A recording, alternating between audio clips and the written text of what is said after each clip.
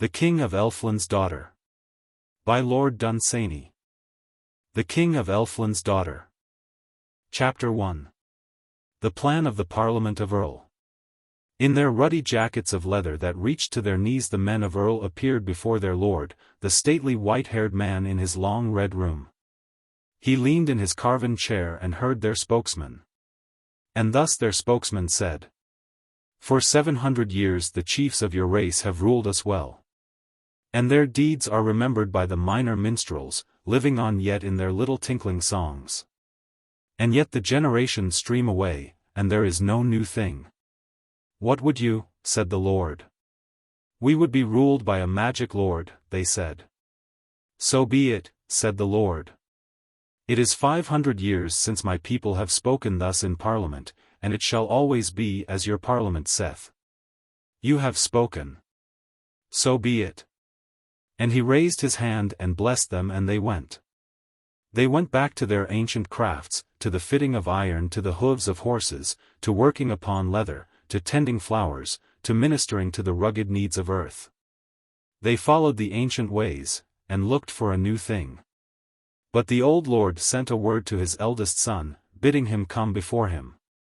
And very soon the young man stood before him, in that same carven chair from which he had not moved, where light, growing late, from high windows, showed the aged eyes looking far into the future beyond that old lord's time.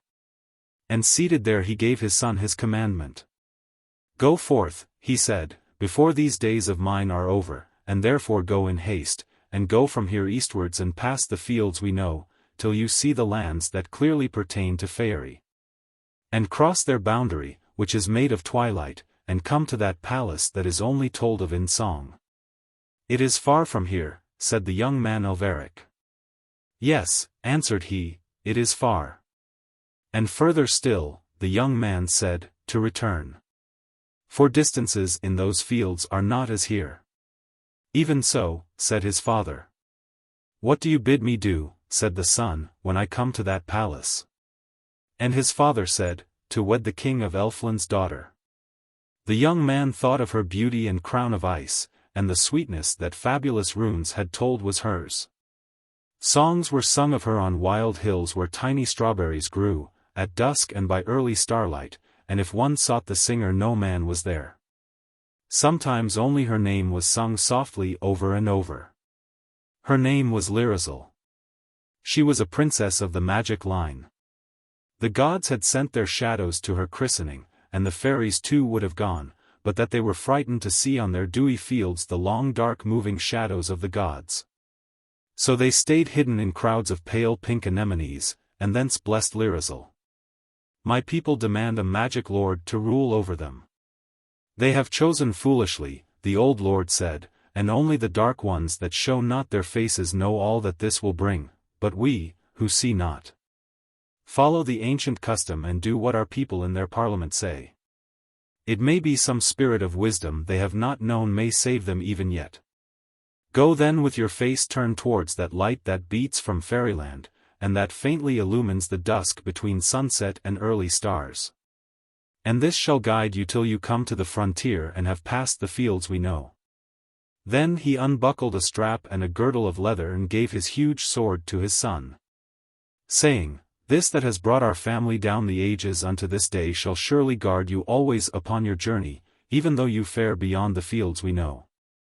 And the young man took it, though he knew that no such sword could avail him. Near the castle of Erl there lived a lonely witch, on high land near the thunder, which used to roll in summer along the hills. There she dwelt by herself in a narrow cottage of thatch and roamed the high fields alone to gather the thunderbolts. Of these thunderbolts, that had no earthly forging, were made, with suitable runes, such weapons as had to parry unearthly dangers. And alone would roam this witch at certain tides of spring, taking the form of a young girl in her beauty, singing among tall flowers in gardens of Erl. She would go at the hour when hawk moths first pass from bell to bell. And of those few that had seen her was this son of the Lord of Erl. And though it was calamity to love her, though it rapt men's thoughts away from all things true, yet the beauty of the form that was not hers had lured him to gaze at her with deep young eyes. Till, Whether flattery or pity moved her, who knows that is mortal. She spared him whom her arts might well have destroyed and, changing instantly in that garden there, showed him the rightful form of a deadly witch. And even then his eyes did not at once forsake her, and in the moments that his glance still lingered upon that withered shape that haunted the hollyhocks he had her gratitude that may not be bought, nor won by any charms that Christians know. And she had beckoned to him and he had followed, and learned from her on her thunder-haunted hill that on the day of need a sword might be made of metals not sprung from earth, with runes along it that would waft away, certainly any thrust of earthly sword, and except for 3 master runes could thwart the weapons of Elfland. As he took his father's sword the young man thought of the witch. It was scarcely dark in the valley when he left the castle of Erl, and went so swiftly up the witch's hill that a dim light lingered yet on its highest heaths when he came near the cottage of the one that he sought, and found her burning bones at a fire in the open. To her he said that the day of his need was come, and she bade him gather thunderbolts in her garden, in the soft earth under her cabbages. And there with eyes that saw every minute more dimly, and fingers that grew accustomed to the thunderbolt's curious surfaces, he found before darkness came down on him 17, and these he heaped into a silken kerchief and carried back to the witch. On the grass beside her he laid those strangers to earth. From wonderful spaces they came to her magical garden, shaken by thunder from paths that we cannot tread, and though not in themselves containing magic were well adapted to carry what magic her runes could give. She laid the thigh-bone of a materialist down, and turned to those stormy wanderers. She arranged them in one straight row by the side of her fire, and over them then she toppled the burning logs and the embers, prodding them down with the ebon stick that is the scepter of witches, until she had deeply covered those 17 cousins of earth that had visited us from their ethereal home. She stepped back then from her fire and stretched out her hands, and suddenly blasted it with a frightful rune. The flames leaped up in amazement, and what had been but a lonely fire in the night, with no more mystery than pertains to all such fires, flared suddenly into a thing that wanderers feared. As the green flames, stung by her runes, leaped up, and the heat of the fire grew intenser, she stepped backwards further and further, and merely uttered her runes a little louder the further she got from the fire. She bade Alveric pile on logs, dark logs of oak that lay there cumbering the heath, and at once, as he dropped them on, the heat licked them up. And the witch went on pronouncing her louder runes, and the flames danced wild and green. And down in the embers the 17, whose paths had once crossed earth's when they wandered free, knew heat again as great as they had known, even on that desperate ride that had brought them here. And when Alveric could no longer come near the fire, and the witch was some yards from it shouting her runes, the magical flames burned all the ashes away and that portent that flared on the hill as suddenly ceased, leaving only a circle that sullenly glowed on the ground, like the evil pool that glares where thermite has burst. And flat in the glow, all liquid still, lay the sword. The witch approached it and pared its edges with a sword that she drew from her thigh. Then she sat down beside it on the earth and sang to it while it cooled. Not like the runes that enraged the flames was the song she sang to the sword, she whose curses had blasted the fire till it shriveled big logs of oak crooned now a melody like a wind in summer blowing from wildwood gardens that no man tended. Down valleys loved once by children, now lost to them but for dreams, a song of such memories as lurk and hide along the edges of oblivion. Now flashing from beautiful years a glimpse of some golden moment, now passing swiftly out of remembrance again, to go back to the shades of oblivion, and leaving on the mind those faintest traces of little shining feet which when dimly perceived by us are called regrets. She sang of old summer noons in the time of harebells, she sang on that high dark heath a song that seemed so full of mornings and evenings preserved with all their dues by her magical craft from days that had else been lost, that Alveric wondered of each small wandering wing, that her fire had lured from the dusk, if this were the ghost of some day lost to man, called up by the force of her song from times that were fairer. And all the while the unearthly metal grew harder. The white liquid stiffened and turned red. The glow of the red dwindled. And as it cooled it narrowed, little particles came together, little crevices closed, and as they closed they seized the air about them, and with the air they caught the witch's rune. And gripped it and held it forever. And so it became a magical sword. And little magic there is in English woods, from the time of anemones to the falling of leaves, that was not in the sword. And little magic there is in southern downs, that only sheep roam over and quiet shepherds, that the sword had not too. And there was scent of thyme in it and sight of lilac, and the chorus of birds that sings before dawn in April, and the deep proud splendor of rhododendrons. And the litheness and laughter of streams, and miles of May. And by the time the sword was black it was all enchanted with magic. Nobody can tell you about that sword all that there is to be told of it. For those that know of those paths of space on which its metals once floated, till Earth caught them one by one as she sailed past on her orbit, have little time to waste on such things as magic. And so cannot tell you how the sword was made, and those who know whence poetry is, and the need that man has for song, or know any one of the 50 branches of magic, have little time to waste on such things as science, and so cannot tell you whence its ingredients came. Enough that it was once beyond our earth and was now here amongst our mundane stones, that it was once but as those stones, and now had something in it such as soft music has. Let those that can define it. And now the witch drew the black blade forth by the hilt, which was thick and on one side rounded, for she had cut a small groove in the soil below the hilt for this purpose. And began to sharpen both sides of the sword by rubbing them with a curious greenish stone, still singing over the sword an eerie song. Alveric watched her in silence, wondering, not counting time, it may have been for moments, it may have been while the stars went far on their courses. Suddenly she was finished. She stood up with the sword lying on both her hands. She stretched it out curtly to Alveric, he took it, she turned away. And there was a look in her eyes as though she would have kept that sword, or kept Alveric. He turned to pour out his thanks, but she was gone. He rapped on the door of the dark house. He called, "Witch, witch," along the lonely heath, till children heard on far farms and were terrified. Then he turned home, and that was best for him. How do you find this book? Any thoughts about the book or the author? Any suggestion for improvement? Please take a moment to share your thoughts in a comment. If you like it, share it with your friends who might enjoy it as well. Subscribe to keep in touch. Visit CompleteAudiobooks.com for more quality content. Chapter 2. Alveric comes in sight of the Elfin mountains. To the long chamber, sparsely furnished, high in a tower, in which Alveric slept, there came a ray direct from the rising sun. He awoke, and remembered at once the magical sword, which made all his awaking joyous. It is natural to feel glad at the thought of a recent gift, but there was also a certain joy in the sword itself, which perhaps could communicate with Alveric's thoughts all the more easily just as they came from Dreamland, which was preeminently the sword's own country. But, however it be, all those that have come by a magical sword, have always felt that joy while it still was new, clearly and unmistakably.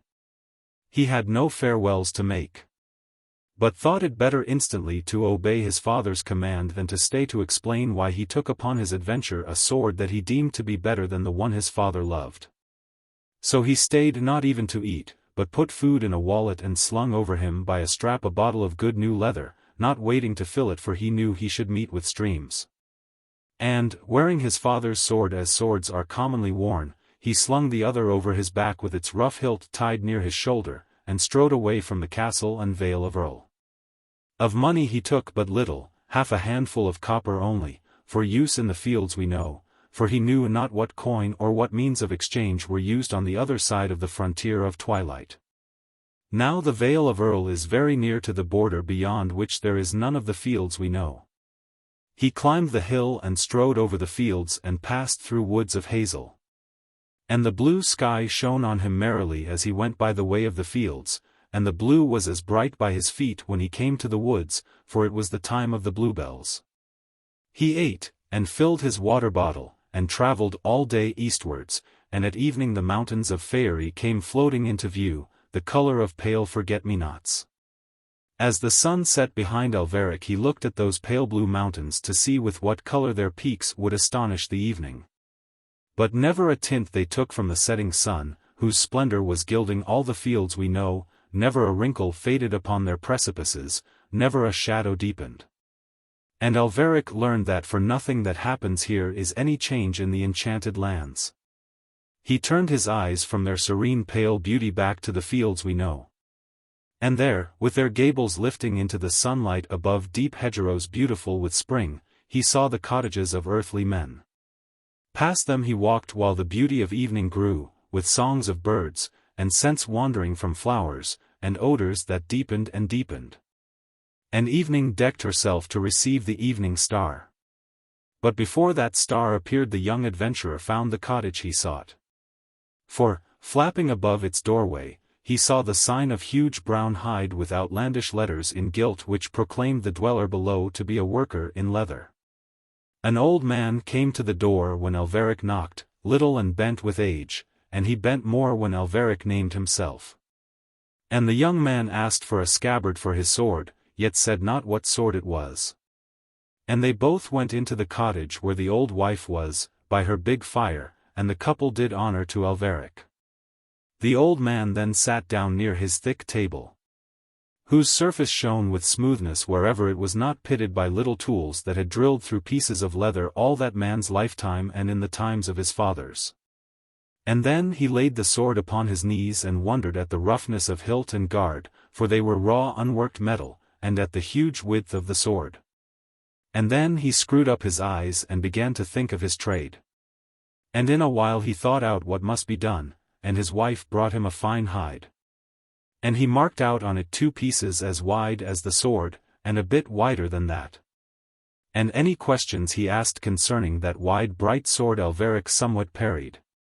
For he wished not to perplex his mind by telling him all that it was. He perplexed that old couple enough a little later when he asked them for lodging for the night. And this they gave him with as many apologies as if it were they that had asked a favor, and gave him a great supper out of their cauldron, in which boiled everything that the old man snared. But nothing that Alveric was able to say prevented them giving up their bed to him and preparing a heap of skins for their own night's rest by the fire. And after their supper the old man cut out the 2 wide pieces of leather with a point at the end of each and began to stitch them together on each side. And then Alveric began to ask him of the way, and the old leatherworker spoke of north and south and west and even of northeast, but of east or southeast he spoke never a word. He dwelt near the very edge of the fields we know, yet of any hint of anything lying beyond them he or his wife said nothing. Where Alveric's journey lay upon the morrow they seemed to think the world ended. And pondering afterwards, in the bed they gave him, all that the old man had said, Alveric sometimes marveled at his ignorance. And yet sometimes wondered if it might have been skill by which those 2 had avoided all the evening any word of anything lying to the east or southeast of their home. He wondered if in his early days the old man might have gone there, but he was unable even to wonder what he had found there if he had gone. Then Alveric fell asleep, and dreams gave him hints and guesses of the old man's wanderings in Fairyland, but gave him no better guides than he had already. And these were the pale blue peaks of the Elfin mountains. The old man woke him after he had slept long. When he came to the day-room a bright fire was burning there, his breakfast was ready for him and the scabbard made, which fitted the sword exactly. The old people waited on him silently and took payment for the scabbard, but would not take aught for their hospitality. Silently they watched him rise to go, and followed him without a word to the door, and outside it watched him still, clearly hoping that he would turn to the north or west. But when he turned and strode for the Elfin mountains, they watched him no more, for their faces never were turned that way. And though they watched him no longer yet he waved his hand in farewell. For he had a feeling for the cottages and fields of these simple folk, such as they had not for the enchanted lands. He walked in the sparkling morning through scenes familiar from infancy. He saw the ruddy orchis flowering early, reminding the bluebells they were just past their prime. The small young leaves of the oak were yet a brownish yellow. The new beech leaves shone like brass, where the cuckoo was calling clearly, and a birch tree looked like a wild woodland creature that had draped herself in green gauze.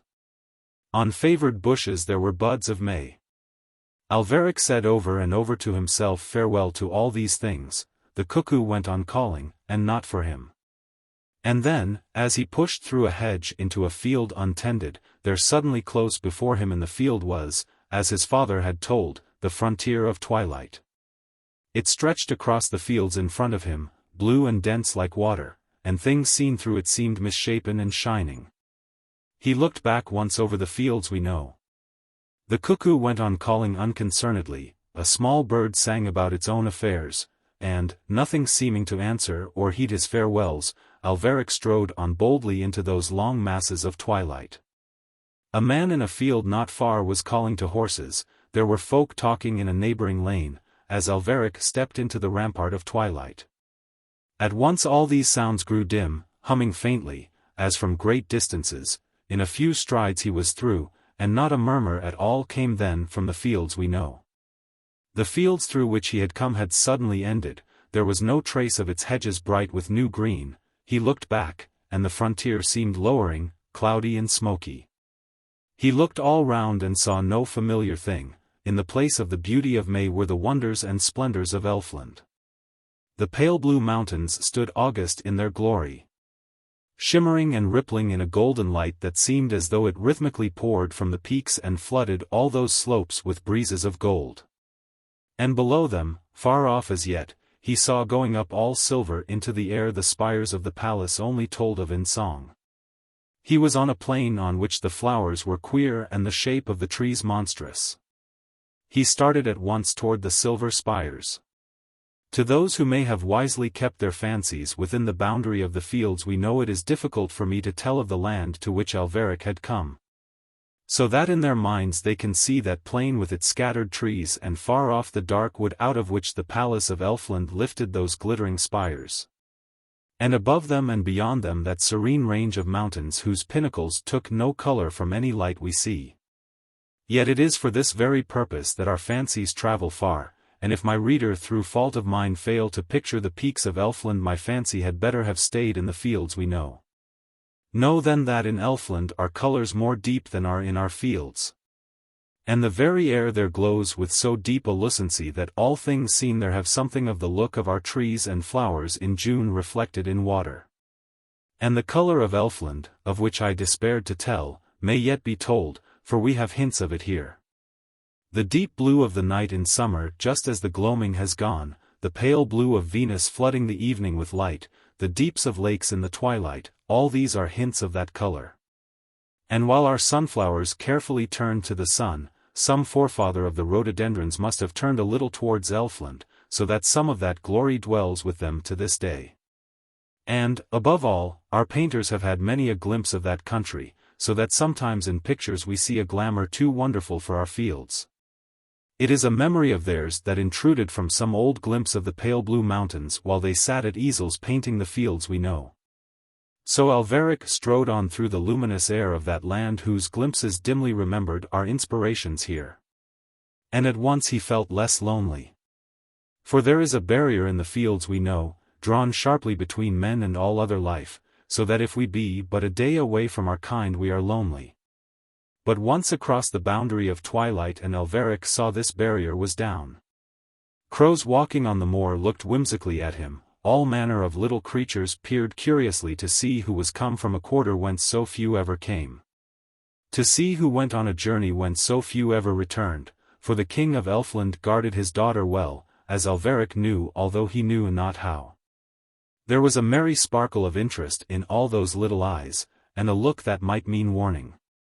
There was perhaps less mystery here than on our side of the boundary of twilight. For nothing lurked or seemed to lurk behind great boles of oak, as in certain lights and seasons things may lurk in the fields we know, no strangeness hid on the far side of ridges. Nothing haunted deep woods. Whatever might possibly lurk was clearly there to be seen, whatever strangeness might be was spread in full sight of the traveler, whatever might haunt deep woods lived there in the open day. And, so strong lay the enchantment deep over all that land, that not only did beasts and men guess each other's meanings well, but there seemed to be an understanding even. that reached from men to trees and from trees to men. Lonely pine trees that Alveric passed now and then on the moor, their trunks glowing always with the ruddy light that they had got by magic from some old sunset, seemed to stand with their branches akimbo and lean over a little to look at him. It seemed almost as though they had not always been trees, before enchantment had overtaken them there. It seemed they would tell him something. But Alveric heeded no warnings either from beasts or trees, and strode away toward the enchanted wood. Chapter 3. The magical sword meets some of the swords of Elfland. When Alveric came to the enchanted wood, the light in which Elfland glowed had neither grown nor dwindled. And he saw that it came from no radiance that shines on the fields we know, unless the wandering lights of wonderful moments that sometimes astonish our fields, and are gone the instant they come, are strayed over the border of Elfland by some momentary disorder of magic. Neither sun nor moon made the light of that enchanted day. A line of pine trees up which ivy climbed, as high as their lowering black foliage, stood like sentinels at the edge of the wood. The silver spires were shining as though it were they that made all this azure glow in which Elfland swam.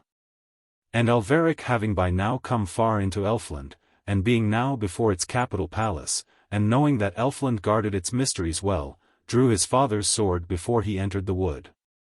The other still hung on his back, slung in its new scabbard over his left shoulder.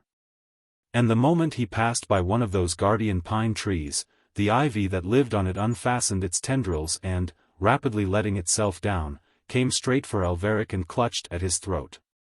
The long thin sword of his father was just in time. Had it not been drawn he would have scarcely got it out, so swift was the rush of the ivy. He cut tendril after tendril that grasped his limbs as ivy grasps old towers, and still more tendrils came for him, until he severed its main stem between him and the tree. And as he was doing this he heard a hissing rush behind him, and another had come down from another tree and was rushing at him with all its leaves spread out. The green thing looked wild and angry as it gripped his left shoulder as though it would hold it forever. But Alveric severed those tendrils with a blow of his sword and then fought with the rest, while the first one was still alive but now too short to reach him, and was lashing its branches angrily on the ground. And soon, as the surprise of the attack was over and he had freed himself of the tendrils that had gripped him, Alveric stepped back till the ivy could not reach him and he could still fight it with his long sword. The ivy crawled back then to lure Alveric on, and sprang at him when he followed it. But, terrible though the grip of ivy is, that was a good sharp sword. And very soon Alveric, all bruised though he was, had so lopped his assailant that it fled back up its tree. Then he stepped back and looked at the wood in the light of his new experience, choosing a way through. He saw at once that in the barrier of pine trees the two in front of him had had their ivy so shortened in the fight that if he went midway between the two the ivy of neither would be able to reach him. He then stepped forward, but the moment he did so he noticed one of the pine trees move closer to the other. He knew then that the time was come to draw his magical sword. So he returned his father's sword to the scabbard by his side and drew out the other over his shoulder and, going straight up to the tree that had moved, swept at the ivy as it sprang at him, and the ivy fell all at once to the ground, not lifeless but a heap of common ivy. And then he gave one blow to the trunk of the tree, and a chip flew out not larger than a common sword would have made, but the whole tree shuddered. And with that shudder disappeared at once a certain ominous look that the pine had had, and it stood there an ordinary unenchanted tree. Then he stepped on through the wood with his sword drawn. He had not gone many paces when he heard behind him a sound like a faint breeze in the treetops, yet no wind was blowing in that wood at all. He looked round therefore, and saw that the pine trees were following him. They were coming slowly after him, keeping well out of the way of his sword, but to left and right they were gaining on him, so that he saw he was being gradually shut in by a crescent that grew thicker and thicker as it crowded amongst the trees that it met on the way, and would soon crush him to death. Alveric saw at once that to turn back would be fatal, and decided to push right on, relying chiefly on speed. For his quick perception had already noticed something slow about the magic that swayed the wood, as though whoever controlled it were old or weary of magic, or interrupted by other things. So he went straight ahead, hitting every tree in his way, whether enchanted or not, a blow with his magical sword. And the runes that ran in that metal from the other side of the sun were stronger than any spells that there were in the wood. Great oak trees with sinister boles drooped and lost all their enchantment as Alveric flashed past them with a flick of that magical sword. He was marching faster than the clumsy pines. And soon he left in that weird and eerie wood a wake of trees that were wholly unenchanted, that stood there now without hint of romance or mystery even. And all of a sudden he came from the gloom of the wood to the emerald glory of the Elf King's lawns. Again, we have hints of such things here. Imagine lawns of ours just emerging from night, flashing early lights from their dewdrops when all the stars have gone. Bordered with flowers that just begin to appear, their gentle colors all coming back after night, untrodden by any feet except the tiniest and wildest. Shut off from the wind and the world by trees in whose fronds is still darkness, picture these waiting for the birds to sing. There is almost a hint there sometimes of the glow of the lawns of Elfland, but then it passes so quickly that we can never be sure. More beautiful than aught our wonder guesses, more than our hearts have hoped, were the dewdrop lights and twilights in which these lawns glowed and shone. And we have another thing by which to hint of them. Those seaweeds or sea mosses that drape Mediterranean rocks and shine out of blue-green water for gazers from dizzy cliffs, more like sea floors were these lawns than like any land of ours. For the air of Elfland is thus deep and blue. At the beauty of these lawns Alveric stood gazing as they shone through twilight and dew, surrounded by the mauve and ruddy glory of the massed flowers of Elfland. Beside which our sunsets pale and our orchids droop. And beyond them lay like night the magical wood. And jutting from that wood, with glittering portals all open wide to the lawns, with windows more blue than our sky on summer's nights. As though built of starlight, shone that palace that may be only told of in song. As Alveric stood there with his sword in his hand, at the wood's edge, scarcely breathing, with his eyes looking over the lawns at the chiefest glory of Elfland. Through one of the portals alone came the King of Elfland's daughter. She walked dazzling to the lawns without seeing Alveric.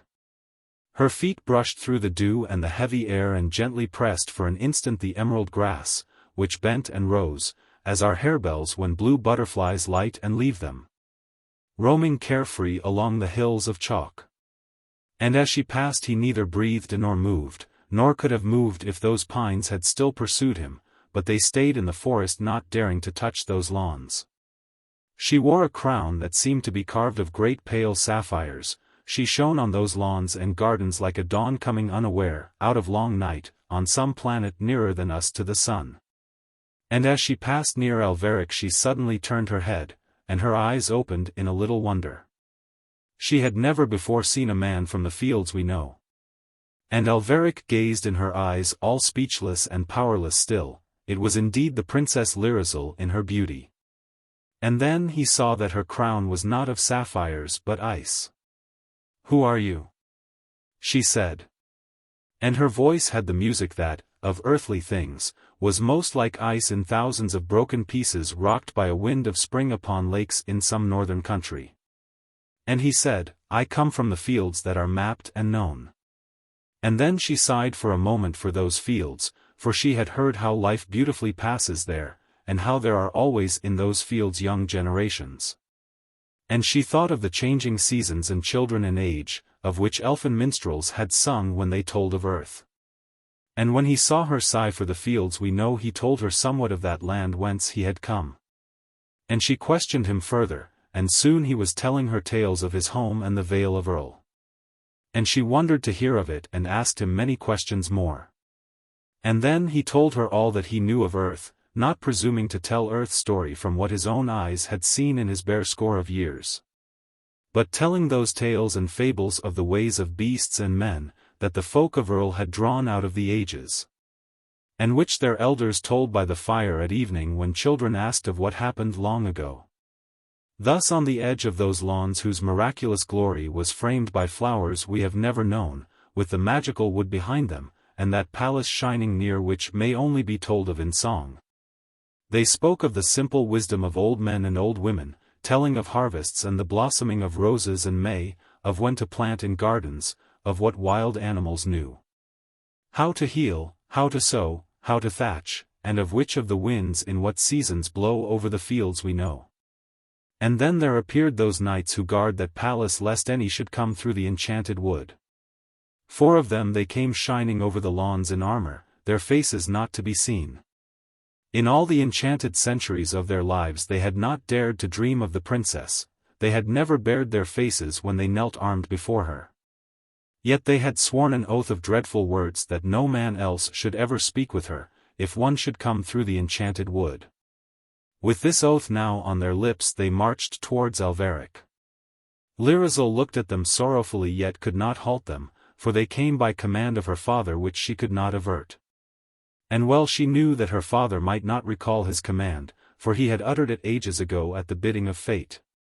Alveric looked at their armor, which seemed to be brighter than any metal of ours, as though it came from one of those buttresses near, which are only told of in song. Then he went towards them drawing his father's sword, for he thought to drive its slender point through some joint of the armor. The other he put into his left hand. As the first knight struck, Alveric parried, and stopped the blow, but there came a shock like lightning into his arm and the sword flew from his hand. And he knew that no earthly sword could meet the weapons of Elfland, and took the magical sword in his right hand. With this he parried the strokes of the Princess Lirazel's guard, for such these 4 knights were, having waited for this occasion through all the ages of Elfland. And no more shock came to him from any of those swords, but only a vibration in his own sword's metal that passed through it like a song, and a kind of a glow that arose in it, reaching to Alveric's heart and cheering it. But as Alveric continued to parry the swift blows of the guard, that sword that was kin to the lightning grew weary of these defenses, for it had in its essence speed and desperate journeys. And, lifting Alveric's hand along with it, it swept blows at the elvish knights, and the armor of Elfland could not hold it out. Thick and curious blood began to pour through rifts in the armor, and soon of that glittering company 2 were fallen. And Alveric, encouraged by the zeal of his sword, fought cheerily and soon overthrew another, so that only he and one of the guard remained, who seemed to have some stronger magic about him than had been given to his fallen comrades. And so it was, for when the elf king had first enchanted the guard he had charmed this elvish soldier first of all, while all the wonder of his runes were new. And the soldier and his armor and his sword had something still of this early magic about them, more potent than any inspirations of wizardry that had come later from his master's mind. Yet this knight, as Alveric soon was able to feel along his arm and his sword, had none of those 3 master runes of which the old witch had spoken when she made the sword on her hill. For these were preserved unuttered by the King of Elfland himself, with which to hedge his own presence. To have known of their existence she must have flown by broom to Elfland and spoken secretly alone with the king. And the sword that had visited earth from so far away smote like the falling of thunderbolts, and green sparks rose from the armor, and crimson as sword met sword. And thick elvish blood moved slowly, from wide slits, down the cuirass, and Lirazel gazed in awe and wonder and love, and the combatants edged away fighting into the forest. And branches fell on them hacked off by their fight, and the runes in Alveric's far-travelled sword exulted, and roared at the elf knight. Until in the dark of the wood, amongst branches severed from disenchanted trees, with a blow like that of a thunderbolt riving an oak tree, Alveric slew him. At that crash, and at that silence, Lirazel ran to his side. "Quick," she said. "For my father has 3 runes," she durst not speak of them. "Whither?" said Alveric. And she said, "To the fields you know." Chapter 4. Alveric comes back to earth after many years. Back through the guarding wood went Alveric and Lirazel, she only looking once more at those flowers and lawns, seen only by the furthest travelling fancies of poets in deepest sleep, then urging Alveric on, he choosing the way past trees he had disenchanted. And she would not let him delay even to choose his path, but kept urging him away from the palace that is only told of in song. And the other trees began to come lumbering towards them, from beyond the lusterless unromantic line that Alveric's sword had smitten, looking queerly as they came at their stricken comrades, whose listless branches drooped without magic or mystery.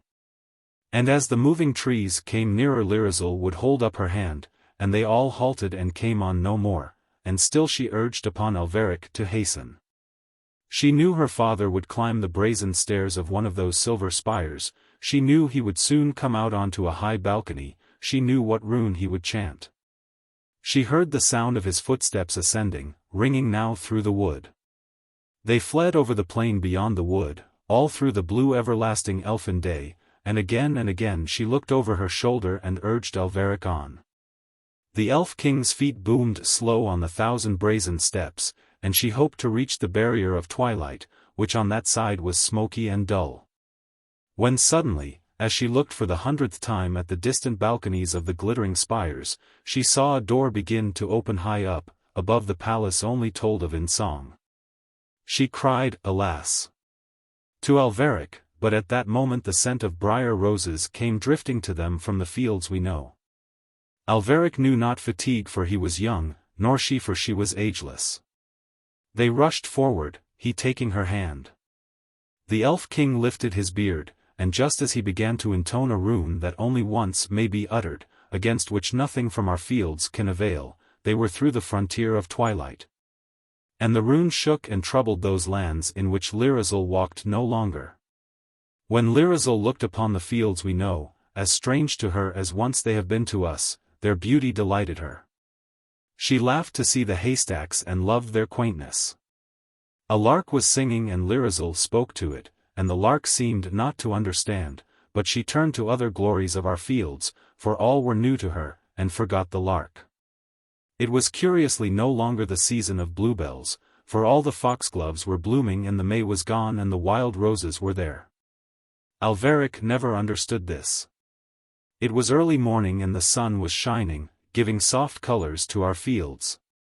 And Lirazel rejoiced in those fields of ours at more common things than one might believe there were amongst the familiar sights of earth's every day. So glad was she, so gay, with her cries of surprise and her laughter, that there seemed thenceforth to Alveric a beauty that he had never dreamed of in buttercups, and a humor in carts that he never had thought of before. Each moment she found with a cry of joyous discovery some treasure of earth's that he had not known to be fair. And then, as he watched her bringing a beauty to our fields more delicate even than that the wild roses brought, he saw that her crown of ice had melted away. And thus she came from the palace that may only be told of in song, over the fields of which I need not tell, for they were the familiar fields of earth. That the ages change but little and only for a while, and came at evening with Alveric to his home. All was changed in the castle of Erl. In the gateway they met a guardian whom Alveric knew, the man wondered to see them. In the hall and upon the stairway they met some that tended the castle, who turned their heads in surprise. Alveric knew them also, but all were older. And he saw that quite 10 years must have passed away during that one blue day he had spent in Elfland. Who does not know that this is the way of Elfland? And yet who would not be surprised if they saw it happen as Alveric saw it now? He turned to Lirazel and told her how 10 or 12 years were gone. But it was as though a humble man who had wed an earthly princess should tell her he had lost sixpence. Time had had no value or meaning to Lirazel, and she was untroubled to hear of the 10 lost years. She did not dream what time means to us here. They told Alveric that his father was long since dead. And one told him how he died happy, without impatience, trusting to Alveric to accomplish his bidding. For he had known somewhat of the ways of Elfland, and knew that those that traffic twixt here and there must have something of that calm in which Elfland forever dreams. Up the valley, ringing late, they heard the blacksmith's work. This blacksmith was he who had been the spokesman of those who went once to the long red room to the Lord of Erl. And all these men yet lived, for time though it moved over the vale of Erl, as over all fields we know, moved gently, not as in our cities. Thence Alveric and Lirazel went to the holy place of the Freer. And when they found him Alveric asked the Freer to wed them with Christom rites. And when the Freer saw the beauty of Lirazel flash mid the common things in his little holy place, for he had ornamented the walls of his house with knickknacks that he sometimes bought at the fairs, he feared at once she was of no mortal line. And, when he asked her whence she came and she happily answered, Elfland, the good man clasped his hands and told her earnestly how all in that land dwelt beyond salvation. But she smiled, for while in Elfland she had always been idly happy, and now she only cared for Alveric. The Freer went then to his books to see what should be done. For a long while he read in silence but for his breathing, while Alveric and Lirazel stood before him. And at last he found in his book a form of service for the wedding of a mermaid that had forsaken the sea, though the good book told not of Elfland. And this he said would suffice, for that the mermaids dwelt equally with the elf folk beyond thought of salvation. So he sent for his bell and such tapers as are necessary. Then, turning to Lirazel, he bade her forsake and forswear and solemnly to renounce all things pertaining to Elfland, reading slowly out of a book the words to be used on this wholesome occasion. Good Freer, Lirazel answered, naught said in these fields can cross the barrier of Elfland. And well that this is so, for my father has 3 runes that could blast this book when he answered one of its spells, were any word able to pass through the frontier of twilight. I will spell no spells with my father. But I cannot wed Christom man, the Freer replied, with one of the stubborn who dwell beyond salvation. Then Alveric implored her and she said the say in the book, though my father could blast this spell, she added, if it ever crossed one of his runes. And, the bell being now brought and the tapers, the good man wedded them in his little house with the rites that are proper for the wedding of a mermaid that hath forsaken the sea. Chapter 5. The Wisdom of the Parliament of Erl. In those bridal days the men of Erl came often to the castle, bringing gifts and felicitations. And in the evenings they would talk in their houses of the fair things that they hoped for the Vale of Erl on account of the wisdom of the thing they had done when they spoke with the old lord in his long red room. There was Gnarl the blacksmith, who had been their leader, there was Guic, who first had thought of it, after speaking with his wife, an upland farmer of clover pastures near Erl. There was Neach a driver of horses, there were 4 vendors of beeves, and Oth, a hunter of deer. And Vlel the master ploughman. All these and 3 men more had gone to the Lord of Erl and made that request that had set Alveric on his wanderings. And now they spoke of all the good that would come of it. They had all desired that the Vale of Erl should be known among men, as was, they felt, its desert. They had looked in histories, they had read books treating of pasture, yet seldom found mention at all of the vale they loved. And one day Guic had said, let all us people be ruled in the future by a magic lord, and he shall make the name of the valley famous, and there shall be none that have heard not the name of Erl. And all had rejoiced and had made a parliament, and it had gone, 12 men, to the Lord of Erl. And it had been as I have told. So now they spoke over their mead of the future of Erl, and its place among other valleys, and of the reputation that it should have in the world. They would meet and talk in the great forge of Gnarl, and Gnarl would bring them mead from an inner room, and Threll would come in late from his work in the woods. The mead was of clover honey, heavy and sweet. And when they had sat a while in the warm room, talking of daily things of the valley and uplands, they would turn their minds to the future, seeing as through a golden mist the glory of Erl. One praised the beeves, another the horses, another the good soil, and all looked to the time when other lands should know the great mastery among valleys that was held by the valley of Erl. And time that brought these evenings bore them away, moving over the Vale of Erl as over all fields we know, and it was spring again and the season of bluebells. And one day in the prime of the wild anemones, it was told that Alveric and Lirazel had a son. Then all the people of Erl lit a fire next night on the hill, and danced about it and drank mead and rejoiced. All day they had dragged logs and branches for it from a wild wood near, and the glow of the fire was seen in other lands. Only on the pale blue peaks of the mountains of Elfland no gleam of it shone, for they are unchanged by aught that can happen here. And when they rested from dancing round their fires they would sit on the ground and foretell the fortune of Erl. When it should be ruled over by this son of Alveric with all the magic he would have from his mother. And some said he would lead them to war, and some said to deeper ploughing, and all foretold a better price for their beeves. None slept that night for dancing and foretelling a glorious future, and for rejoicing at the things they foretold. And above all they rejoiced at the name of Earl should be thenceforth known and honored in other lands. Then Alveric sought for a nurse for his child, all through the valley and uplands, and not easily found any worthy of having the care of one that was of the royal line of Elfland. And those that he found were frightened of the light, as though not of our earth or sky, that seemed to shine at times in the baby's eyes. And in the end he went one windy morning up the hill of the lonely witch, and found her sitting idly in her doorway, having nothing to curse or bless. "Well," said the witch, "did the sword bring you fortune?" "Who knows," said Alveric, "what brings fortune, since we cannot see the end."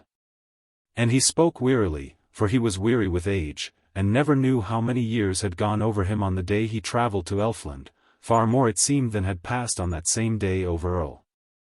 "Aye," said the witch. "Who knows the end but we?" "Mother witch," said Alveric, "I wedded the King of Elfland's daughter." "That was a great advancement," said the old witch. "Mother witch," said Alveric, "we have a child." "And who shall care for him?" "No human task," said the witch.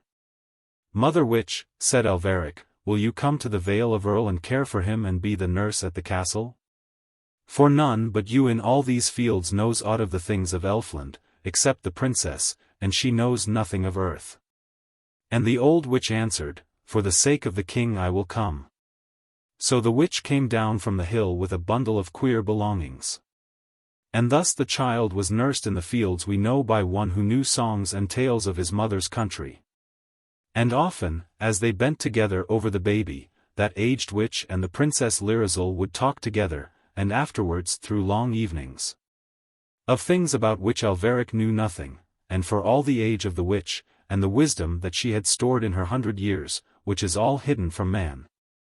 It was nevertheless she who learned when they talked together, and the Princess Lirazel who taught. But of earth and the ways of earth Lirazel never knew anything. And this old witch that watched over the baby so tended him and so soothed, that in all his infancy he never wept. For she had a charm for brightening the morning, and a charm for cheering the day, and a charm for calming a cough, and a charm for making the nursery warm and pleasant and eerie. When the fire leaped up at the sound of it, from logs that she had enchanted, and sent large shadows of the things about the fire quivering dark and merry over the ceiling. And the child was cared for by Lirazel and the witch as children are cared for whose mothers are merely human, but he knew tunes and runes besides, that other children hear not in fields we know. So the old witch moved about the nursery with her black stick, guarding the child with her runes. If a draught on windy nights shrilled in through some crack she had a spell to calm it. And a spell to charm the song that the kettle sang, till its melody brought hints of strange news from mist-hidden places. And the child grew to know the mystery of far valleys that his eyes had never seen. And at evening she would raise her ebon stick and, standing before the fire amongst all the shadows, would enchant them and make them dance for him. And they took all manner of shapes of good and evil, dancing to please the baby, so that he came to have knowledge not only of the things with which earth is stored. Pigs, trees, camels, crocodiles, wolves, and ducks, good dogs and the gentle cow, but of the darker things also that men have feared, and the things they have hoped and guessed. Through those evenings the things that happen, and the creatures that are, passed over those nursery walls, and he grew familiar with the fields we know. And on warm afternoons the witch would carry him through the village, and all the dogs would bark at her eerie figure, but durst not come too close, for a page-boy behind her carried the ebon stick. And dogs, that know so much, that know how far a man can throw a stone, and if he would beat them, and if he durst not, knew also that this was no ordinary stick. So they kept far away from that queer black stick in the hand of the page, and snarled, and the villagers came out to see. And all were glad when they saw how magical a nurse the young heir had, for here, they said, is the witch Ziroonderel. And they declared that she would bring him up amongst the true principles of wizardry, and that in his time there would be magic that would make all their valley famous. And they beat their dogs until they slunk indoors, but the dogs clung to their suspicion still. So that when the men were gone to the Forge of Gnarl, and their houses were quiet in the moonlight and Gnarl's windows glowed, and the mead had gone round, and they talked of the future of Erl. More and more voices joining in the tale of its coming glory, on soft feet the dogs would come out to the sandy street and howl. And to the high sunny nursery Lirazel would come, bringing a brightness that the learned witch had not in all her spells, and would sing to her boy those songs that none can sing to us here. For they were learned the other side of the frontier of twilight and were made by singers all unvexed by time. And for all the marvel that there was in those songs, whose origin was so far from the fields we know, and in times remote from those that historians use. And though men wondered at the strangeness of them when from open casements through the summer days they drifted over Erl, yet none wondered even at those as she wondered at the earthly ways of her child and all the little human things that he did more and more as he grew. For all human ways were strange to her. And yet she loved him more than her father's realm, or the glittering centuries of her ageless youth, or the palace that may be told of only in song. In those days Alveric learned that she would never now grow familiar with earthly things, never understand the folk that dwelt in the valley, never read wise books without laughter, never care for earthly ways, never feel more at ease in the castle of Erl than any woodland thing that thrall might have snared and kept caged in a house. He had hoped that soon she would learn the things that were strange to her, till the little differences that there are between things in our fields and in Elfland should not trouble her any more. But he saw at last that the things that were strange would always so remain, and that all the centuries of her timeless home had not so lightly shaped her thoughts and fancies that they could be altered by our brief years here. When he had learned this he had learned the truth. Between the spirits of Alveric and Lirazel lay all the distance there is between earth and Elfland. And love bridged the distance, which can bridge further than that. Yet when for a moment on the golden bridge he would pause and let his thoughts look down at the gulf, all his mind would grow giddy and Alveric trembled. What of the end, he thought, and feared lest it should be stranger than the beginning. And she did not see that she should know anything. Was not her beauty enough? Had not a lover come at last to those lawns that shone by the palace only told of in song, and rescued her from her uncompanioned fate and from that perpetual calm? Was it not enough that he had come? Must she needs understand the curious things folk did? Must she never dance in the road, never speak to goats, never laugh at funerals, never sing at night? Why? What was joy for if it must be hidden? Must merriment bow to dullness in these strange fields she had come to? And then one day she saw how a woman of Erl looked less fair than she had looked a year ago. Little enough was the change, but her swift eye saw it surely. And she went to Alveric crying to be comforted, because she feared that time in the fields we know might have power to harm that beauty that the long ages of Elfland had never dared to dim. And Alveric had said that time must have his way, as all men know, and where was the good of complaining? Chapter 6. The Rune of the Elf King. On the high balcony of his gleaming tower the King of Elfland stood. Below him echoed yet the 1,000 steps. He had lifted his head to chant the rune that should hold his daughter in Elfland, and in that moment had seen her pass the murky barrier, which on this side, facing toward Elfland, is all lustrous with twilight, and on that side, facing towards the fields we know, is smoky and angry and dull. And now he had dropped his head till his beard lay mingled with his cape of ermine above his cerulean cloak, and stood there silently sorrowful, while time passed swift as ever over the fields we know. And standing there all blue and white against his silver tower, aged by the passing of times of which we know nothing, before he imposed its eternal calm upon Elfland, he thought of his daughter amongst our pitiless years. For he knew, whose wisdom surpassed the confines of Elfland and touched our rugged fields, knew well the harshness of material things and all the turmoil of time. Even as he stood there he knew that the years that assail beauty, and the myriad harshnesses that vex the spirit, were already about his daughter. And the days that remained to her now seemed scarce more to him, dwelling beyond the fret and ruin of time. Then to us might seem a briar rose's hours when plucked and foolishly hawked in the streets of a city. He knew that there hung over her now the doom of all mortal things. He thought of her perishing soon, as mortal things must. To be buried amongst the rocks of a land that scorned Elfland and that held its most treasured myths to be of little account. And were he not the king of all that magical land, which held its eternal calm from his own mysterious serenity? He had wept to think of the grave in rocky earth gripping that form that was so fair forever. Or else, he thought, she would pass to some paradise far from his knowledge, some heaven of which books told in the fields we know, for he had heard even of this. He pictured her on some apple-haunted hill, under blossoms of an everlasting April, through which flickered the pale gold halos of those that had cursed Elfland. He saw, though dimly for all his magical wisdom, the glory that only the blessed clearly see. He saw his daughter on those heavenly hills stretch out both arms, as he knew well she would, towards the pale blue peaks of her elfin home, while never one of the blessed heeded her yearning. And then, though he was king of all that land, that had its everlasting calm from him, he wept and all Elfland shivered. It shivered as placid water shivers here if something suddenly touches it from our fields. Then the king turned and left his balcony and went in great haste down his brazen steps. He came clanging to the ivory doors that shut the tower below, and through them came to the throne room of which only song may tell. And there he took a parchment out of a coffer and a plume from some fabulous wing, and dipping the plume into no earthly ink, wrote out a rune on the parchment. Then raising 2 fingers he made the minor enchantment whereby he summoned his guard. And no guard came. I have said that no time passed at all in Elfland.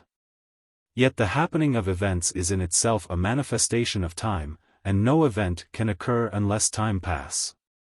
Now it is thus with time in Elfland, in the eternal beauty that dreams in that honeyed air nothing stirs or fades or dies, nothing seeks its happiness in movement or change or a new thing, but has its ecstasy in the perpetual contemplation of all the beauty that has ever been, and which always glows over those enchanted lawns as intense as when first created by incantation or song. Yet if the energies of the wizard's mind arose to meet a new thing, then that power that had laid its calm upon Elfland and held back time troubled the calm a while, and time for a while shook Elfland. Cast anything into a deep pool from a land strange to it, where some great fish dreams, and green weeds dream, and heavy colors dream, and light sleeps. The great fish stirs, the colors shift and change, the green weeds tremble, the light wakes, a myriad things know slow movement and change, and soon the whole pool is still again. It was the same when Alveric passed through the border of twilight and right through the enchanted wood, and the king was troubled and moved, and all Elfland trembled. When the king saw that no guard came he looked into the wood which he knew to be troubled, through the deep mass of the trees, that were quivering yet with the coming of Alveric. He looked through the deeps of the wood and the silver walls of his palace, for he looked by enchantment. And there he saw the 4 knights of his guard lying stricken upon the ground with their thick elvish blood hanging out through slits in their armor. And he thought of the early magic whereby he had made the eldest, with a rune all newly inspired, before he had conquered time.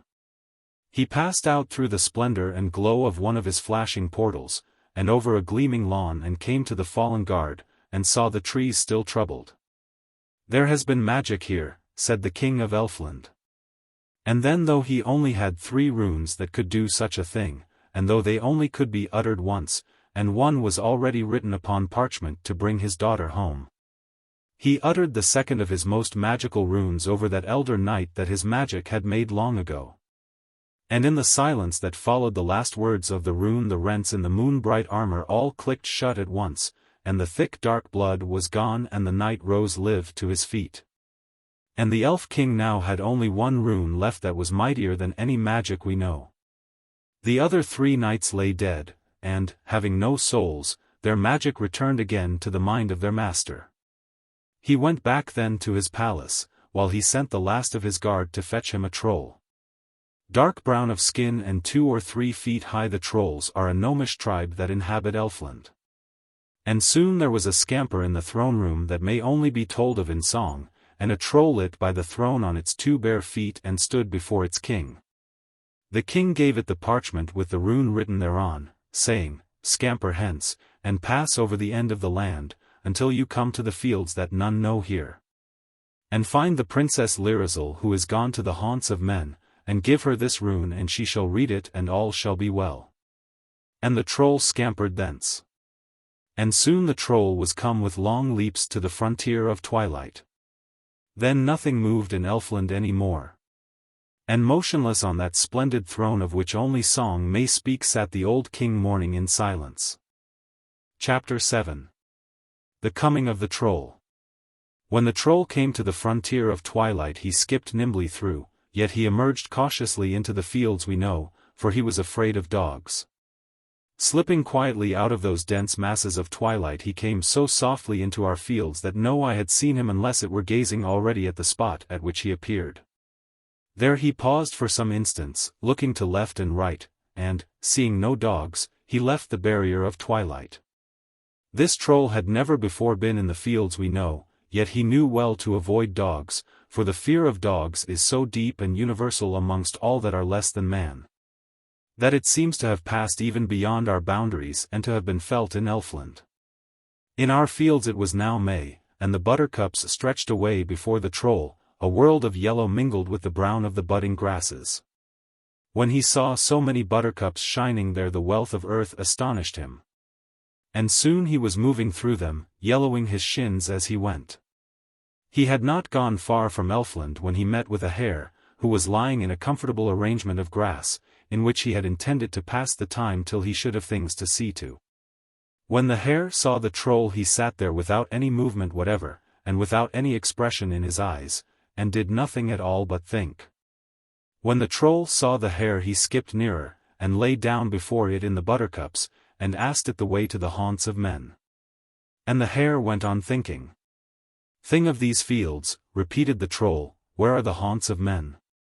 The hare got up then and walked towards the troll, which made the hare look very ridiculous, for he had none of the grace while walking that he has when he runs or gambols, and was much lower in front than behind. He put his nose into the troll's face and twitched foolish whiskers. "Tell me the way," said the troll. When the hare perceived that the troll did not smell of anything like dog he was content to let the troll question him. But he did not understand the language of Elfland, so he lay still again and thought while the troll talked. And at last the troll wearied of getting no answer, so he leaped up and shouted, "Dogs!" and left the hare and scampered away merrily over the buttercups, taking any direction that led away from Elfland. And though the hare could not quite understand Elvish language, yet there was a vehemence in the tone in which the troll had shouted dogs which caused apprehension to enter the thoughts of the hare. So that very soon he forsook his arrangement of grass, and lolloped away through the meadow with one scornful look after the troll. But he did not go very fast, going mostly on 3 legs, with one hind leg all ready to let down if there should really be dogs. And soon he paused and sat up and put up his ears, and looked across the buttercups and thought deeply. And before the hare had ceased to ponder the troll's meaning the troll was far out of sight and had forgotten what he had said. And soon he saw the gables of a farmhouse rise up beyond a hedge. They seemed to look at him with little windows up under red tiles. "A haunt of man," said the troll. And yet some elvish instinct seemed to tell him that it was not here that Princess Lirazel had come. Still, he went nearer the farm and began to gaze at its poultry. But just at that moment a dog saw him, one that had never seen a troll before, and it uttered one canine cry of astonished indignation, and keeping all the rest of its breath for the chase, sped after the troll. The troll began at once to rise and dip over the buttercups as though he had almost borrowed its speed from the swallow and were riding the lower air. Such speed was new to the dog, and he went in a long curve after the troll, leaning over as he went, his mouth open and silent, the wind rippling all the way from his nose to his tail in one wavy current. The curve was made by the dog's baffled hopes to catch the troll as he slanted across. Soon he was straight behind, and the troll toyed with speed, breathing the flowery air in long fresh draughts above the tops of the buttercups. He thought no more of the dog, but he did not cease in the flight that the dog had caused, because of the joy of the speed. And this strange chase continued over those fields, the troll driven on by joy and the dog by duty. For the sake of novelty then the troll put his feet together as he leaped over the flowers and, alighting with rigid knees, fell forwards on to his hands and so turned over. And, straightening his elbows suddenly as he turned, shot himself into the air still turning over and over. He did this several times, increasing the indignation of the dog, who knew well enough that that was no way to go over the fields we know. But for all his indignation the dog had seen clear enough that he would never catch that troll, and presently he returned to the farm, and found his master there and went up to him wagging his tail. So hard he wagged it that the farmer was sure he had done some useful thing, and patted him, and there the matter ended. And it was well enough for the farmer that his dog has chased that troll from his farm.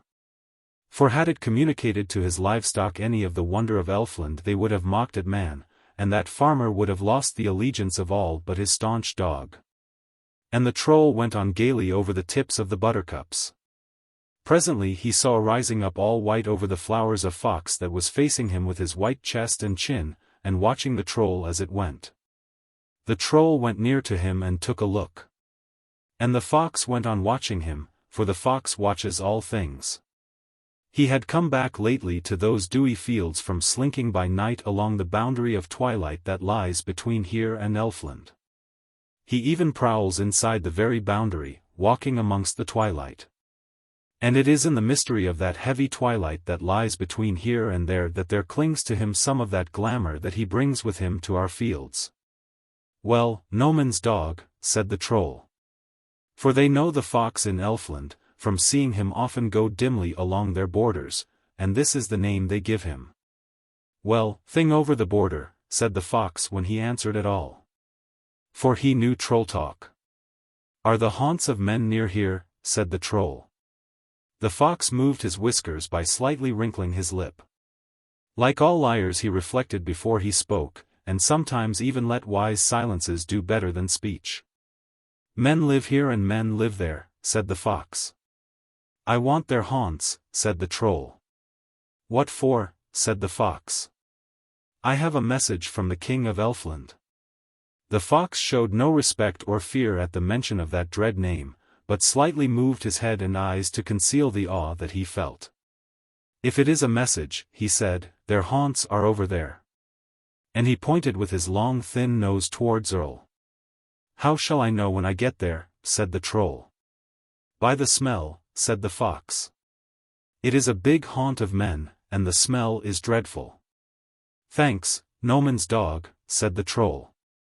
And he seldom thanked anyone. I should never go near them, said the fox, but for, and he paused and reflected silently. But for what, said the troll. But for their poultry. And he fell into a grave silence. Goodbye, no man's dog, said the troll and turned head over heels, and was off on his way to Erl. Passing over the buttercups all through the dewy morning the troll was far on his way by the afternoon, and saw before evening the smoke and the towers of Erl. It was all sunk in a hollow. And gables and chimneys and towers peered over the lip of the valley, and smoke hung over them on the dreamy air. The haunts of men, said the troll.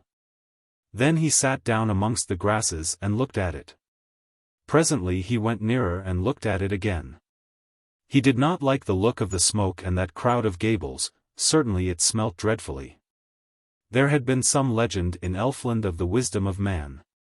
And whatever respect that legend had gained for us in the light mind of the troll now all blew lightly away as he looked at the crowded houses. And as he looked at them there passed a child of 4, a small girl on a footpath over the fields, going home in the evening to Erl. They looked at each other with round eyes. Hullo, said the child. Hullo, child of men, said the troll. He was not speaking troll talk now, but the language of Elfland. That grander tongue that he had had to speak when he was before the king, for he knew the language of Elfland although it was never used in the homes of the trolls, who preferred troll talk. This language was spoken in those days also by men, for there were fewer languages then, and the elves and the people of Erl both used the same. "What are you?" said the child. "A troll of Elfland," answered the troll. "So I thought," said the child. "Where are you going, child of men?" the troll asked. "To the houses," the child replied. "We don't want to go there," said the troll. "And no," said the child. "Come to Elfland," the troll said. The child thought for a while. Other children had gone, and the elves always sent a changeling in their place, so that nobody quite missed them and nobody really knew. She thought a while of the wonder and wildness of Elfland, and then of her own home. "And no," said the child. "Why not?" said the troll. "Mother made a jam roll this morning," said the child. And she walked on gravely home. Had it not been for that chance jam roll she had gone to Elfland. "Jam," said the troll contemptuously, and thought of the tarns of Elfland, the great lily leaves lying flat upon their solemn waters. The huge blue lilies towering into the elf light above the green deep tarns, for jam this child had forsaken them. Then he thought of his duty again, the roll of parchment and the elf king's rune for his daughter. He had carried the parchment in his left hand when he ran, in his mouth when he somersaulted over the buttercups. Was the princess here, he thought? Or were there other haunts of men? As evening drew in he crept nearer and nearer the homes, to hear without being seen. Chapter 8. The Arrival of the Rune. On a sunny May morning in Erl, the witch Ziroonderel sat in the castle nursery by the fire, cooking a meal for the baby. The boy was now 3 years old, and still Lirazel had not named him, for she feared lest some jealous spirit of earth or air should hear the name, and if so she would not say what she feared then. And Alveric had said he must be named. And the boy could bowl a hoop. For the witch had gone one misty night to her hill and had brought him a moon halo which she got by enchantment at moonrise, and had hammered it into a hoop. And had made him a little rod of thunderbolt iron with which to beat it along. And now the boy was waiting for his breakfast. And there was a spell across the threshold to keep the nursery snug, which Ziroonderel had put there with a wave of her ebon stick, and it kept out rats and mice and dogs. Nor could bats sail across it, and the watchful nursery cat it kept at home, no lock that blacksmith's made was any stronger. Suddenly over the threshold and over the spell the troll jumped somersaulting through the air and came down sitting. The crude wooden nursery clock hanging over the fire stopped its loud tick as he came. For he bore with him a little charm against time, with strange grass round one of his fingers, that he might not be withered away in the fields we know. For well the elf king knew the flight of our hours, for years had swept over these fields of ours while he had boomed down his brazen steps and sent for his troll and given him that spell to bind round one of his fingers. "What's this?" said Ziroonderel. That troll knew well when to be impudent, but looking in the witch's eyes saw something to be afraid of. And well he might, for those eyes had looked in the elf king's own. Therefore he played, as we say in these fields, his best card, and answered, "A message from the King of Elfland." "Is that so?" said the old witch. "Yes, yes," she added more lowly to herself, "that would be for my lady." "Yes, that would come." The troll sat still on the floor fingering the roll of parchment inside of which was written the rune of the King of Elfland. Then over the end of his bed, as he waited for breakfast, the baby saw the troll, and asked him who he was and where he came from and what he was able to do. When the baby asked him what he was able to do, the troll jumped up and skipped about the room like a moth on a lamplit ceiling. From floor to shelves and back and up again he went with leaps like flying. The baby clapped his hands, the cat was furious. The witch raised her ebon stick and made a charm against leaping, but it could not hold the troll. He leaped and bounced and bounded, while the cat hissed all the curses that the feline language knows, and Ziroonderel was wrath not only because her magic was thwarted, but because with mere human alarm she feared for her cups and saucers. And the baby shouted all the while for more. And all at once the troll remembered his errand and the dread parchment he bore. "Where is the Princess Lirazel?" he said to the witch. And the witch pointed the way to the princess's tower, for she knew that there were no means nor power she had by which to hinder a rune from the King of Elfland. And as the troll turned to go, Lirazel entered the room. He bowed all low before this great lady of Elfland and, with all his impudence in a moment lost, kneeled on one knee before the blaze of her beauty and presented the Elf King's rune.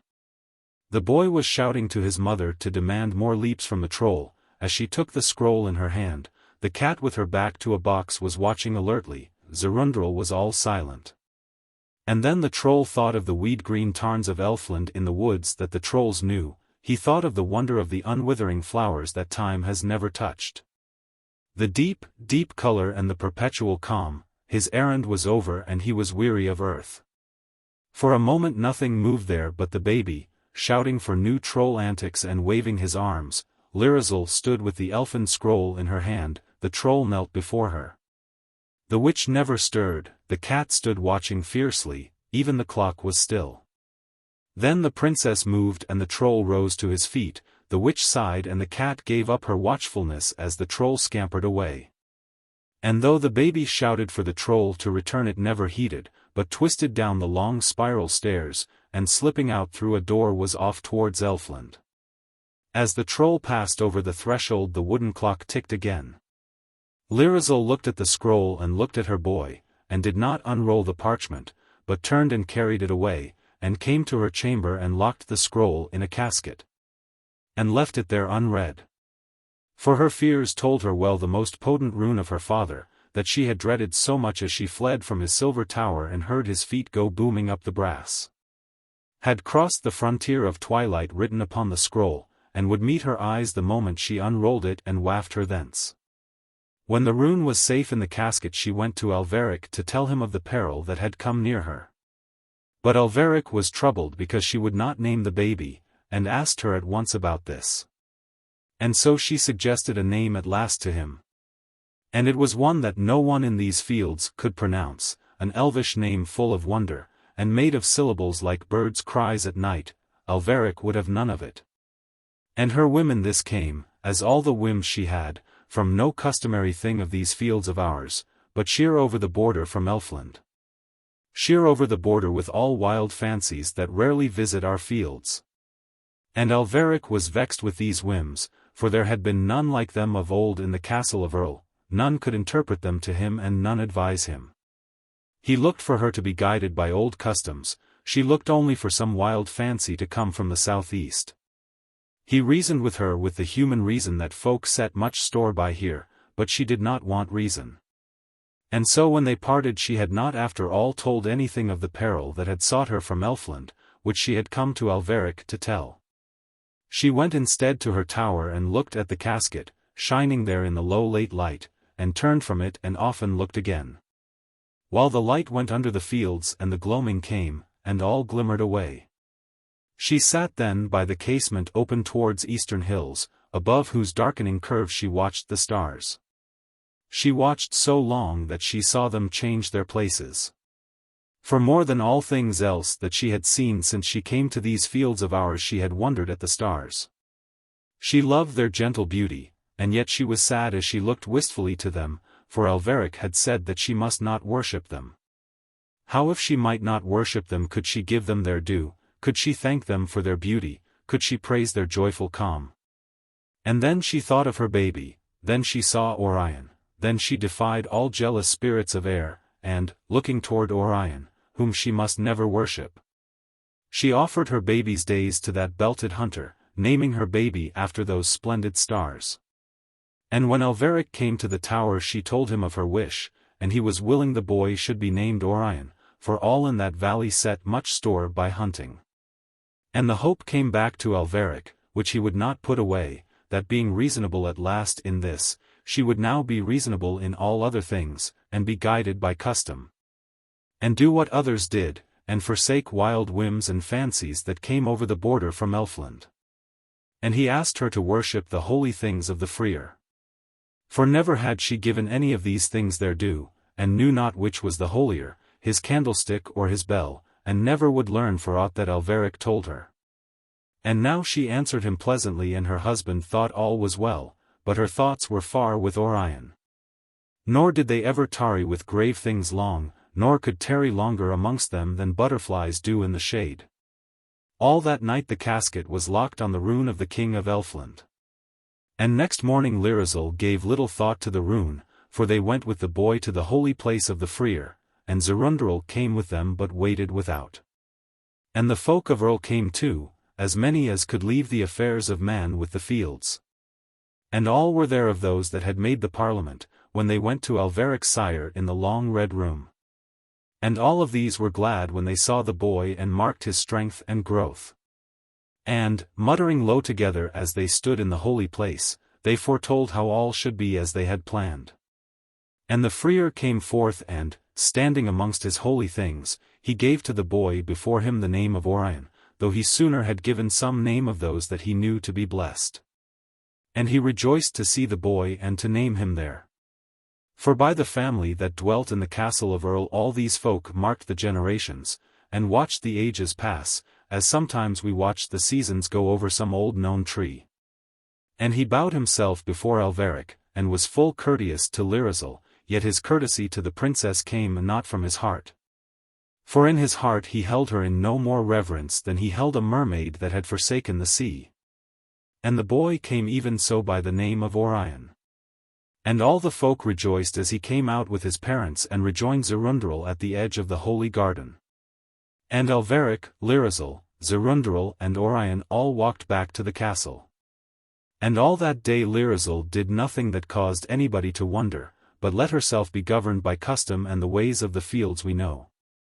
Only, when the stars came out and Orion shone, she knew that their splendor had not received its due, and her gratitude to Orion yearned to be said. She was grateful for his bright beauty that cheered our fields, and grateful for his protection, of which she felt sure for her boy, against jealous spirits of air. And all her unsaid thanks so burned in her heart that all of a sudden she rose and left her tower and went out to the open starlight, and lifted her face to the stars and the place of Orion. And stood all dumb though her thanks were trembling upon her lips. For Alveric had told her one must not pray to the stars. With face upturned to all that wandering host she stood long silent, obedient to Alveric, then she lowered her eyes, and there was a small pool glimmering in the night, in which all the faces of the stars were shining. To pray to the stars, she said to herself in the night, is surely wrong. These images in the water are not the stars. I will pray to their images, and the stars will know. And on her knees amongst the iris leaves she prayed at the edge of the pool, and gave thanks to the images of the stars for the joy she had had of the night.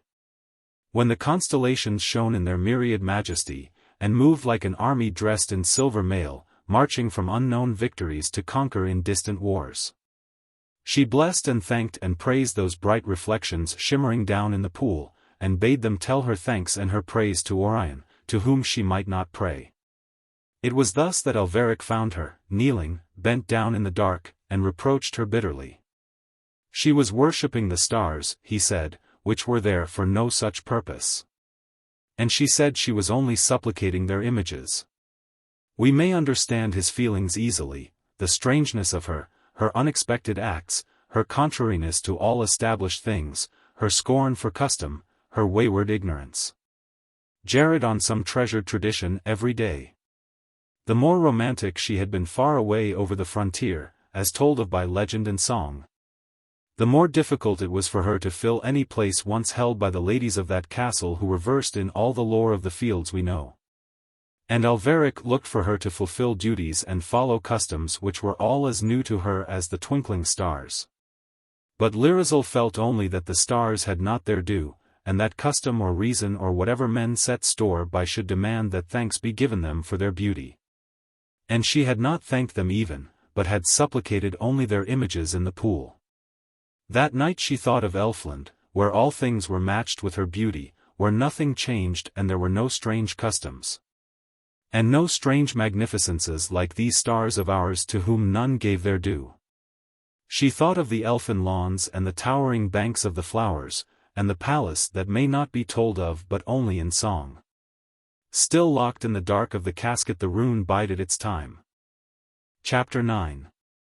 Lirazel blows away. And the days went by, the summer passed over Erl, the sun that had travelled northward fared south again, it was near to the time when the swallows left those eaves.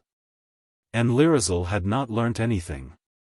She had not prayed to the stars again, or supplicated their images, but she had learned no human customs, and could not see why her love and gratitude must remain unexpressed to the stars. And Alveric did not know that the time must come when some simple trivial thing would divide them utterly. And then one day, hoping still, he took her with him to the house of the Friar to teach her how to worship his holy things. And gladly the good man brought his candle and bell, and the eagle of brass that held up his book when he read, and a little symbolic bowl that had scented water. And the silver snuffers that put his candle out. And he told her clearly and simply, as he had told her before, the origin, meaning and mystery of all these things, and why the bowl was of brass and the snuffer of silver. And what the symbols were that were carved on the bowl. With fitting courtesy he told her these things, even with kindness, and yet there was something in his voice as he told, a little distant from her. And she knew that he spoke as one that walked safe on shore calling far to a mermaid amid dangerous seas. As they came back to the castle the swallows were grouped to go, sitting in lines along the battlements. And Lirazel had promised to worship the holy things of the Friar, like the simple bell-fearing folk of the Valley of Erl, and a late hope was shining in Alveric's mind that even yet all was well. And for many days she remembered all that the Friar had told her. And one day walking late from the nursery, past tall windows to her tower, and looking out on the evening, remembering that she must not worship the stars. She called to mind the holy things of the Friar, and tried to remember all she was told of them. It seemed so hard to worship them just as she should. She knew that before many hours the swallows would all be gone, and often when they left her mood would change. And she feared that she might forget, and never remember more, how she ought to worship the holy things of the Friar. So she went out into the night again over the grasses to where a thin brook ran, and drew out some great flat pebbles that she knew where to find, turning her face away from the images of the stars. By day the stones shone beautifully in the water, all ruddy and mauve, now they were all dark. She drew them out and laid them in the meadow. She loved these smooth flat stones, for somehow they made her remember the rocks of Elfland. She laid them all in a row, this for the candlestick, this for the bell, that for the holy bowl. If I can worship these lovely stones as things ought to be worshipped, she said, I can worship the things of the Friar. Then she kneeled down before the big flat stones and prayed to them as though they were Christom things. And Alveric, seeking her in the wide night, wondering what wild fancy had carried her whither, heard her voice in the meadow, crooning such prayers as are offered to holy things. When he saw the 4 flat stones to which she prayed, bowed down before them in the grass, he said that no worse than this were the darkest ways of the heathen. And she said, I am learning to worship the holy things of the Friar. It is the art of the heathen, he said. Now of all things that men feared in the Valley of Erl they feared most the arts of the heathen, of whom they knew nothing but that their ways were dark. And he spoke with the anger which men always used when they spoke there of the heathen. And his anger went to her heart, for she was but learning to worship his holy things to please him, and yet he had spoken like this. And Alveric would not speak the words that should have been said, to turn aside anger and soothe her, for no man, he foolishly thought, should compromise in matters touching on heathness. So Lirazel went alone all sadly back to her tower. And Alveric stayed to cast the 4 flat stones afar. And the swallows left, and unhappy days went by. And one day Alveric bade her worship the holy things of the Friar, and she had quite forgotten how. And he spoke again of the arts of heathness. The day was shining and the poplars golden and all the aspens red. Then Lirazel went to her tower and opened the casket, that shone in the morning with the clear autumnal light, and took in her hand the rune of the King of Elfland. And carried it with her across the high vaulted hall, and came to another tower and climbed its steps to the nursery. And there all day she stayed and played with her child, with the scroll still tight in her hand, and, merrily though she played at whiles, yet there were strange calms in her eyes, which Ziroonderel watched while she wondered. And when the sun was low and she had put the child to bed, she sat beside him all solemn as she told him childish tales. And Ziroonderel, the wise witch, watched. And for all her wisdom only guessed how it would be, and knew not how to make it otherwise. And before sunset Lirazel kissed the boy and unrolled the elf king's scroll. It was but a petulance that had made her take it from the coffer in which it lay, and the petulance might have passed and she might not have unrolled the scroll, only that it was there in her hand. Partly petulance, partly wonder, partly whims too idle to name, drew her eyes to the elf king's words in their coal-black curious characters. And whatever magic there was in the rune of which I cannot tell, and dreadful magic there was, the rune was written with love that was stronger than magic. Till those mystical characters glowed with the love that the elf king had for his daughter, and there were blended in that mighty rune two powers, magic and love. The greatest power there is beyond the boundary of twilight, with the greatest power there is in the fields we know. And if Alveric's love could have held her, he should have trusted alone to that love, for the elf king's rune was mightier than the holy things of the freer. No sooner had Lirazel read the rune on the scroll than fancies from Elfland began to pour over the border. Some came that would make a clerk in the city today leave his desk at once to dance on the seashore. And some would have driven all the men in a bank to leave doors and coffers open and wander away till they came to green open land and the heathery hills. And some would have made a poet of a man, all of a sudden as he sat at his business. They were mighty fancies that the elf king summoned by the force of his magical rune. And Lirazel sat there with the rune in her hand, helpless amongst this mass of tumultuous fancies from Elfland. And as the fancies raged and sang and called, more and more over the border, all crowding on one poor mind, her body grew lighter and lighter. Her feet half rested half floated, upon the floor. Earth scarcely held her down, so fast was she becoming a thing of dreams. No love of hers for earth, or of the children of earth for her, had any longer power to hold her there. And now came memories of her ageless childhood beside the tarns of Elfland, by the deep forest's border, by those delirious lawns, or in the palace that may not be told of except only in song. She saw those things as clearly as we see small shells in water, looking through clear ice down to the floor of some sleeping lake, a little dimmed in that other region across the barrier of ice. So too her memories shone a little dimly from across the frontier of Elfland. Little queer sounds of elfin creatures came to her, scents swam from those miraculous flowers that glowed by the lawns she knew. Faint sounds of enchanted songs blew over the border and reached her seated there, voices and melodies and memories came floating through the twilight, all Elfland was calling. Then measured and resonant, and strangely near, she heard her father's voice. She rose at once, and now earth had lost on her the grip that it only has on material things, and a thing of dreams and fancy and fable and fantasy she drifted from the room. And Ziroonderel had no power to hold her with any spell, nor had she herself the power even to turn, even to look at her boy as she drifted away. And at that moment a wind came out of the northwest, and entered the woods and bared the golden branches, and danced on over the downs, and led a company of scarlet and golden leaves. That had dreaded this day but danced now it had come. And away with a riot of dancing and glory of color, high in the light of the sun that had set from the sight of the fields, went wind and leaves together. With them went Lirazel. Chapter 10. The Ebbing of Elfland. Next morning Alveric came up the tower to the witch Ziroonderel, weary and frantic from searching all night long in strange places for Lirazel.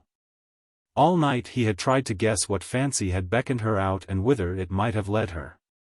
He had searched by the stream by which she had prayed to the stones, and the pool where she prayed to the stars.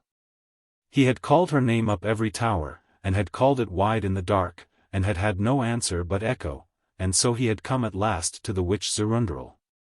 Whither?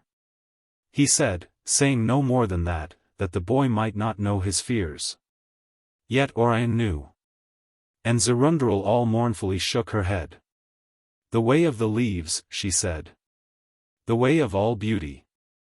But Alveric did not stay to hear her say more than her first 5 words. For he went with the restlessness with which he had come, straight from the room and hastily down the stair, and out at once into the windy morning, to see which way those glorious leaves were gone. And a few leaves that had clung to cold branches longer, when the gay company of their comrades had gone, were now too on the air, going lonely and last, and Alveric saw they were going southeast towards Elfland. Hurriedly then he donned his magical sword in its wide scabbard of leather, and with scanty provisions hastened over the fields, after the last of the leaves, whose autumnal glory led him, as many a cause in its latter days, all splendid and fallen, leads all manner of men. And so he came to the upland fields with their grass all grey with dew, and the air was all sparkling with sunlight, and gay with the last of the leaves, but a melancholy seemed to dwell with the sound of the lowing of cattle. In the calm bright morning with the northwest wind roaming through it, Alveric came by no calm, and never gave up the haste of one who has lost something suddenly. He had the swift movements of such, and the frantic air. He watched all day over clear wide horizons, southeast where the leaves were leading. And at evening he looked to see the Elfin mountains, severe and changeless, unlit by any light we know, the color of pale forget-me-nots. He held on restlessly to see their summits, but never they came to view. And then he saw the house of the old leather-worker who had made the scabbard for his sword. And the sight of it brought back to him the years that were gone since the evening when first he had seen it, although he never knew how many they were, and could not know. For no one has ever devised any exact calculation whereby to estimate the action of time in Elfland. Then he looked once more for the pale blue Elfin mountains, remembering well where they lay, in their long grave row past a point of one of the leather-worker's gables. But he saw never a line of them. Then he entered the house and the old man still was there. The leather-worker was wonderfully aged, even the table on which he worked was much older. He greeted Alveric, remembering who he was, and Alveric inquired for the old man's wife. "She died long ago," he said. And again Alveric felt the baffling flight of those years, which added a fear to Elfland whither he went, yet he neither thought to turn back nor reined for a moment his impatient haste. He said a few formal things of the old man's loss that had happened so long ago. Then, "Where are the Elfin mountains?" he asked, "the pale blue peaks?" A look came slowly over the old man's face as though he had never seen them, as though Alveric being learned spoke of something that the old leather-worker could not know. No, he did not know, he said. And Alveric found that today as all those years ago, this old man still refused to speak of Elfland. Well, the boundary was only a few yards away. He would cross it and ask the way of elfin creatures, if he could not see the mountains to guide him then. The old man offered him food, and he had not eaten all day. But Alveric in his haste only asked him once more of Elfland, and the old man humbly said that of such things he knew nothing. Then Alveric strode away and came to the field he knew, which he remembered to be divided by the nebulous border of twilight. And indeed he had no sooner come to the field than he saw all the toadstools leaning over one way, and that the way he was going. For just as thorn trees all lean away from the sea, so toadstools and every plant that has any touch of mystery, such as foxgloves, mulleins and certain kinds of orchis, when growing anywhere near it, all lean towards Elfland. By this one may know before one has heard a murmur of waves, or before one has guessed an influence of magical things, that one comes, as the case may be, to the sea or the border of Elfland.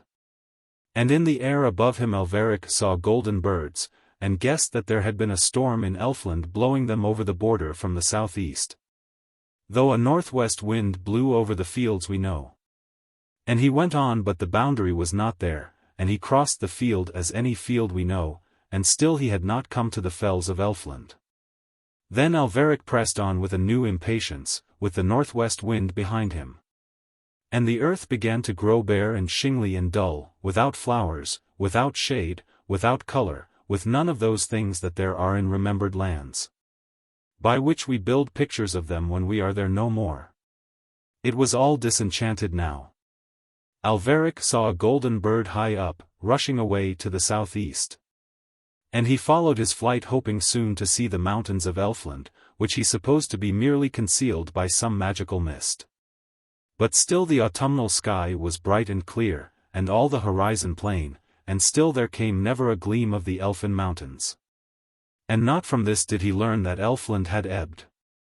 But when he saw on that desolate shingly plain, untorn by the northwest wind but blooming fair in the autumn, a May tree that he remembered a long while since, all white with blossom that once rejoiced a spring day far in his childhood, then he knew that Elfland had been there and must have receded, although he knew not how far.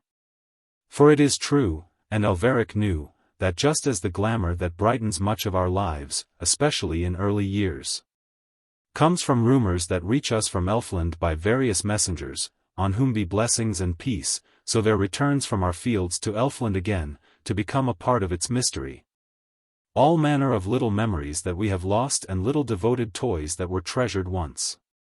And this is part of the law of ebb and flow that science may trace in all things. Thus light grew the forest of coal, and the coal gives back light. Thus rivers fill the sea, and the sea sends back to the rivers, thus all things give that receive, even death. Next Alveric saw lying there on the flat dry ground a toy that he yet remembered, which years and years ago, how could he say how many, had been a childish joy to him, crudely carved out of wood. And one unlucky day it had been broken, and one unhappy day it had been thrown away. And now he saw it lying there not merely new and unbroken, but with a wonder about it, a splendor and a romance, the radiant transfigured thing that his young fancy had known. It lay there forsaken of Elfland as wonderful things of the sea lie sometimes desolate on wastes of sand, when the sea is a far blue bulk with a border of foam. Dreary with lost romance was the plain from which Elfland had gone, though here and there Alveric saw again and again those little forsaken things that had been lost from his childhood, dropping through time to the ageless and hourless region of Elfland to be a part of its glory, and now left forlorn by this immense withdrawal. Old tunes, old songs, old voices, hummed there too, growing fainter and fainter, as though they could not live long in the fields we know. And, when the sun set, a mauve rose glow in the east, that Alveric fancied a little too gorgeous for earth, led him onward still. For he deemed it to be the reflection cast on the sky by the glow of the splendor of Elfland. So he went on hoping to find it, horizon after horizon. And night came on with all earth's comrade stars. And only then Alveric put aside at last that frantic restlessness that had driven him since the morning. And, wrapping himself in a loose cloak that he wore, ate such food as he had in a satchel, and slept a troubled sleep alone with other forsaken things. At the earliest moment of dawn his impatience awoke him, although one of October's mists hid all glimpses of light. He ate the last of his food and then pushed on through the grayness. No sound from the things of our fields came to him now, for men never went that way when Elfland was there, and none but Alveric went now to that desolate plain.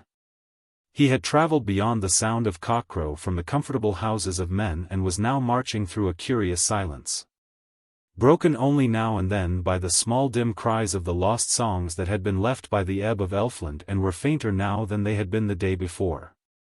And when dawn shone Alveric saw again so great a splendor in the sky, glowing all green low down in the southeast, that he thought once more he saw a reflection from Elfland, and pressed on hoping to find it over the next horizon.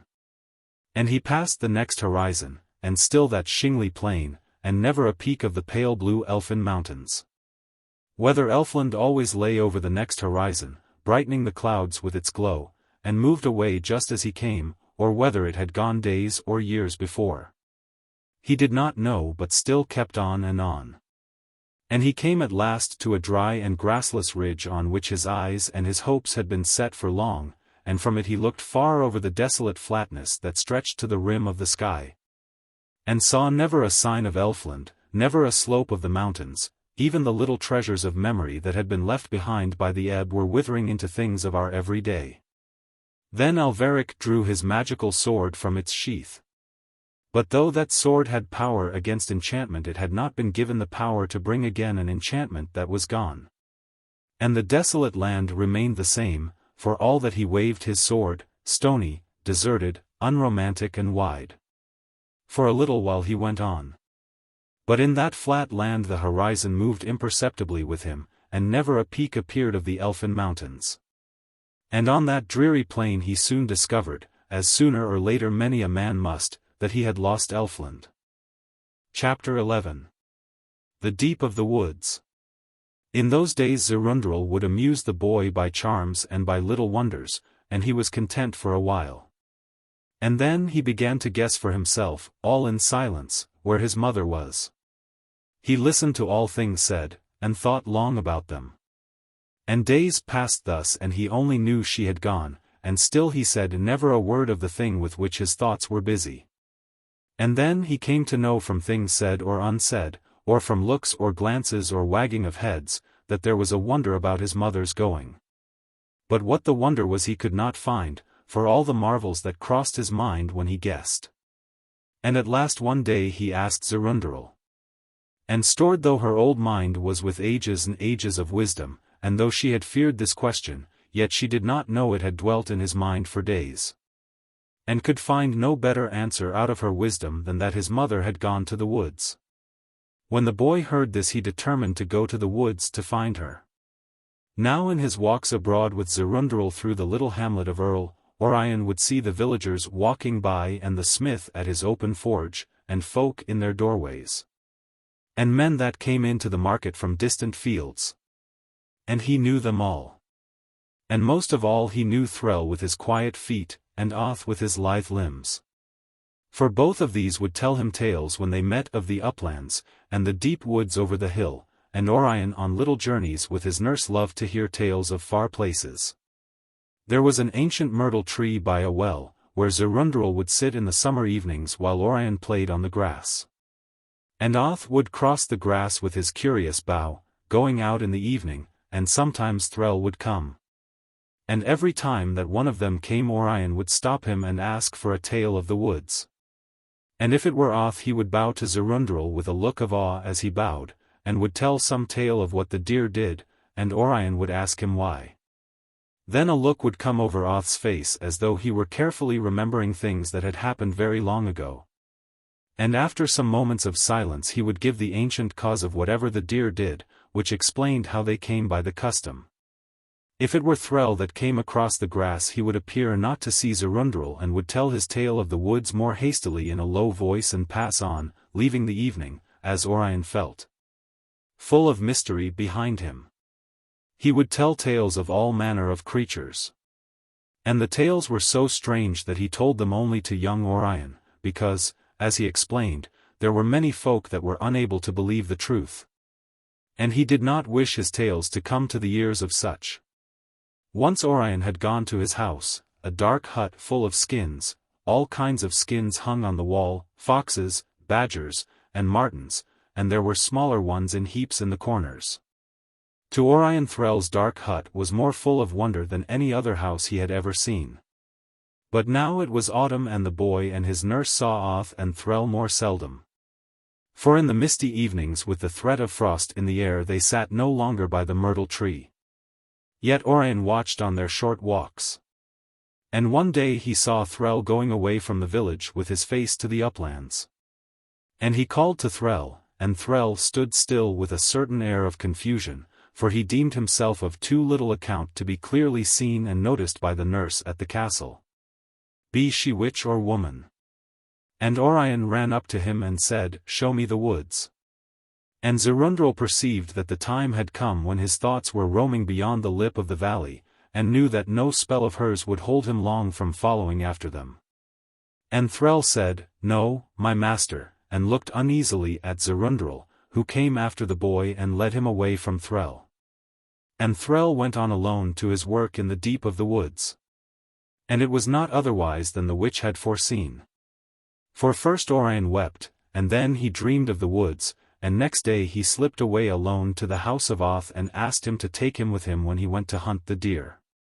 And Oth, standing on a wide deerskin in front of blazing logs, spoke much of the woods, but did not take him then.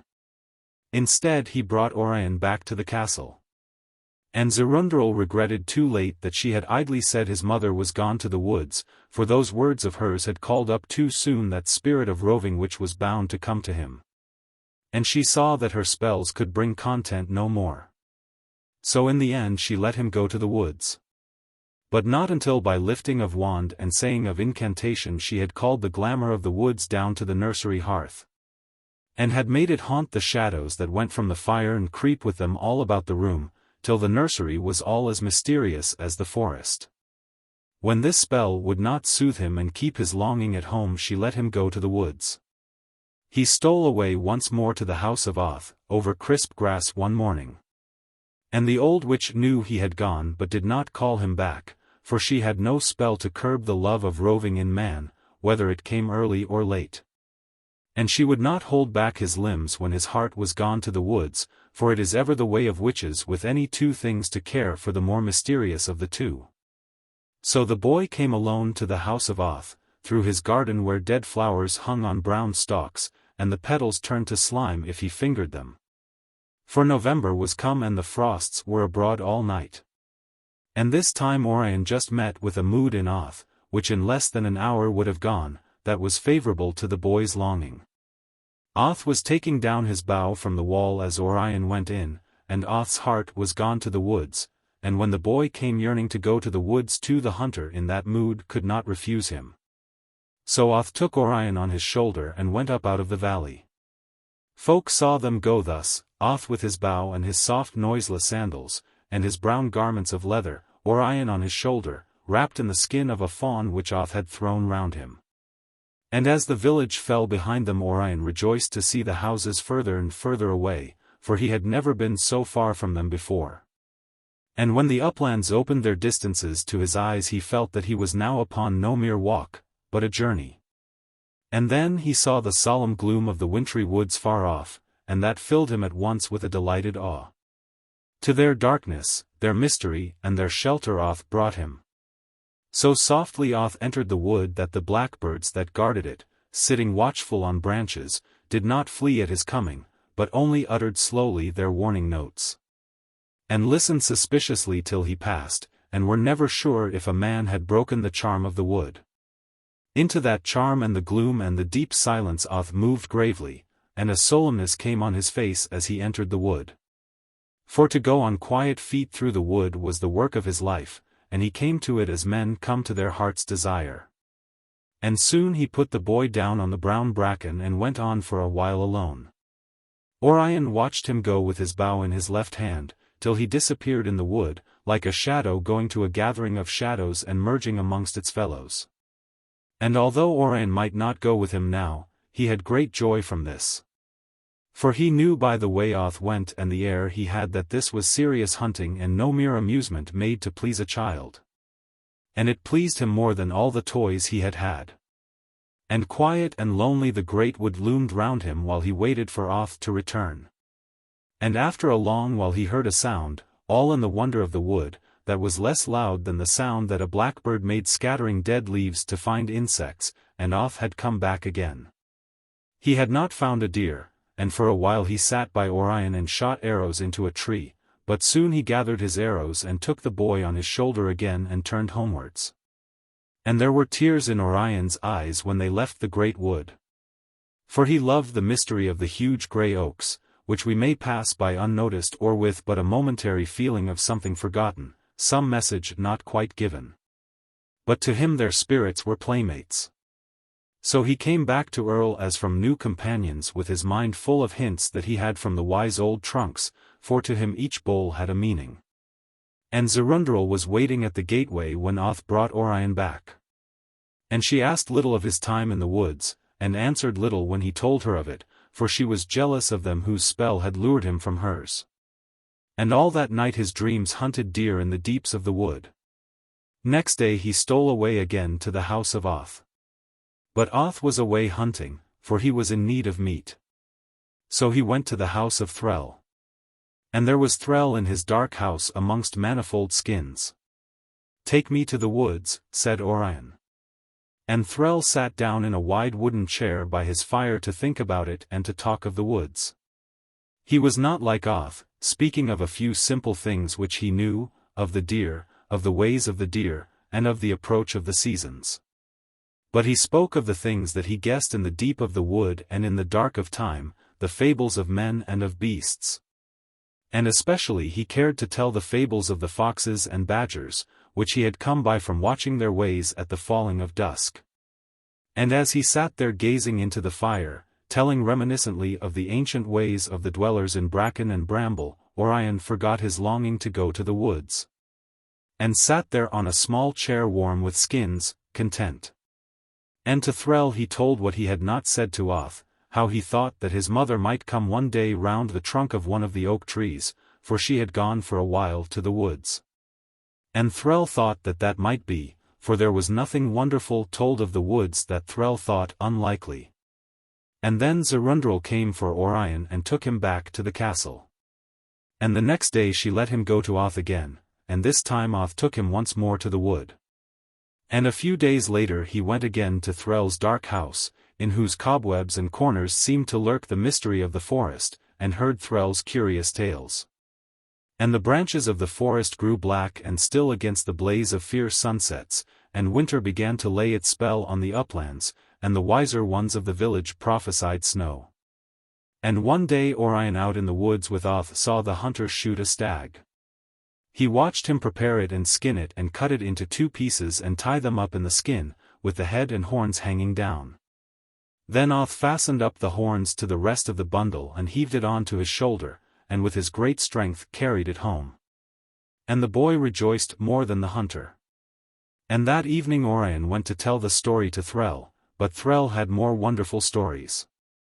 And so the days went by, while Orion drew from the forest and from the tales of Threll a love of all things that pertain to a hunter's calling.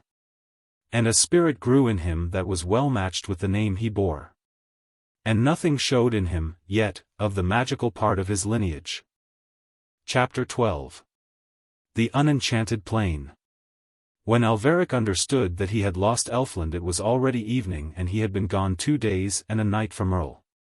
For the second time he lay down for the night on that shingly plain whence Elfland had ebbed away, and at sunset the eastern horizon showed clear against turquoise sky. All black and jagged with rocks, without any sign of Elfland.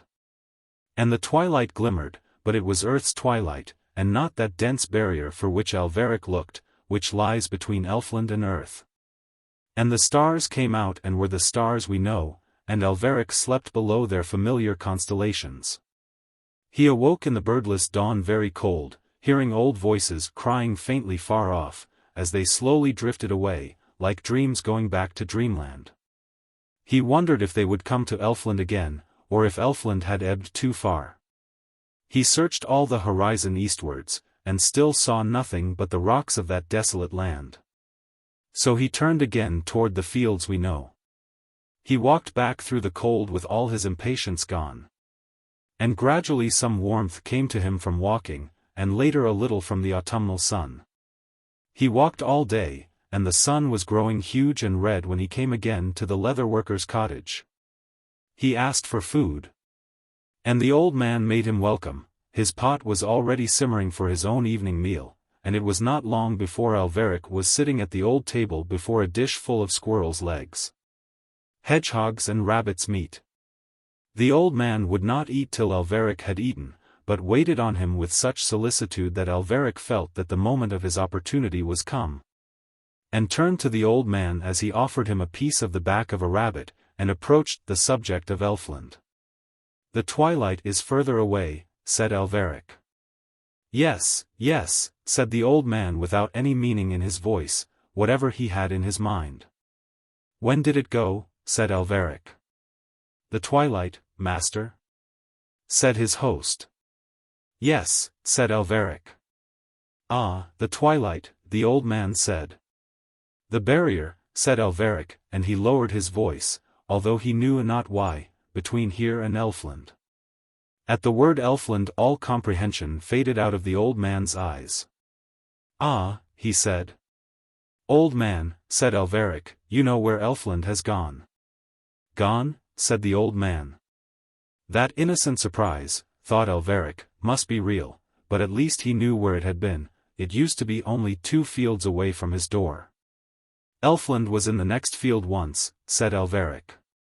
And the old man's eyes roved back into the past, and he gazed as it were on old days a while, then he shook his head. And Alveric fixed him with his eye. You knew Elfland, he exclaimed. Still the old man did not answer. You knew where the border was, said Alveric. I am old, said the leather worker, and I have no one to ask. When he said that, Alveric knew that he was thinking of his old wife. And he knew too that had she been alive and standing there at that moment yet he would have had no news of Elfland, there seemed little more to say. But a certain petulance held him to the subject after he knew it to be hopeless. Who lives to the east of here, he said. To the east, the old man replied. Master, are there not north and south and west that you needs must look to the east? There was a look of entreaty in his face but Alveric did not heed it. Who lives to the east, he said. Master, no one lives to the east, he answered. And that indeed was true. What used to be there, said Alveric. And the old man turned away to see to the stewing of his pot, and muttered as he turned, so that one hardly heard him. The past, he said. No more would the old man say, nor explain what he had said. So Alveric asked him if he could have a bed for the night, and his host showed him the old bed he remembered across that vague number of years. And Alveric accepted the bed without more ado so as to let the old man go to his own supper. And very soon Alveric was deep asleep, warm and resting at last, while his host turned over slowly in his mind many things of which Alveric had supposed he knew nothing. When the birds of our fields woke Alveric, singing late in the last of October, on a morning that reminded them of spring, he rose and went out of doors. And went to the highest part of the little field that lay on the windowless side of the old man's house toward Elfland. There he looked eastward and saw all the way to the curved line of the sky the same barren, desolate, rocky plain that had been there yesterday and the day before. Then the leather worker gave him breakfast, and afterwards he went out and looked again at the plain. And over his dinner, which his host timidly shared, Alveric neared once more the subject of Elfland. And something in the old man's sayings or silences made Alveric hopeful that even yet he would have some news of the whereabouts of the pale blue Elfin mountains. So he brought the old man out and turned to the east, to which his companion looked with reluctant eyes. And pointing to one particular rock, the most noticeable and near, said, hoping for definite news of a definite thing, how long has that rock been there? And the answer came to his hopes like hail to apple blossom, it is there and we must make the best of it. The unexpectedness of the answer dazed Alveric. And when he saw that reasonable questions about definite things brought him no logical answer he despaired of getting practical information to guide his fantastic journey. So he walked on the eastward side of the cottage all the afternoon, watching the dreary plain, and it never changed or moved, no pale blue mountains appeared. No Elfland came flooding back, and evening came and the rocks glowed dully with the low rays of the sun, and darkened when it set, changing with all earth's changes. But with no enchantment of Elfland. Then Alveric decided on a great journey. He returned to the cottage and told the leather worker that he needed to buy much provisions, as much as he could carry. And over supper they planned what he should have. And the old man promised to go next day amongst the neighbors, telling of all the things he would get from each, and somewhat more if God should prosper his snaring. For Alveric had determined to travel eastward till he found the lost land. And Alveric slept early, and slept long, till the last of his fatigue was gone which came from his pursuit of Elfland. The old man woke him as he came back from his snaring. And the creatures that he had snared the old man put in his pot and hung it over his fire, while Alveric ate his breakfast. And all the morning the leather worker went from house to house amongst his neighbors, dwelling on little farms at the edge of the fields we know. And he got salted meats from some, bread from one, a cheese from another, and came back burdened to his house in time to prepare dinner. And all the provender that burdened the old man Alveric shouldered in a sack, and some he put in his wallet. And he filled his water bottle and 2 more besides that his host had made from large skins, for he had seen no streams at all in the desolate land. And thus equipped he walked some way from the cottage, and looked again at the land from which Elfland had ebbed. He came back satisfied that he could carry provisions for a fortnight. And in the evening, while the old man prepared pieces of squirrel's meat, Alveric stood again on the windowless side of the cottage, gazing still across the lonely land, hoping always to see emerge from the clouds that were coloring at sunset, those serene pale blue mountains. And seeing never a peak. And the sun set, and that was the last of October. Next morning Alveric made a good meal in the cottage. Then took his heavy burden of provisions, and paid his host and started. The door of the cottage opened toward the west, and the old man cordially saw him away from his door with Godspeed and farewells, but he would not move round his house to watch him going eastward. Nor would he speak of that journey. It was as though to him there were only 3 points of the compass. The bright autumnal sun was not yet high when Alveric went from the fields we know to the land that Elfland had left and that nothing else went near. With his big sack over his shoulder and his sword at his side. The May trees of memory that he had seen were all withered now, and the old songs and voices that had haunted that land were all now faint as sighs. And there seemed to be fewer of them, as though some had already died or had struggled back to Elfland. All that day Alveric travelled, with the vigor that waits at the beginning of journeys, which helped him on though he was burdened with so much provisions. And a big blanket that he wore like a heavy cloak round his shoulders. And he carried besides a bundle of firewood, and a stave in his right hand. He was an incongruous figure with his stave and his sack and his sword. But he followed one idea, one inspiration, one hope, and so shared something of the strangeness that all men have who do this. Halting at noon to eat and rest, he went slowly on again and walked till evening. Even then he did not rest as he had intended. For when twilight fell and lay heavy along the eastern sky, he continually rose from his resting and went a little further to see if it might not be that dense deep twilight that made the frontier of the fields we know, shutting them off from Elfland. But it was always earthly twilight, until the stars came out, and they were all the familiar stars that look on earth. Then he lay down among those unrounded and mossless rocks, and ate bread and cheese and drank water. And as the cold of night began to come over the plain, he lit a small fire with his scanty bundle of wood and lay close to it with his cloak and his blanket round him. And before the embers were black he was sound asleep. Dawn came without sound of bird or whisper of leaves or grasses. Dawn came in dead silence and cold. And nothing on all that plain gave a welcome back to the light.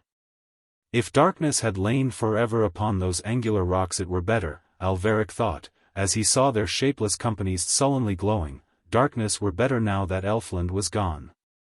And though the misery of that disenchanted place entered his spirit with the chill of the dawn, yet his fiery hope still shone, and gave him little time to eat by the cold black circle of his lonely fire before it hurried him onward easterly over the rocks.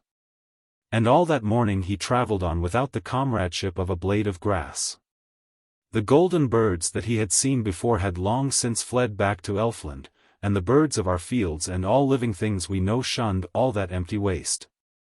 Alveric travelled as much alone as a man who goes back in memory to revisit remembered scenes, and instead of remembered scenes he was in a place from which every glamour had gone. He travelled somewhat lighter than on the day before, but he went more wearily, for he felt more heavily now the fatigue of the previous day. He rested long at midday and then went on. The myriad rocks stretched on and slightly jagged the horizon, and all day there came no glimpse of the pale blue mountains. That evening from his dwindling provision of wood Alveric made another fire. Its little flame going up alone in that waste seemed somehow to reveal the monstrous loneliness. He sat by his fire and thought of Lirazel and would not give up hope, though a glance at those rocks might have warned him not to hope. For something in their chaotic look partook of the plain that bred them, and they hinted it to be infinite. Chapter 13. The Reticence of the Leather Worker. It was many days before Alveric learned from the monotony of the rocks that one day's journey was the same as another, and that by no number of journeys would he bring any change to his rugged horizons, which were all drearily like the ones they replaced and never brought a view of the pale blue mountains. He had gone, while his fortnight's provisions grew lighter and lighter. For 10 days over the rocks, it was now evening, and Alveric understood at last that if he travelled further and failed soon to see the peaks of the Elfin mountains he would starve.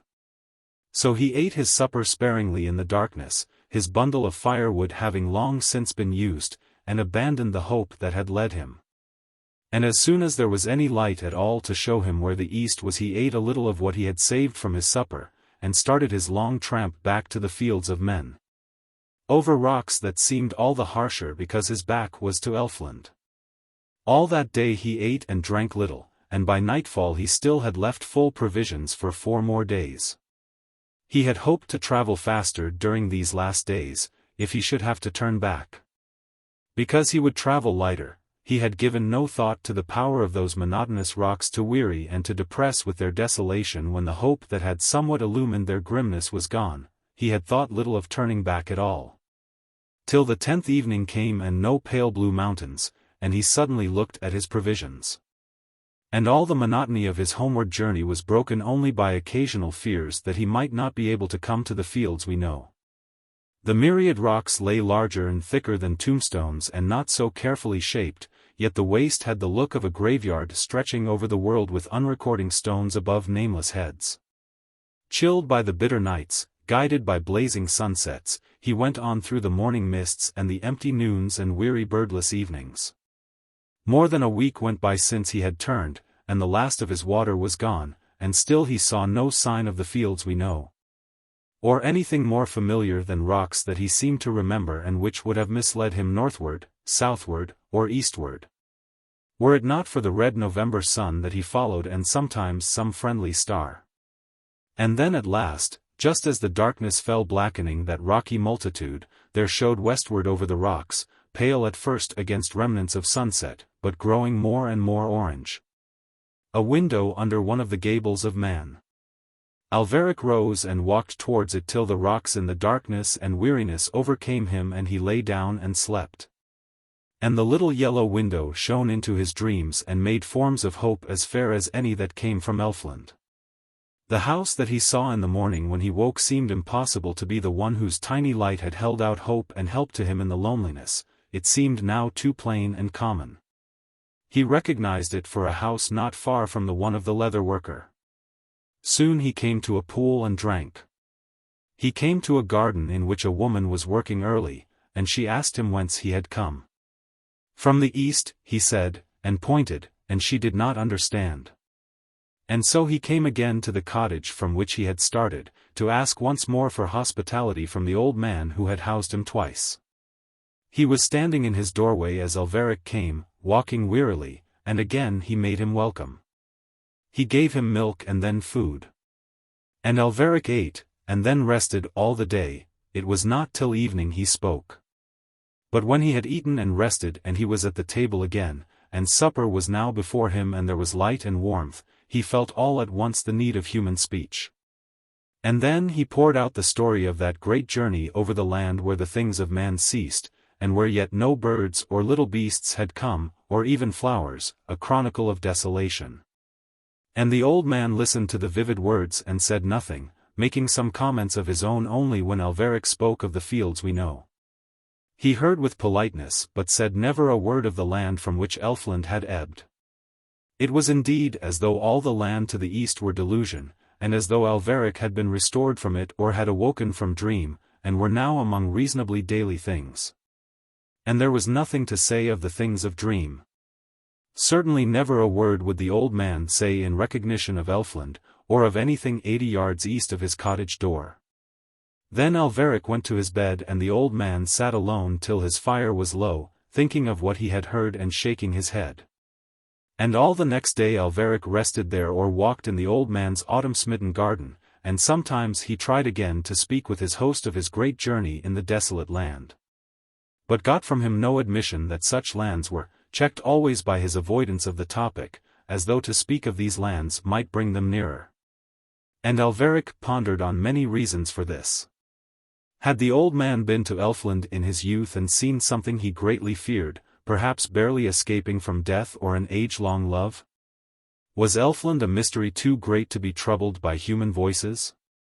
Did these folk dwelling there at the edge of our world know well the unearthly beauty of all the glories of Elfland?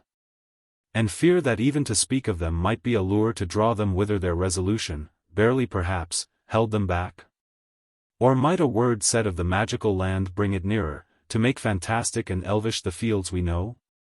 To all these ponderings of Alveric there was no answer.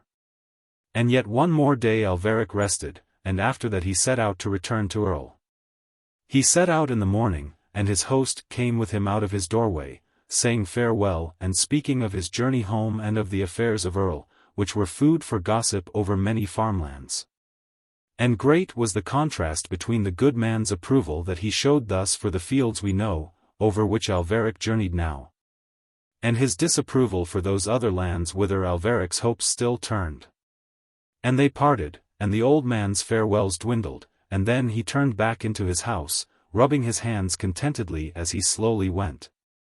For he was glad to see one who had looked toward the fantastic lands turn now to a journey across the fields we know. In those fields the frost was master, and Alveric walked over the crisp grey grass and breathed the clear fresh air, thinking little of his home or his son, but planning how even yet he might come to Elfland. For he thought that further north there might be a way, coming round perhaps behind the pale blue mountains. That Elfland had ebbed too far for him to overtake it there he felt despairingly sure, but scarcely believed it had gone along the entire frontier of twilight, where Elfland touches earth as far as poet has sung. Further north he might find the frontier, unmoved, lying sleepy with twilight, and come under the pale blue mountains and see his wife again. Full of these thoughts he went over the misty mellow fields. And full of his dreams and plans about that phantasmal land he came in the afternoon to the woods that brood above Erl.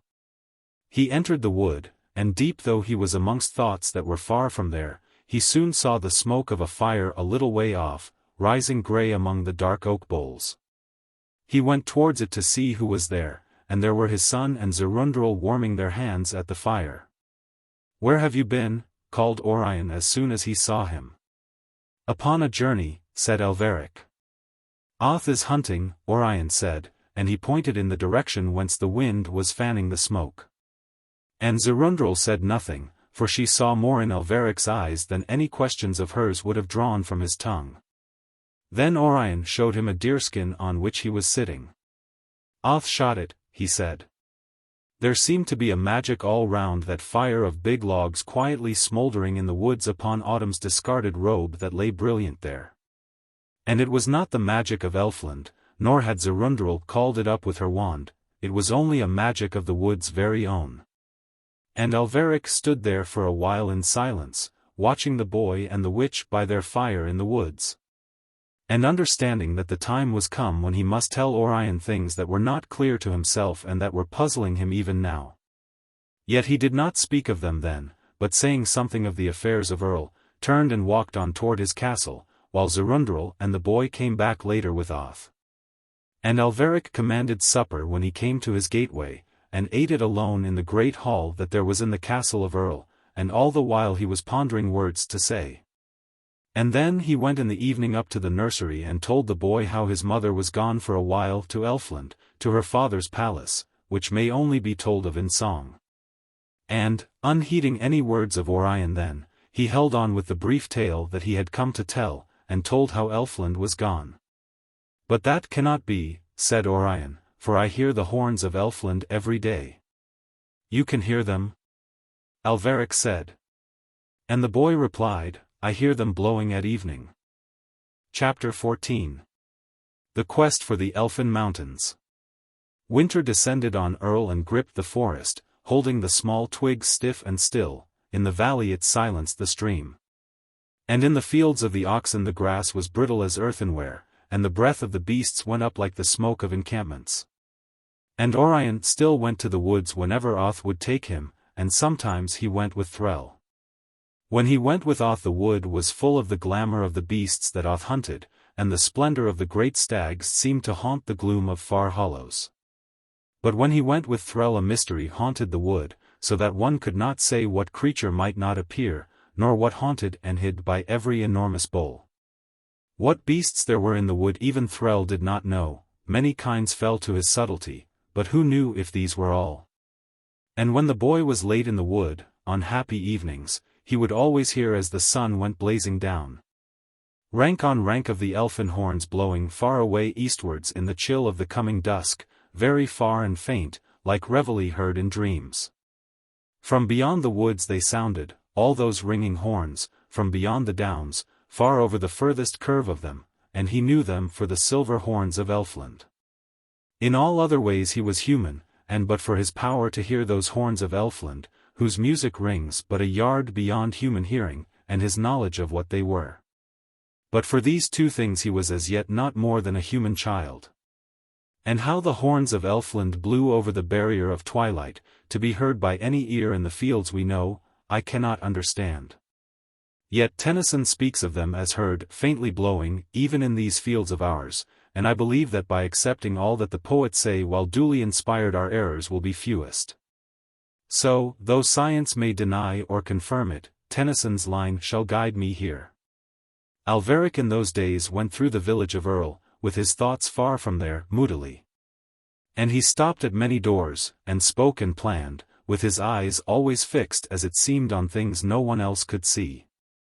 He was brooding on far horizons, and the last, over which was Elfland. And from house to house he gathered a little band of men. It was Alveric's dream to find the frontier further north, to travel on over the fields we know, always searching new horizons, till he came to some place from which Elfland had not ebbed. To this he determined to dedicate his days. When Lirazel was with him amongst the fields we know, his thoughts had ever been to make her more earthly. But now that she was gone the thoughts of his own mind were becoming daily more elvish, and folk began to look sideways at his fantastic mien. Dreaming always of Elfland and of elvish things he gathered horses and provender and made for his little band so huge a store of provisions that those who saw it wondered. Many men he asked to be of that curious band, and few would go with him to haunt horizons, when they heard whither he went. And the first that he found to be of that band was a lad that was crossed in love, and then a young shepherd, well used to lonely spaces. Then one that had heard a curious song that someone sang one evening. It had set his thoughts roving away to impossible lands, and so he was well content to follow his fancies. One huge full moon one summer had shone all a warm night long on a lad as he lay in the hay. And after that he had guessed or seen things that he said the moon showed him, whatever they were none else saw any such things in Erl. He also joined Alveric's band as soon as he asked him. It was many days before Alveric found these four. And more he could not find but a lad that was quite witless, and he took him to tend the horses, for he understood horses well, and they understood him. Though no human man or woman could make him out at all, except his mother, who wept when Alveric had his promise to go. For she said that he was the prop and support of her age, and knew what storms would come and when the swallows would fly. And what colors the flowers would come up from seeds she sowed in her garden, and where the spiders would build their webs. And the ancient fables of flies, she wept and said that there would be more things lost by his going than ever folk guessed in Erl. But Alveric took him away, many go thus. And one morning 6 horses heaped and hung with provisions all round their saddles waited at Alveric's gateway, with the 5 men that were to roam with him as far as the world's edge. He had taken long counsel with Ziroonderel, but she said that no magic of hers had power to charm Elfland or to cross the dread will of its king. He therefore commended Orion to her care, knowing well that though hers was but simple or earthly magic, yet no magic likely to cross the fields we know, nor curse nor rune directed against his boy, would be able to thwart her spell. And for himself he trusted to the fortune that waits at the end of long weary journeys. To Orion he spoke long, not knowing how long that journey might be before he again found Elfland, nor how easily he might return across the frontier of twilight. He asked the boy what he desired of life. "To be a hunter," said he. "What will you hunt while I am over the hills?" said his father. "Stags, like Oth," said Orion. Alveric commended that sport, for he himself loved it. "And some day I will go a long way over the hills and hunt stranger things," said the boy. "What kind of things?" asked Alveric. But the boy did not know. His father suggested different kinds of beasts. "No, stranger than them," said Orion. "Stranger even than bears." "But what will they be?" asked his father. "Magic things," said the boy. But the horses moved restlessly down below in the cold, so that there was no time for more idle talk. And Alveric said farewell to the witch and his son and strode away thinking little of the future, for all was too vague for thought. Alveric mounted his horse over the heaps of provisions, and all the band of 6 men rode away. The villagers stood in the street to see them go. All knew their curious quest. And when all had saluted Alveric and all had called their farewells to the last of the riders, a hum of talk arose. And in the talk was contempt of Alveric's quest, and pity, and ridicule. And sometimes affection spoke and sometimes scorn, yet in the hearts of all there was envy, for their reason mocked the lonely roving of that outlandish adventure, but their hearts would have gone. And away rode Alveric out of the village of Erl with his company of adventurers behind him, a moonstruck man, a madman, a lovesick lad, a shepherd boy and a poet. And Alveric made Vand, the young shepherd, the master of his encampment, for he deemed him to be the sanest amongst his following. But there were disputes at once as they rode, before they came to make any encampment. And Alveric, hearing or feeling the discontent of his men, learned that on such a quest as his it was not the sanest but the maddest that should be given authority. So he named Niamh, the witless lad, the master of his encampment. And Niamh served him well till a day that was far thence, and the moonstruck man stood by Niamh, and all were content to do the bidding of Niamh, and all honored Alveric's quest. And many men in numerous lands do saner things with less harmony. They came to the uplands and rode over the fields, and rode till they came to the furthest hedges of men, and to the houses that they have built at the verge, beyond which even their thoughts refuse to fare. Through this line of houses at the edge of those fields, 4 or 5 in every mile, Alveric went with his queer company. The leatherworker's hut was far to the south.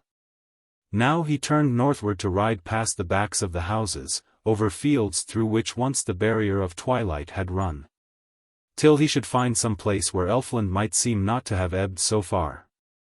He explained this to his men, and the leading spirits, Niamh, and Zend who was moonstruck, applauded at once, and Thyl, the young dreamer of songs, said the scheme was a wise one too. And Vand was carried away by the keen zeal of these 3, and it was all one to Rannoch the lover. And they had not gone far along the backs of the houses when the red sun touched the horizon, and they hastened to make an encampment by what remained of the light of that short winter's day. And Niamh said they would build a palace like those of kings, and the idea fired Zend to work like 3 men, and Thyl helped eagerly. And they set up stakes and stretched blankets upon them and made a wall of brushwood, for they were but just outside the hedgerows. And Vand helped too with rough hurdles and Rannoch toiled on wearily. And when all was finished Niamh said that it was a palace. And Alveric went in and rested, while they lit a fire outside. And Vand cooked a meal for them all, which he did every day for himself upon lonely downs, and none could have cared for the horses better than Niamh. And as the gloaming faded away the cold of winter grew. And by the time that the first star shone there seemed nothing in all the night but bitter cold, yet Alveric's men lay down by their fire in their leathers and furs and slept. All but Rannoch the lover. To Alveric lying on furs in his shelter, watching red embers glowing beyond dark shapes of his men. The quest promised well, he would go far north watching every horizon for any sign of Elfland, he would go by the border of the fields we know. And always be near provisions, and if he got no glimpse of the pale blue mountains he would go on till he found some field from which Elfland had not ebbed, and so come round behind them. And Niamh and Zend and Thyl had all sworn to him that evening that before many days were gone they would surely all find Elfland. Upon this thought he slept. Chapter 15. The Retreat of the Elf King. When Lirazel blew away with the splendid leaves they dropped one by one from their dance in the gleaming air, and ran on over fields for a while. And then gathered by hedgerows and rested. But earth that pulls all things down had no hold on her, for the rune of the King of Elfland had crossed its borders, calling her home. So she rode carelessly the great northwest wind, looking down idly on the fields we know, as she swept over them homewards. No grip had earth on her any longer at all. For with her weight, which is where earth holds us, were gone all her earthly cares. She saw without grief old fields wherein she and Alveric walked once, they drifted by. She saw the houses of men, these also passed, and deep and dense and heavy with color, she saw the border of Elfland. A last cry earth called to her with many voices, a child shouting, rooks cawing, the dull lowing of cows, a slow cart heaving home. Then she was into the dense barrier of twilight, and all earth's sounds dimmed suddenly, she was through it and they ceased.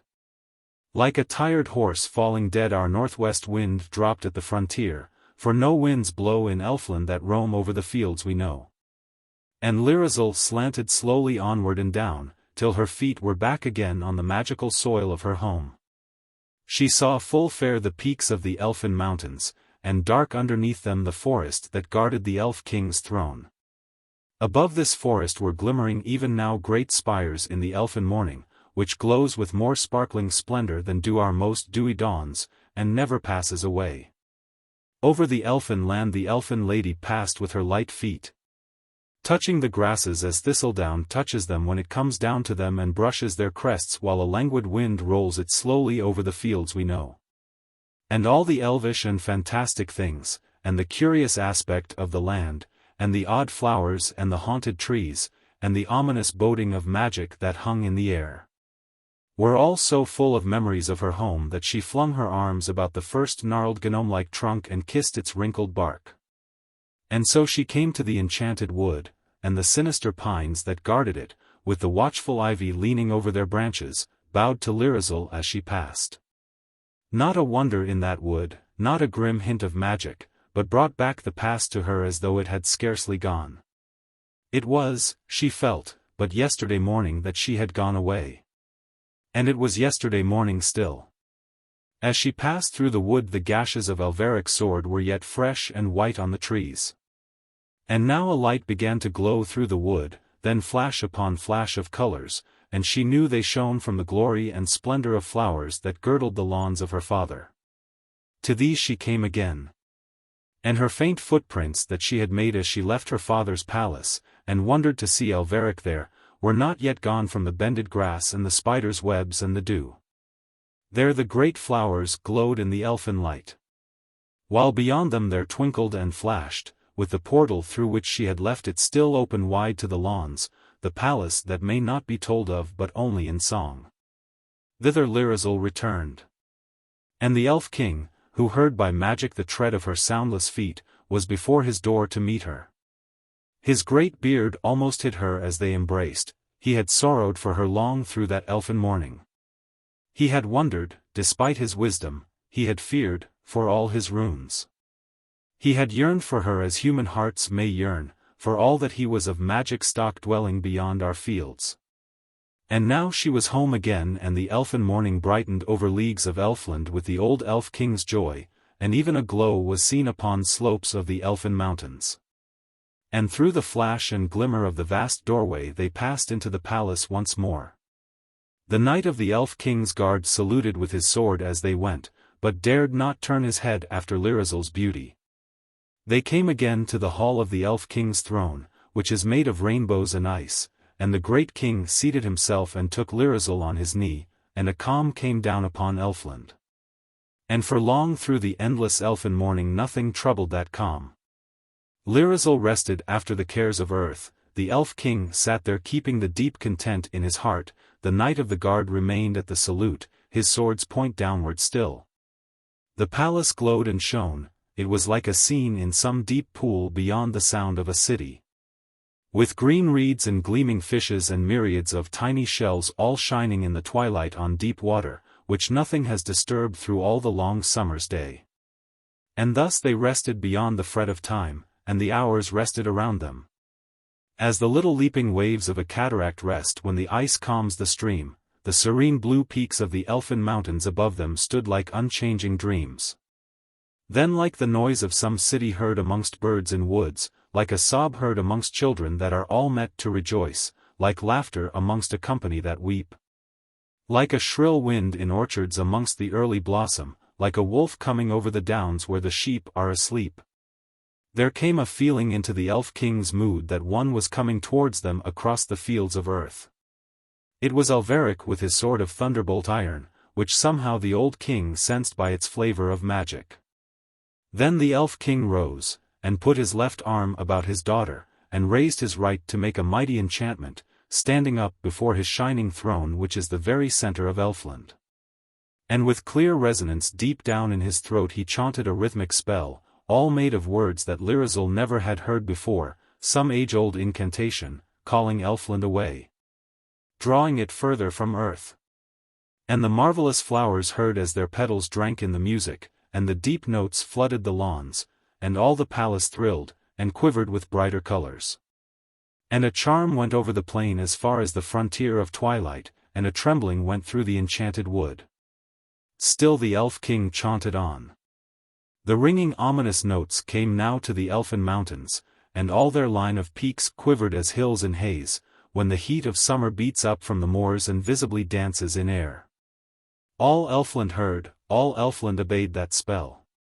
And now the king and his daughter drifted away, as the smoke of the nomads drifts over Sahara away from their camel's hair tents, as dreams drift away at dawn, as clouds over the sunset. And like the wind with the smoke, night with the dreams, warmth with the sunset, all Elfland drifted with them. All Elfland drifted with them and left the desolate plain, the dreary deserted region, the unenchanted land. So swiftly that spell was uttered, so suddenly Elfland obeyed, that many a little song, old memory, garden or may tree of remembered years, was swept but a little way by the drift and heave of Elfland, swaying too slowly eastwards till the elfin lawns were gone, and the barrier of twilight heaved over them and left them among the rocks. And whither Elfland went I cannot say. Nor even whether it followed the curve of the earth or drifted beyond our rocks out into twilight.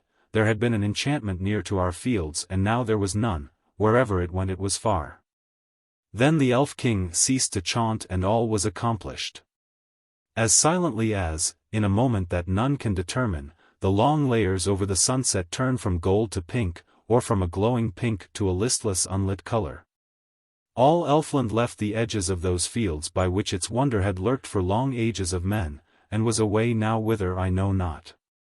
And the elf king seated himself again on his throne of mist and ice, in which charmed rainbows were, and took Lirazel his daughter again on his knee.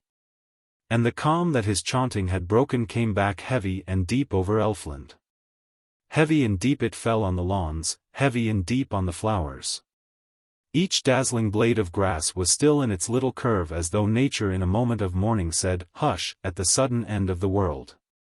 And the flowers dreamed on in their beauty, immune from autumn or wind. Far over the moors of the trolls slept the calm of the King of Elfland, where the smoke from their queer habitations hung stilled in the air. And in a forest wherein it quieted the trembling of myriads of petals on roses, it stilled the pools where the great lilies towered, till they and their reflections slept on in one gorgeous dream.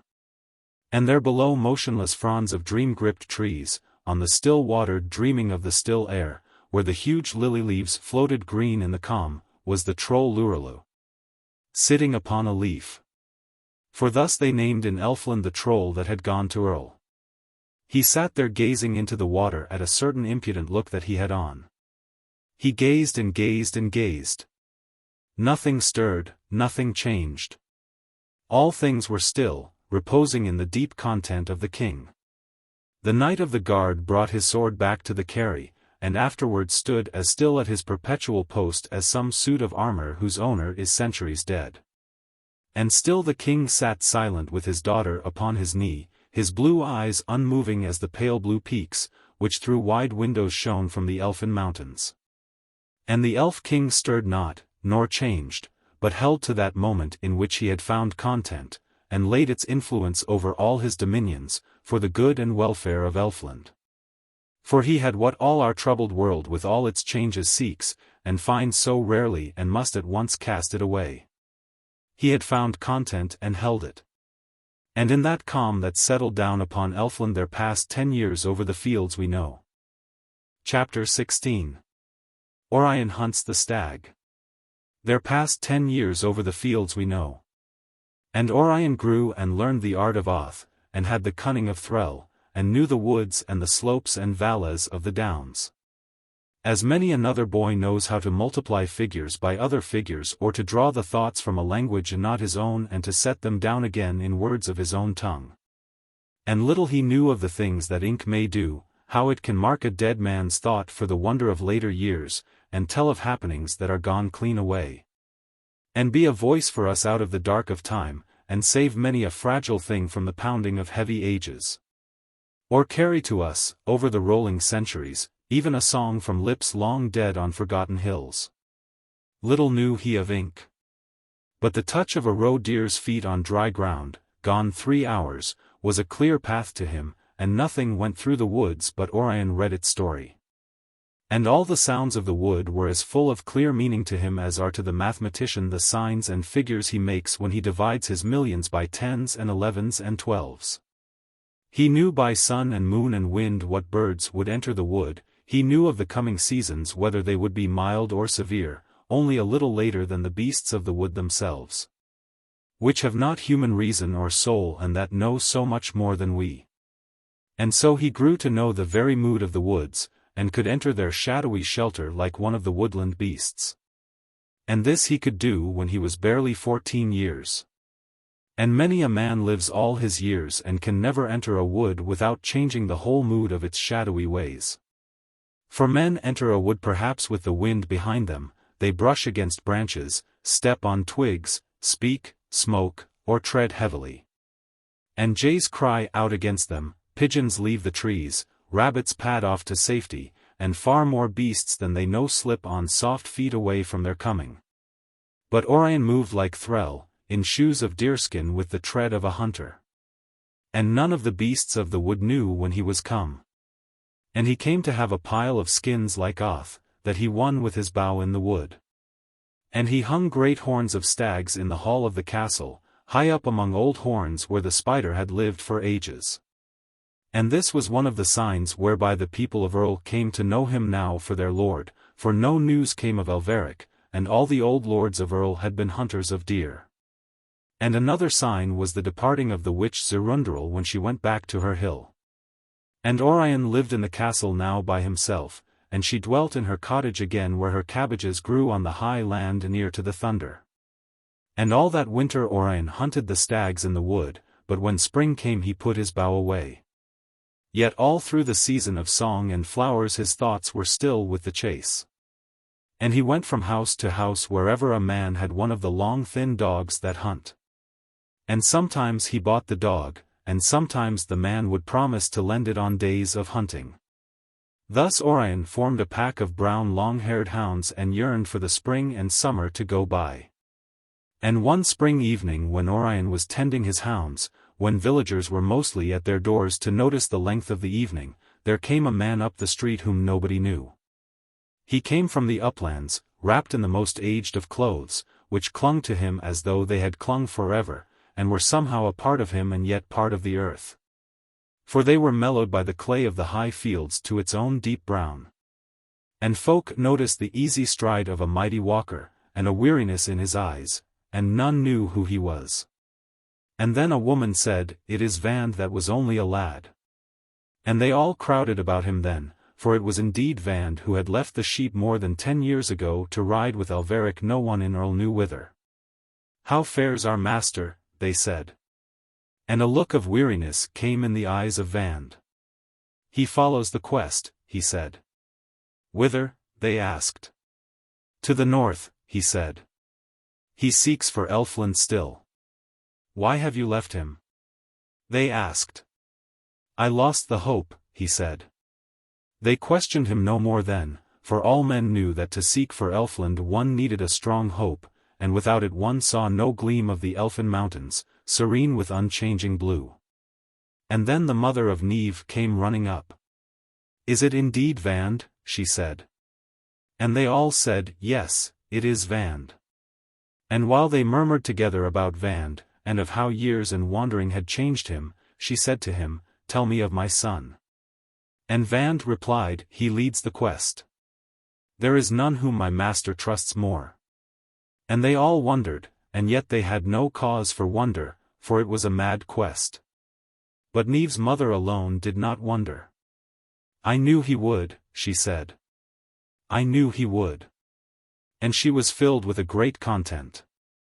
There are events and seasons to suit the mood of every man, though few indeed could have suited the crazed mood of Neve, yet there came Alveric's quest of Elfland, and so Neve found his work. And talking in the late evening with Vand, the folk of Erl heard tales of many camps, many marches, a tale of profitless wandering where Alveric haunted horizons year after year like a ghost. And sometimes out of Vand's sadness that had come from those profitless years a smile would shine as he told of some foolish happening that had taken place in the camp. But all was told by one that had lost hope in the quest.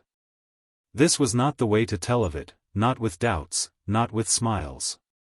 For such a quest may only be told of by those who are fired by its glory. From the mad brain of Neve or the moonstruck wits of Zend we might have news of that quest which could light our minds with some gleam of its meaning. But never from the story, be it made out of facts or scoffs, told by one whom the quest itself was able to lure no longer. The stars stole out and still Vand was telling his stories, and one by one the people went back to their houses, caring to hear no more of the hopeless quest. Had the tale been told by one who clung yet to the faith that still was leading Alveric's wanderers on, the stars would have weakened before those folk left the teller. The sky would have brightened so widely before they left him that one would have said at last, "Why? It is morning." Not till then would they have gone.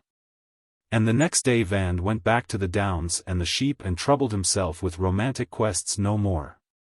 And during that spring men spoke of Alveric again, wondering a while at his quest, speaking a while of Lirazel, and guessing where she had gone, and guessing why. And where they could not guess telling some tale to explain all, which went from mouth to mouth till they came to believe it. And spring went by and they forgot Alveric and obeyed the will of Orion. And then one day as Orion was waiting for the summer to go by, with his heart on frosty days and his dreams with his hounds on the uplands, Rannoch the lover came over the downs by the path by which Vand had come, and walked down into Erl. Rannoch with his heart free at last, with all his melancholy gone, Rannoch without woe, careless, carefree, content, looking only for rest after his long wandering, sighing no more. And nothing but this would have made Viria care to have him, the girl he had sought once. So the end of this was that she married him, and he too went roaming no more on fantastic quests. And though some looked to the uplands through many an evening, till the long days wore away and a strange wind touched the leaves, and some peered over the further curves of the downs, yet they saw none more of the followers of Alveric's quest coming back by the path that Vand and Rannoch had trod. And by the time that the leaves were a wonder of scarlet and gold men spoke no more of Alveric but obeyed Orion his son. And in this season Orion arose one day before dawn and took his horn and his bow and went to his hounds, who wondered to hear his step before light was come. They heard it all in their sleep and awoke and clamored to him. And he loosed them and calmed them and led them away to the downs. And to the lonely magnificence of the downs they came when the stags are feeding on dewy grasses, before men are awake. All in the wild wet morning they ran over the gleaming slopes, Orion and his hounds, all rejoicing together. And the scent of the thyme came heavy with the air that Orion breathed, as he trod its wide patches blooming late in the year. To the hounds there came all the wandering scents of the morning. And what wild creatures had met on the hill in the dark and what had crossed it going upon their journeys, and whither all had gone when the day grew bright, bringing the threat of man. Orion guessed and wondered. But to the hounds all was clear. And some of the scents they noted with careful noses, and some they scorned, and for one they sought in vain, for the great red deer were not on the downs that morning. And Orion led them far from the vale of Erl but saw no stag that day, and never a wind brought the scent that the anxious hounds were seeking, nor could they find it hidden in any grass or leaves. And evening came on him bringing his hounds home, calling on stragglers with his horn, while the sun turned huge and scarlet. And fainter than echoes of his horn, and far beyond downs and mist, but clear each silver note, he heard the elfin horns that called to him always at evening. With the great comradeship of a common weariness he and his hounds came home dark in the starlight. The windows of Erl at last flashed to them the glow of their welcome. Hounds came to their kennels and ate, and lay down to contented sleep. Orion went to his castle. He too ate, and afterward sat thinking of the downs and his hounds and the day, his mind lulled by fatigue to that point at which it rests beyond care. And many a day passed thus. And then one dewy morning, coming over a ridge of the downs, they saw a stag below them feeding late when all the rest were gone. The hounds all broke into one joyous cry, the heavy stag moved nimbly over the grass, Orion shot an arrow and missed, all these things happened in a moment.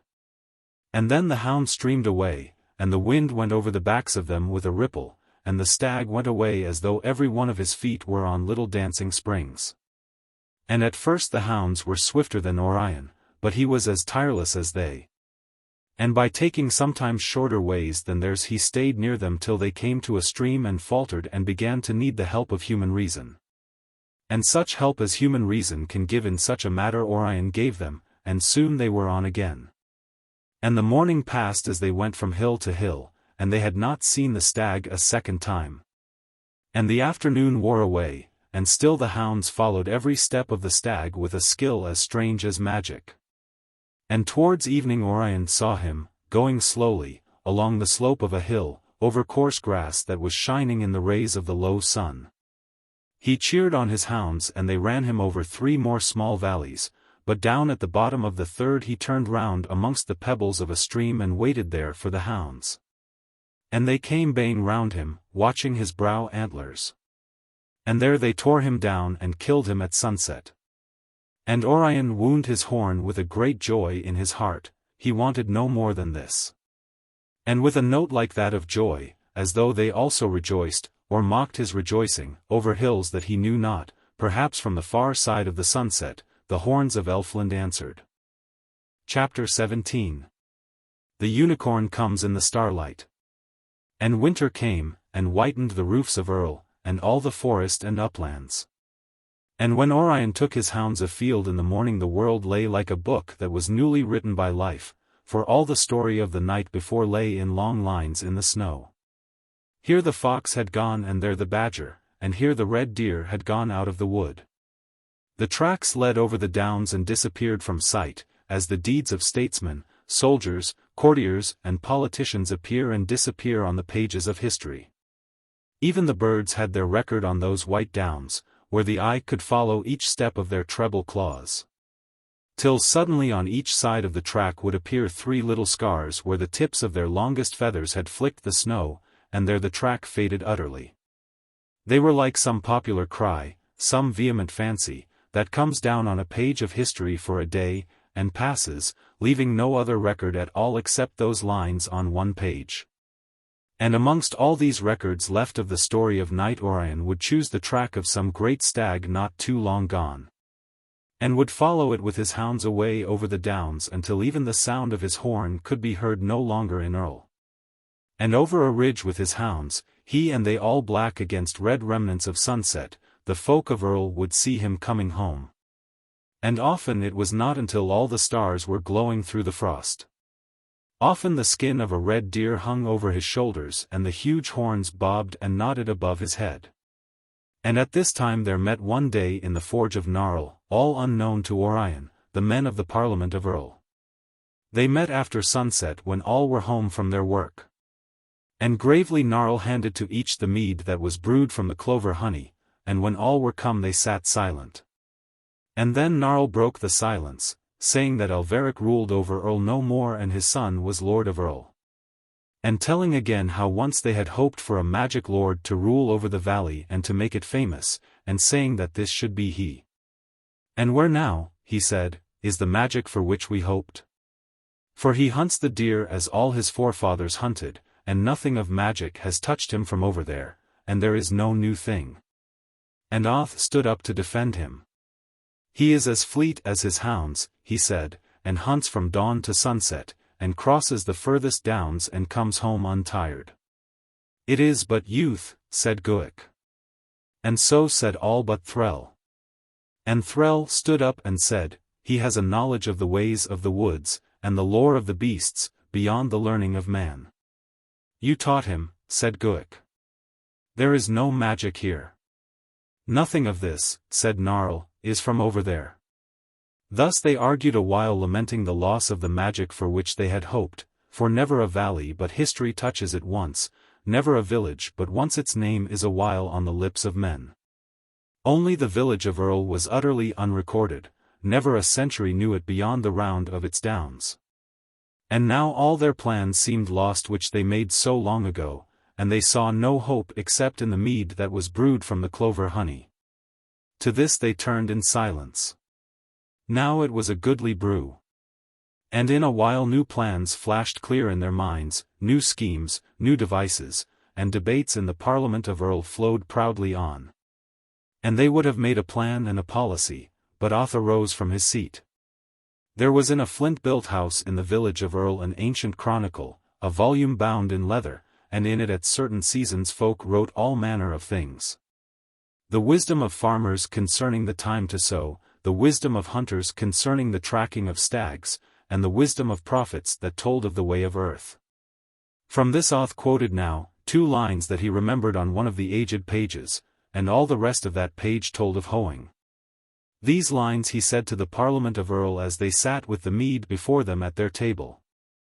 Hooded, and veiled with their night-like tresses. The fates shall bring what no prophet guesses. And then they planned no more, for either their minds were calmed by a certain awe that they seemed to find in the lines, or it may be the mead was stronger than anything written in books. However it be, they sat silent over their mead. And in early starlight, while the west still glowed, they passed away from Gnarl's house back to their own homes, grumbling as they went that they had no magic lord to rule over Erl. And yearning for magic, to save from oblivion the village and valley they loved. They parted one by one as they came to their houses.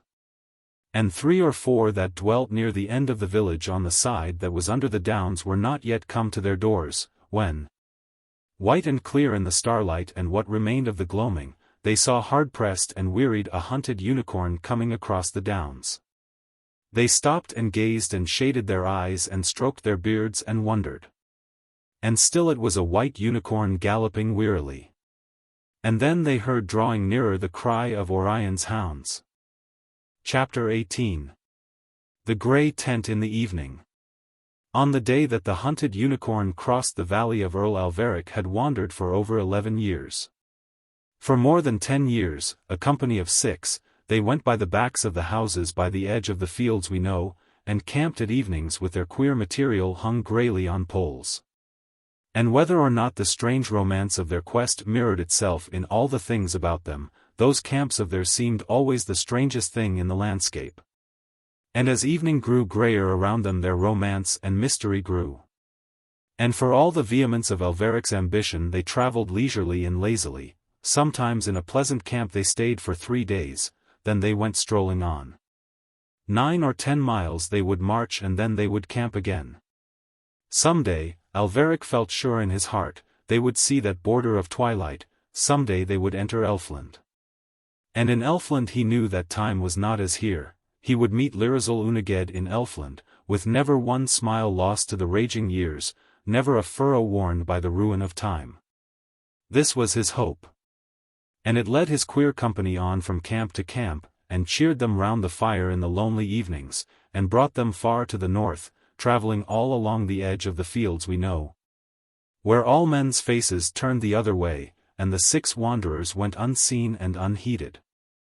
Only the mind of Vand hung back from their hope, and more every year his reason denied the lure that was leading the rest.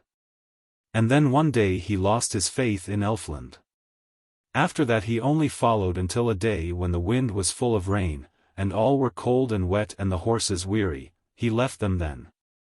And Rannoch followed because he had no hope in his heart and wished to wander from sorrow.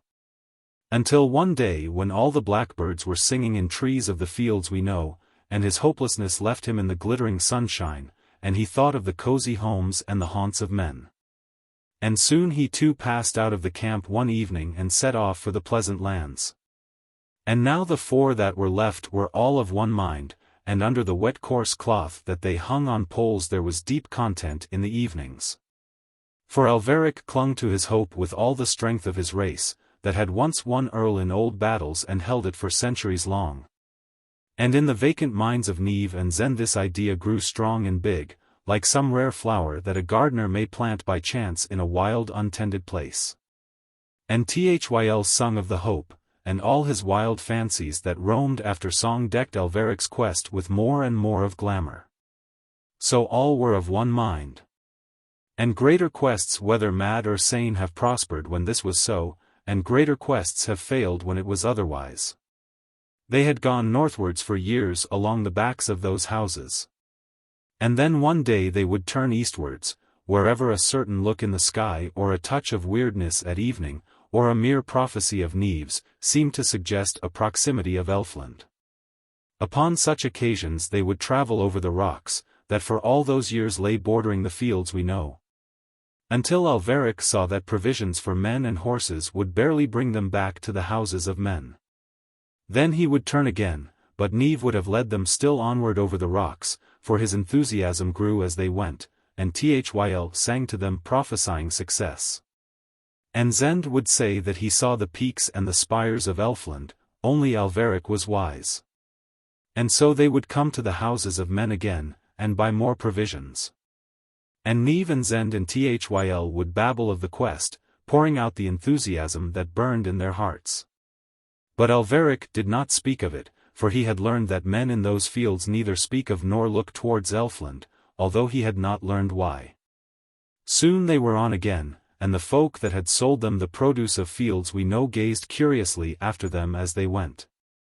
As though they thought that from madness alone or from dreams inspired by the moon came all the talk they had heard from Niamh and Zend and Tyl. Thus they always travelled on, always seeking new points from which to discover Elfland. And on the left of them blew scents from the fields we know, the scent of lilac from cottage gardens in May, and then the scent of the whitethorn and then of roses. Till all the air was heavy with new-mown hay.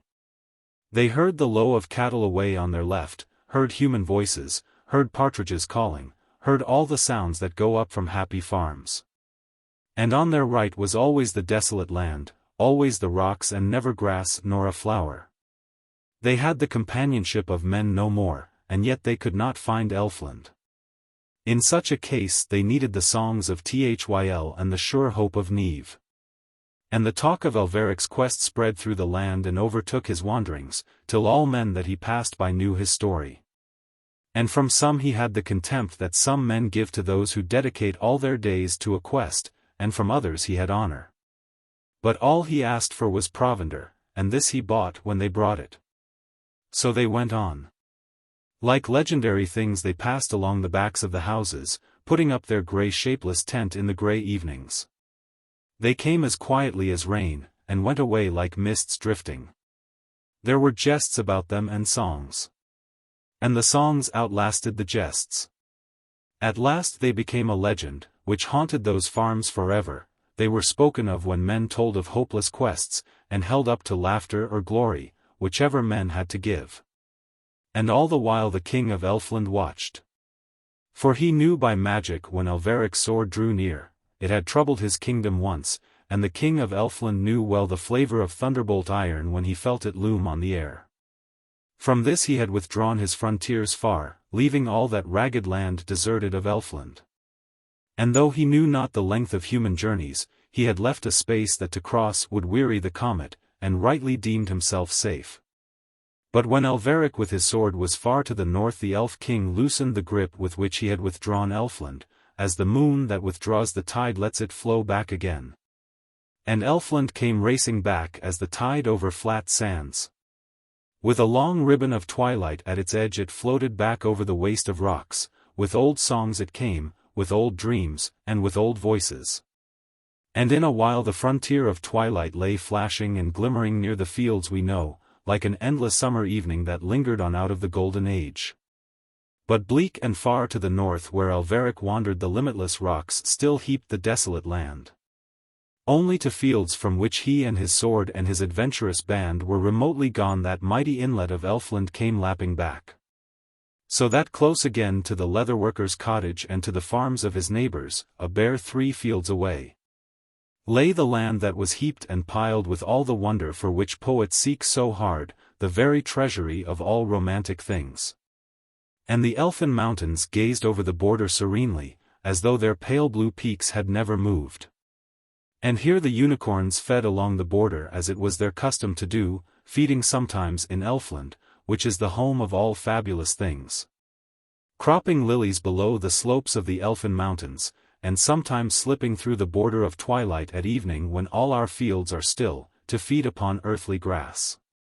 It is because of this craving for earthly grass that comes on them now and then, as the red deer in Highland mountains crave once a year for the sea, that, fabulous though they are on account of their birth in Elfland, their existence is nevertheless known among men. The fox, which is born in our fields, also crosses the frontier, going into the border of twilight at certain seasons. It is thence that he gets the romance with which he comes back to our fields. He also is fabulous, but only in Elfland, as the unicorns are fabulous here. And seldom the folk on those farms saw the unicorns, even dim in the gloaming, for their faces were turned forever away from Elfland. The wonder, the beauty, the glamour, the story of Elfland were for minds that had leisure to care for such things as these. But the crops needed these men, and the beasts that were not fabulous, and the thatch, and the hedges and 1,000 things. Barely at the end of each year they won their fight against winter. They knew well that if they let a thought of theirs turn but for a moment towards Elfland, its glory would grip them soon and take all their leisure away, and there would be no time left to mend thatch or hedge or to plough the fields we know. But Orion, lured by the sound of the horns that blew from Elfland at evening, and that some elvish attuning of his ears to magical things caused him alone in all those fields to hear, came with his hounds to a field across which ran the frontier of twilight, and found the unicorns there late on an evening. And, slipping along a hedge of the little field with his hounds padding behind him, he came between a unicorn and the frontier and cut it off from Elfland. This was the unicorn that with flashing neck, covered with flecks of foam that shone silvery in the starlight, panting, harried and weary, came across the valley of Erl, like an inspiration. Like a new dynasty to a custom-weary land, like news of a happier continent found far off by suddenly returned seafaring men. Chapter 19. 12 Old Men Without Magic. Now few things pass by a village and leave no talk behind them. Nor did this unicorn. For the 3 that saw it going by in the starlight immediately told their families, and many of these ran from their houses to tell the good news to others. For all strange news was accounted good in Erl, because of the talk that it made. And talk was held to be needful when work was over to pass the evenings away. So they talked long of the unicorn. And, after a day or two, in the Forge of Gnarl the Parliament of Erl was met again, seated by mugs of mead, discussing the unicorn. And some rejoiced and said that Orion was magic, because unicorns were of magic stock and came from beyond our fields. Therefore, said one, he has been to lands of which it does not become us to speak, and is magic, as all things are which dwell over there. And some agreed and held that their plans had come to fruition. But others said that the beast went by in the starlight, if beast it were, and who could say it was a unicorn? And one said that in the starlight it was hard to see it at all, and another said unicorns were hard to recognize. And then they began to discuss the size and shape of these beasts, and all the known legends that told of them, and came no nearer to agreeing together whether or not their lord had hunted a unicorn. Till at last Gnarl, seeing that they would not thus come by the truth, and deeming it necessary that the fact should be established one way or the other forever, rose up and told them that the time had come for the vote. So by a method they had of casting shells of various colors into a horn that was passed from man to man, they voted about the unicorn as Gnarl had commanded. And a hush fell, and Gnarl counted. And it was seen to have been established by vote that there had been no unicorn. Sorrowfully then that Parliament of Erl saw that their plans to have a magic lord had failed. They were all old men, and the hope that they had had for so long being gone, they turned less easily to newer plans than they had to the plan that they made so long ago. What should they do now, they said? How come by magic? What could they do that the world should remember Earl? 12 old men without magic. They sat there over their mead, and it could not lighten their sadness. But Orion was away with his hounds anear that great inlet of Elfland, where it lay as it were at high tide, touching the very grass of the fields we know. He went there at evening when the horns blew clear to guide him, and waited there all quiet at the edge of those fields for the unicorns to steal across the border. For he hunted stags no more. And as he went over those fields in the late afternoon, folk working on the farms would greet him cheerily.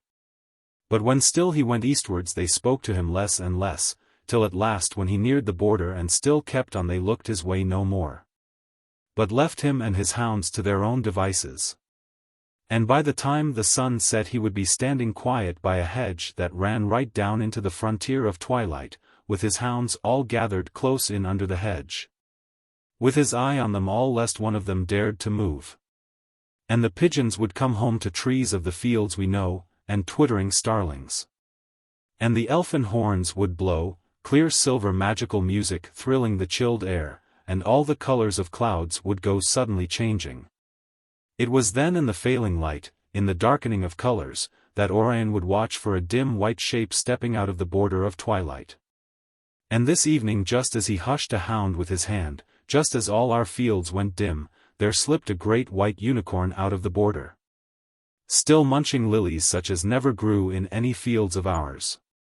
He came, a whiteness on perfectly silent feet, 4 or 5 yards into the fields we know, and stood there still as moonlight, and listened and listened and listened. Orion never moved, and he kept his hounds silent by some power he had or by some wisdom of theirs. And in 5 minutes the unicorn made a step or two forward, and began to crop the long sweet earthly grasses. And as soon as he moved there came others through the deep blue border of twilight, and all at once there were 5 of them feeding there. And still Orion stood with his hounds and waited. Little by little the unicorns moved further away from the border, lured further and further into the fields we know by the deep rich earthly grasses, on which all 5 of them browsed in the silent evening. If a dog barked, even if a late cock crew, up went all their ears at once, and they stood watchful, not trusting anything in the fields of men, or venturing into them far. But at last the one that had come first through the twilight got so far from his magical home that Orion was able to run between him and the frontier, and his hounds came behind him. And then had Orion been toying with the chase, then had he hunted but for an idle whim, and not for that deep love of the huntsman's craft that only huntsmen know. Then had he lost everything, for his hounds would have chased the nearest unicorns, and they would have been in a moment across the frontier and lost. And if the hounds had followed they would have been lost too, and all that day's work would have gone for nothing. But Orion led his hounds to chase the furthest, watching all the while to see if any hound would try to pursue the others, and only one began to, but Orion's whip was ready. And so he cut his quarry off from its home, and his hounds for the second time were in full cry after a unicorn. As soon as the unicorn heard the feet of the hounds, and saw with one flash of his eye that he could not get to his enchanted home, he shot forward with a sudden spring of his limbs and went like an arrow over the fields we know. When he came to hedges he did not seem to gather his limbs to leap but seemed to glide over them with motionless muscles, galloping again when he touched the grass once more. In that first rush the hounds drew far ahead of Orion, and this enabled him to head the unicorn off whenever it tried to turn to the magical land, and at such turnings he came near his hounds again. And the third time that Orion turned the unicorn it galloped straight away, and so continued over the fields of men. The cry of the hounds went through the calm of the evening like a long ripple across a sleeping lake following the unseen way of some strange diver. In that straight gallop the unicorn gained so much on the hounds that soon Orion only saw him far off, a white spot moving along a slope in the gloaming. Then it reached the top of a valley and passed from view. But that strong queer scent that led the hounds like a song remained clear on the grass, and they never checked or faltered except for a moment at streams. Even there their ranging noses picked up the magical scent before Orion came up to give them his aid. And as the hunt went on the daylight faded away, till the sky was all prepared for the coming of stars. And 1 or 2 stars appeared, and a mist came up from streams and spread all white over fields, till they could not have seen the unicorn if he had been close before them. The very trees seemed sleeping. They passed by little houses, lonely, sheltered by elms, shut off by high hedges of yew from those that roamed the fields. Houses that Orion had never seen or known till the chance course of this unicorn brought him suddenly past their doors. Dogs barked as they passed, and continued barking long, for that magical scent on the air and the rush and the voice of the pack told them something strange was afoot. And at first they barked because they would have shared in what was afoot, and afterwards to warn their masters about the strangeness. They barked long through the evening. And once, as they passed a little house in a cluster of old thorns, a door suddenly opened, and a woman stood gazing to see them go by. She could have seen no more than grey shapes. But Orion in the moment as he passed saw all the glow of the house, and the yellow light streaming out into the cold. The merry warmth cheered him, and he would have rested a while in that little oasis of man in the lonely fields, but the hounds went on and he followed. And those in the houses heard their cry go past like the sound of a trumpet whose echoes go fading away amongst the furthest hills. A fox heard them coming, and stood quite still and listened. At first he was puzzled. Then he caught the scent of the unicorn, and all was clear to him, for he knew by the magic flavor that it was something coming from Elfland. But when sheep caught the scent they were terrified, and ran all huddled together until they could run no more. Cattle leaped up from their sleep, gazed dreamily, and wondered. But the unicorn went through them and away, as some rose-scented breeze that has strayed from valley gardens into the streets of a city slips through the noisy traffic and is gone.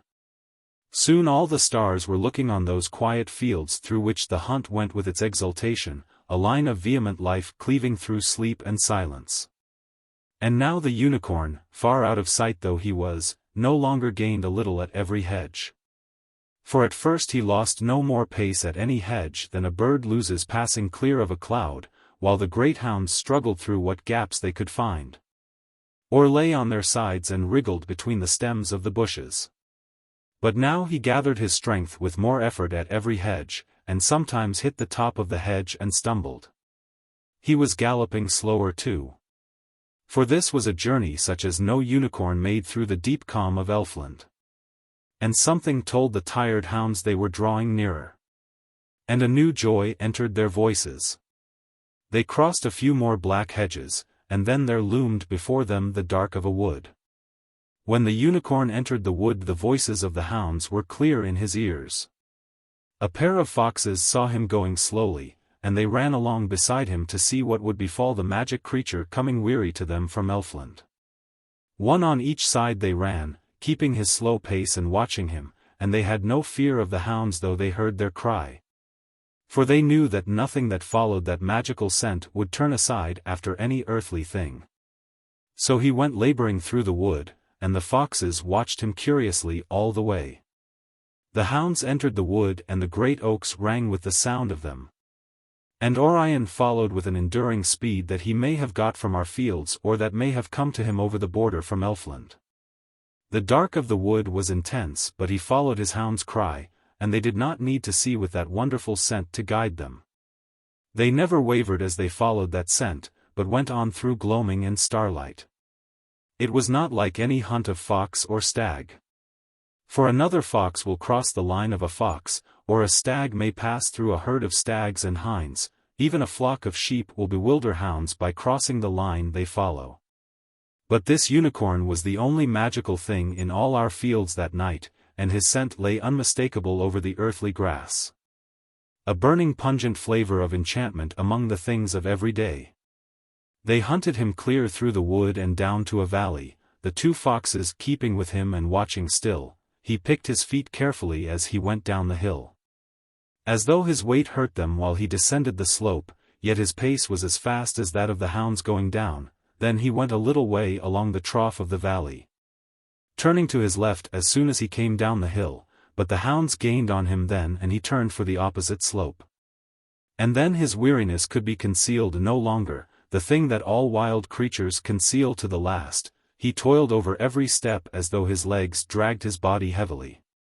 Orion saw him from the opposite slope. And when the unicorn got to the top, the hounds were close behind him, so that he suddenly whipped round his great single horn and stood before them threatening. Then the hounds bayed about him, but the horn waved and bowed with such swift grace that no hound got a grip. They knew death when they saw it, and eager though they were to fasten upon him, they leaped back from that flashing horn. Then Orion came up with his bow, but he would not shoot, perhaps because it was hard to put an arrow safely past his pack of hounds, perhaps because of a feeling such as we have today, and which is no new thing among us, that it was unfair to the unicorn. Instead he drew an old sword that he was wearing, and advanced through his hounds and engaged that deadly horn. And the unicorn arched his neck, and the horn flashed at Orion. And, weary though the unicorn was, yet a mighty force remained in that muscular neck to drive the blow that he aimed, and Orion barely parried. He thrust at the unicorn's throat, but the great horn tossed the sword aside from its aim and again lunged at Orion. Again he parried with the whole weight of his arm, and had but an inch to spare. He thrust again at the throat, and the unicorn parried the sword thrust almost contemptuously. Again and again the unicorn aimed fair at Orion's heart.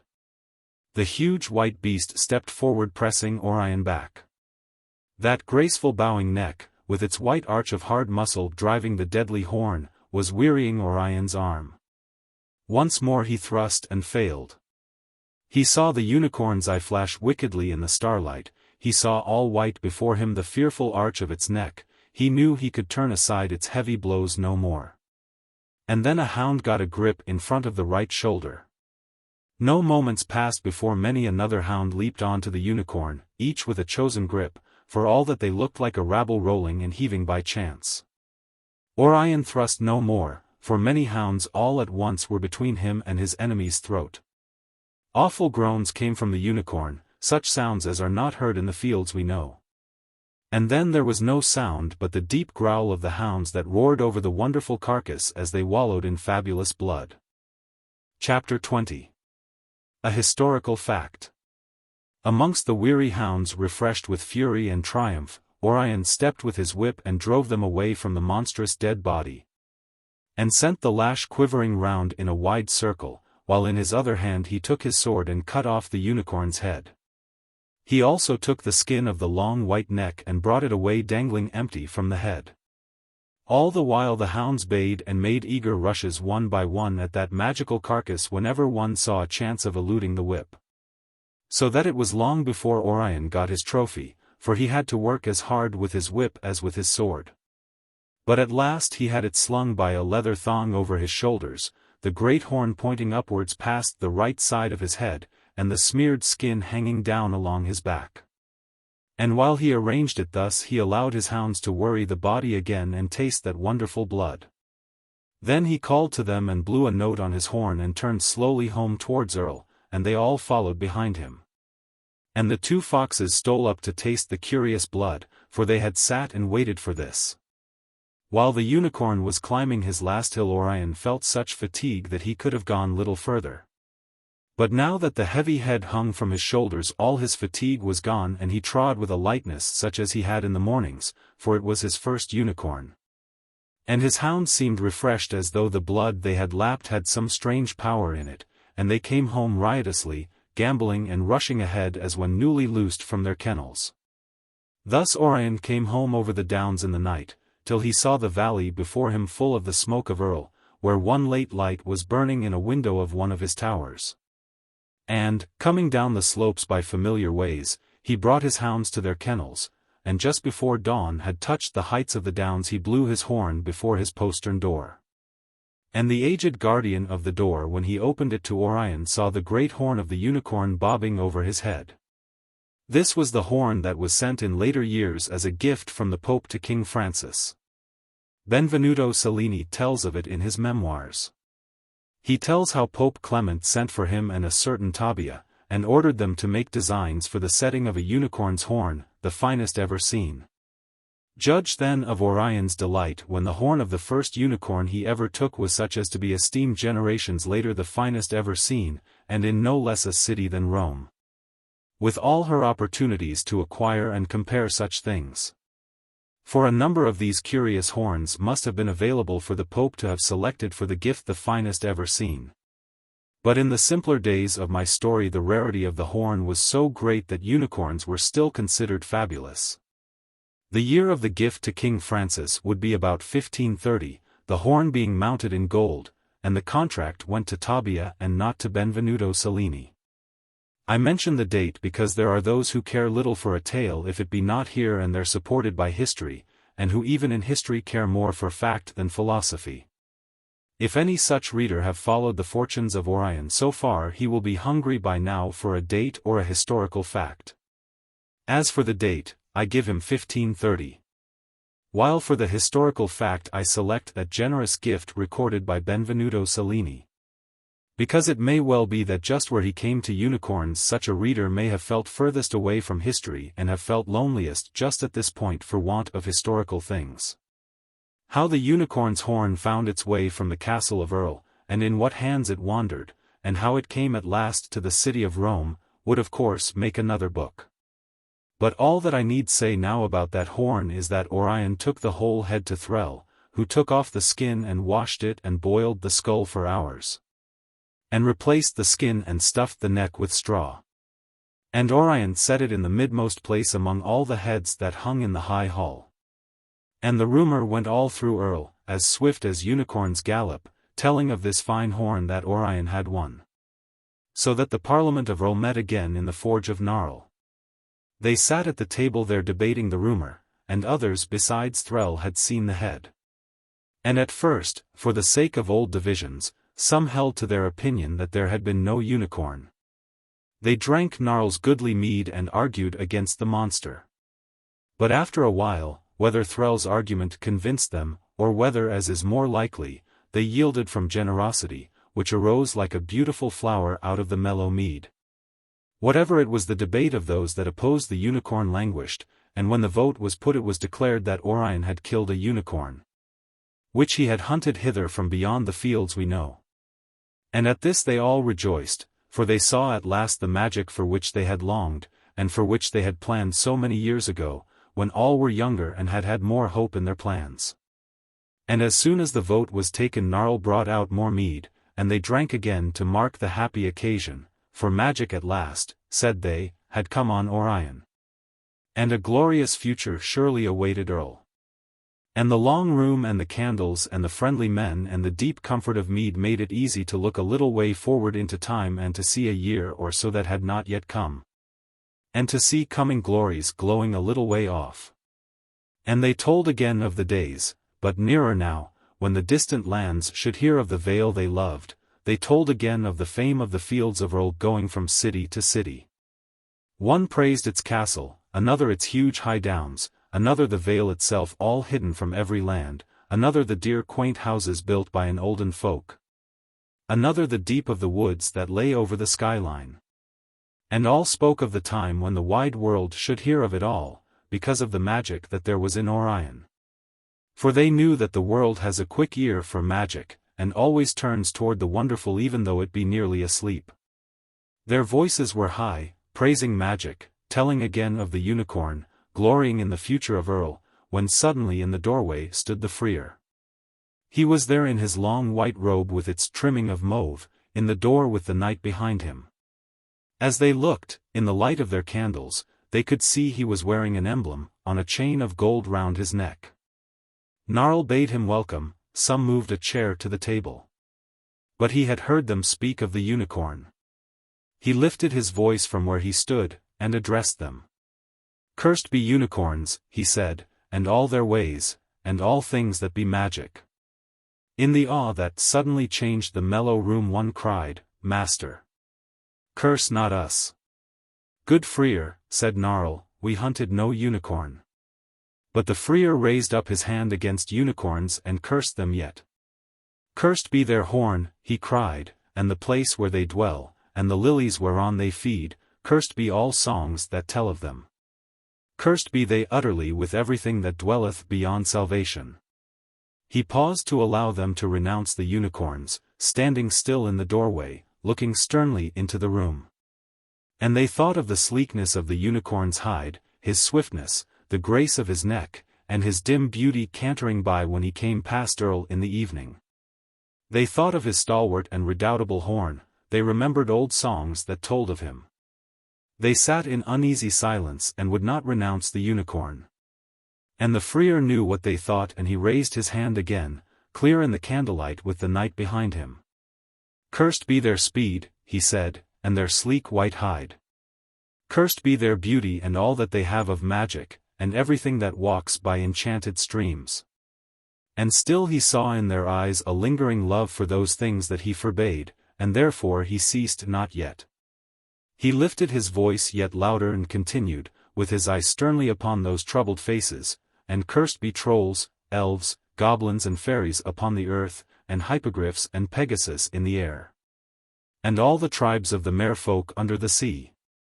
Our holy rites forbid them. And cursed be all doubts, all singular dreams, all fancies. And from magic may all true folk be turned away. Amen. He turned round suddenly and was into the night. A wind loitered about the door, then flapped it to. And the large room in the Forge of Gnarl was as it had been but a few moments before, yet the mellow mood of it seemed dulled and dim.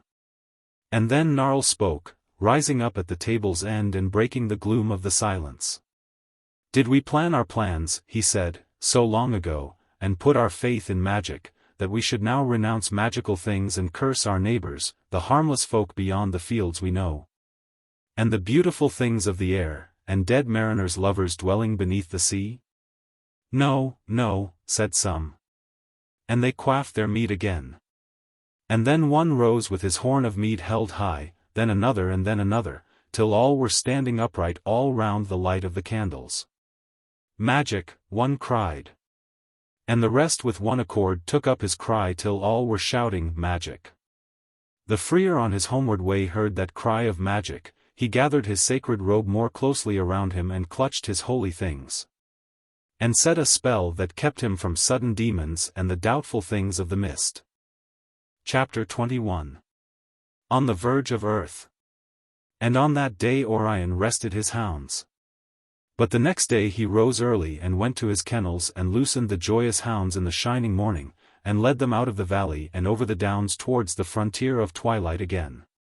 And he took his bow with him no more, but only his sword and his whip. For he had come to love the joy of his 15 hounds when they hunted the one-horned monster, and felt that he shared the joy of every hound. While to shoot one with an arrow would be but a single joy. All day he went over the fields, greeting some farmer here and there, or worker in the field, and gaining greetings in return, and good wishes for sport. But when evening came and he was near the frontier, fewer and fewer greeted him as he passed, for he was manifestly traveling where none went, whence even their thoughts held back. So he went lonely, yet cheered by his eager thoughts, and happy in the comradeship of his hounds, and both his thoughts and his hounds were all for the chase. And so he came to the barrier of twilight again, where the hedges ran down to it from the fields of men and turned strange and dim in a glow that is not of our earth and disappeared in the twilight. He stood with his hounds close in against one of these hedges just where it touched the barrier. The light just there on the hedge, if like anything of our earth, was like the misty dimness that flashes upon a hedge, seen only across one field. When touched by the rainbow, in the sky the rainbow is clear, but close across one wide field the rainbow's end scarcely shows, yet a heavenly strangeness has touched and altered the hedge. In some such light as that glowed the last of the hawthorns that grew in the fields of men. And just beyond it, like a liquid opal, all full of wandering lights, lay the barrier through which no man can see, and no sound come but the sound of the elfin horns. And only that to the ears of very few. The horns were blowing now, piercing that barrier of dim light and silence with the magical resonance of their silver note, that seemed to beat past all things intervening to come to Orion's ear. As the sunlight beats through ether to illumine the valleys of the moon. The horns died down, and nothing whispered from Elfland, and all the sounds thenceforth were the sounds of an earthly evening. Even these grew few, and still no unicorns came. A dog barked far away, a cart, the sole sound on an empty road, went homeward wearily, someone spoke in a lane, and then left the silence unbroken. For words seemed to offend the hush that was over all our fields. And in the hush Orion gazed at the frontier, watching for the unicorns that never came, expecting each moment to see one step through the twilight. But he had done unwisely in coming to the same spot at which he had found the 5 unicorns only 2 days before. For of all creatures the unicorns are the wariest, guarding their beauty from the eye of man with never-ceasing watchfulness. Dwelling all day beyond the fields we know, and only entering them rarely at evening, when all is still, and with the utmost vigilance, and venturing even then scarcely beyond the edges. To come on such animals twice at the same spot within 2 days with hounds, after hunting and killing one of them, was more unlikely than Orion thought. But his heart was full of the triumph of his hunt, and the scene of it lured him back to it in the way that such scenes have. And now he gazed at the frontier, waiting for one of these great creatures to come proudly through, a great tangible shape out of the dim opalescence. And no unicorn came. And standing gazing there so long, that curious boundary began to lure him till his thoughts went roaming with its wandering lights and he desired the peaks of Elfland. And well they knew that lure who dwelt on those farms lying all along the edge of the fields we know. And wisely kept their eyes turned ever away from that wonder that lay with its marvel of colors so near to the backs of their houses. For there was a beauty in it such as is not in all our fields. And it is told those farmers in youth how, if they gaze upon those wandering lights, there will remain no joy for them in the goodly fields, the fine, brown furrows or the waves of wheat. Or in any things of ours. But their hearts will be far from here with elfin things, yearning always for unknown mountains and for folk not blessed by the freer. And standing now, while our earthly evening waned, upon the very edge of that magical twilight, the things of earth rushed swiftly from his remembrance. And suddenly all his care was for elfin things. Of all the folk that trod the paths of men he remembered only his mother, and suddenly knew, as though the twilight had told him, that she was enchanted and he of a magical line. And none had told him this, but he knew it now. For years he had wandered through many an evening and guessed where his mother was gone, he had guessed in lonely silence.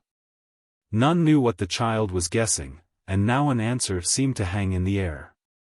It seemed as though she were only a little way off across the enchanted twilight that divided those farms from Elfland. He moved 3 steps and came to the frontier itself. His foot was the furthest that stood in the fields we know, against his face the frontier lay like a mist, in which all the colors of pearls were dancing gravely.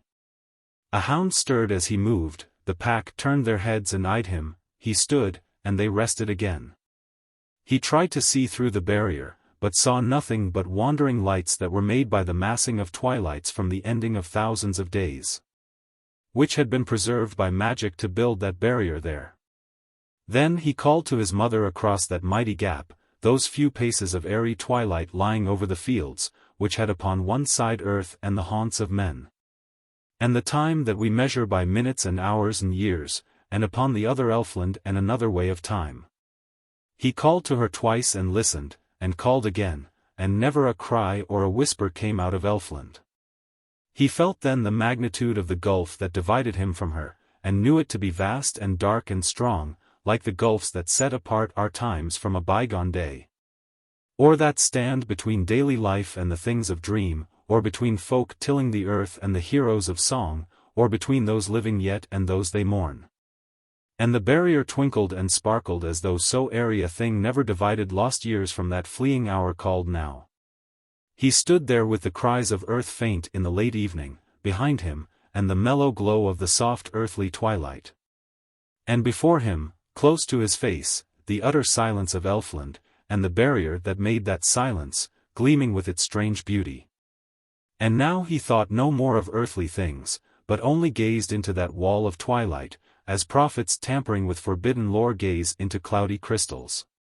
And to all that was elvish in Orion's blood, to all that he had of magic from his mother, the little lights of the twilight-builded boundary lured and tempted and beckoned.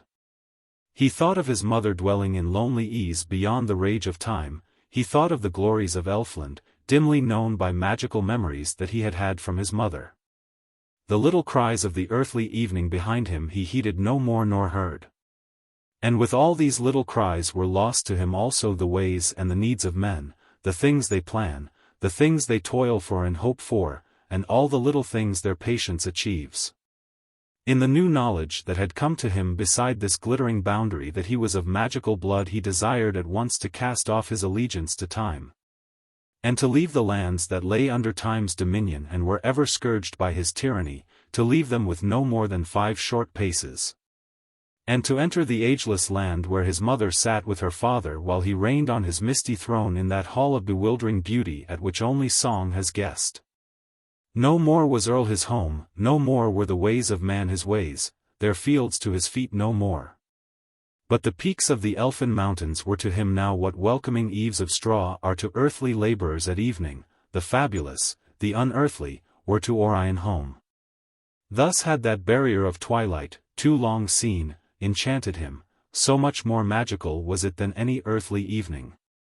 And there are those that might have gazed long at it and even yet turned away. But not easily Orion. For though magic has power to charm worldly things, they respond to enchantment heavily and slowly. While all that was magic in Orion's blood flashed answer to the magic that shone in the rampart of Elfland. It was made of the rarest lights that wander in air, and the fairest flashes of sunlight that astonish our fields through storm, and the mists of little streams, and the glow of flowers in moonlight. And all the ends of our rainbows with all their beauty and magic, and scraps of the gloaming of evenings long treasured in aged minds. Into this enchantment he stepped to have done with mundane things. But as his foot touched the twilight, a hound that had sat behind him under the hedge, held back from the chase so long, stretched its body a little and uttered one of those low cries of impatience that amongst the ways of man most nearly resembles a yawn. And old habit, at that sound made Orion turn his head, and he saw the hound and went up to him for a moment, and patted him and would have said farewell. But all the hounds were around him then, nosing his hands and looking up at his face. And standing there amongst his eager hounds, Orion, who but a moment before was dreaming of fabulous things with thoughts that floated over the magical lands and scaled the enchanted peaks of the Elfin mountains, was suddenly at the call of his earthly lineage. It was not that he cared more to hunt than to be with his mother beyond the fret of time, in the lands of her father lovelier than anything song hath said. It was not that he loved his hounds so much that he could not leave them, but his fathers had followed the chase age after age, as his mother's line had timelessly followed magic. And the call towards magic was strong while he looked on magical things, and the old earthly line was as strong to beckon him to the chase. The beautiful boundary of twilight had drawn his desires towards Elfland, next moment his hounds had turned him another way. It is hard for any of us to avoid the grip of external things. For some moments Orion stood thinking among his hounds, trying to decide which way to turn, trying to weigh the easy lazy ages, that hung over untroubled lawns and the listless glories of Elfland, with the good brown plough and the pasture and the little hedges of earth. But the hounds were around him, nosing, crying, looking into his eyes, speaking to him if tails and paws and large brown eyes can speak, saying, "Away! Away!" To think amongst all that tumult was impossible, he could not decide, and the hounds had it their way, and he and they went, together, home over the fields we know. Chapter 22. Orion appoints a whip.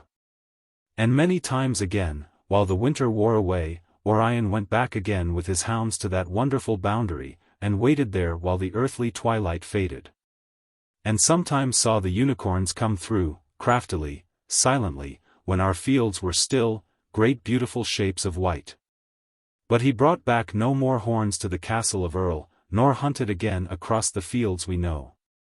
For the unicorns when they came moved into our fields no more than a few bare paces, and Orion was not able to cut one off again. Once when he tried he nearly lost all his hounds, some being already within the boundary when he beat them back with his whip. Another 2 yards and the sound of his earthly horn could never more have reached them. It was this that taught him that for all the power that he had over his hounds, and even though in that power was something of magic, yet one man without help could not hunt hounds. So near to that edge over which if one should stray it would be lost forever. After this Orion watched the lads at their games in evenings at Erl, till he had marked 3 that in speed and strength seemed to excel the rest, and 2 of these he chose to be whippers in. He went to the cottage of one of them when the games were over, just as the lights were lit, a tall lad with great speed of limb. The lad and his mother were there and both rose from the table as the father opened the door and Orion came in. And cheerily Orion asked the lad if he would come with the hounds and carry a whip and prevent any from straying. And a silence fell. All knew that Orion hunted strange beasts and took his hounds to strange places. None there had ever stepped beyond the fields we know. The lad feared to pass beyond them. His parents were full loath to let him go. At length the silence was broken by excuses and muttered sentences and unfinished things, and Orion saw that the lad would not come. He went then to the house of the other. There too the candles were lit and a table spread. There were 2 old women there and the lad at their supper. And to them Orion told how he needed a whipper in, and asked the lad to come. Their fear in that house was more marked. The old women cried out together that the lad was too young, that he could not run so well as he used to, that he was not worthy of so great an honor, that dogs never would trust him. And much more than this they said, till they became incoherent. Orion left them and went to the house of the 3rd. It was the same here. The elders had desired magic for Erl, but the actual touch of it, or the mere thought of it, perturbed the folk in their cottages. None would spare their sons to go whither they knew not, to have dealings with things that rumor, like a large and sinister shadow, had so grimly magnified in the hamlet of Erl. So Orion went alone with his hounds when he took them up from the valley and went eastwards over our fields where earth's folk would not go. It was late in the month of March, and Orion slept in his tower, when there came up to him from far below, shrill and clear in the early morning, the sound of his peacocks calling. The bleat of sheep far up on the downs came to wake him too, and cocks were crowing clamorously, for spring was singing through the sunny air.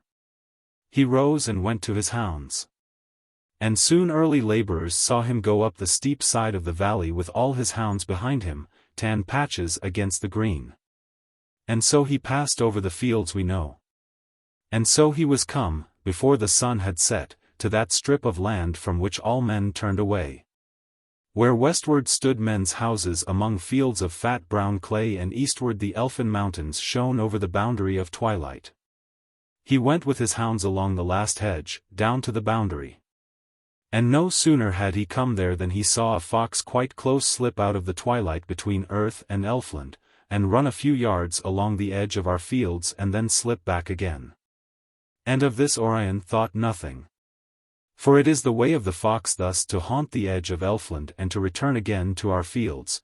It is thus that he brings us something of which none of our cities guess. But soon the fox appeared again out of the twilight and ran a little way and was back in the luminous barrier once more. Then Orion watched to see what the fox was doing. And yet again it appeared in the field we know, and dodged back into the twilight. And the hounds watched too, and showed no longing to hunt it, for they had tasted fabulous blood. Orion walked along beside the twilight in the direction in which the fox was going, with his curiosity growing the more that the fox dodged in and out of our fields. The hounds followed him slowly and soon lost their interest in what the fox was doing. And all at once the curious thing was explained, for Lirazel all of a sudden skipped through the twilight, and that troll appeared in our fields. It was with him that the fox was playing. "A man," said Lirazel aloud to himself, or to his comrade the fox, speaking in troll talk. And all at once Orion remembered the troll that had come into his nursery with his little charm against time, and had leaped from shelf to shelf and across the ceiling and enraged Ziroonderel who had feared for her crockery. "The troll," he said, also in troll talk, for his mother had murmured it to him as a child when she told him tales of the trolls and their age-old songs. "Who is this that knows troll talk?" said Lirazel.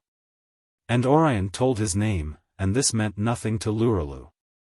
But he squatted down and rummaged a little while in what answers in trolls to our memory.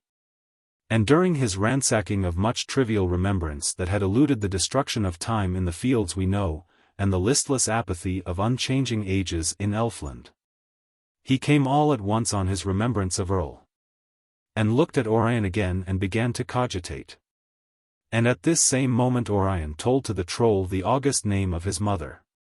At once Lirazel made what is known amongst the trolls of Elfland as the abasement of the 5 points, that is to say he bowed himself to the ground on his 2 knees, his 2 hands and his forehead.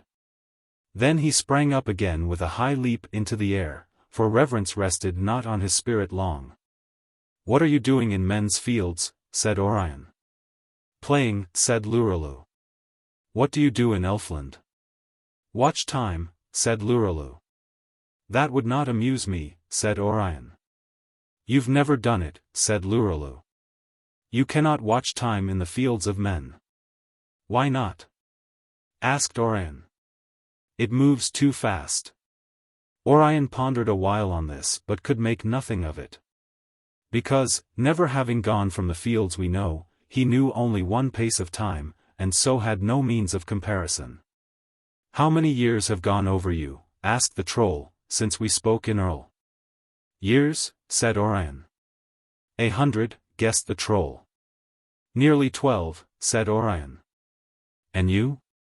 "It is still today," said the troll. And Orion would not speak any more of time, for he cared not for the discussion of a subject of which he appeared to know less than a common troll. "Will you carry a whip," he said, "and run with my hounds when we hunt the unicorn over the fields we know?"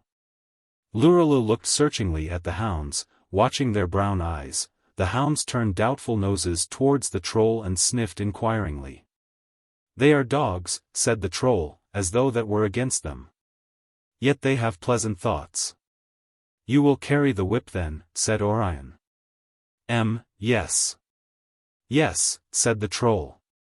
So Orion gave him his own whip there and then, and blew his horn and went away from the twilight, and told Lirazel to keep the hounds together and to bring them on behind him.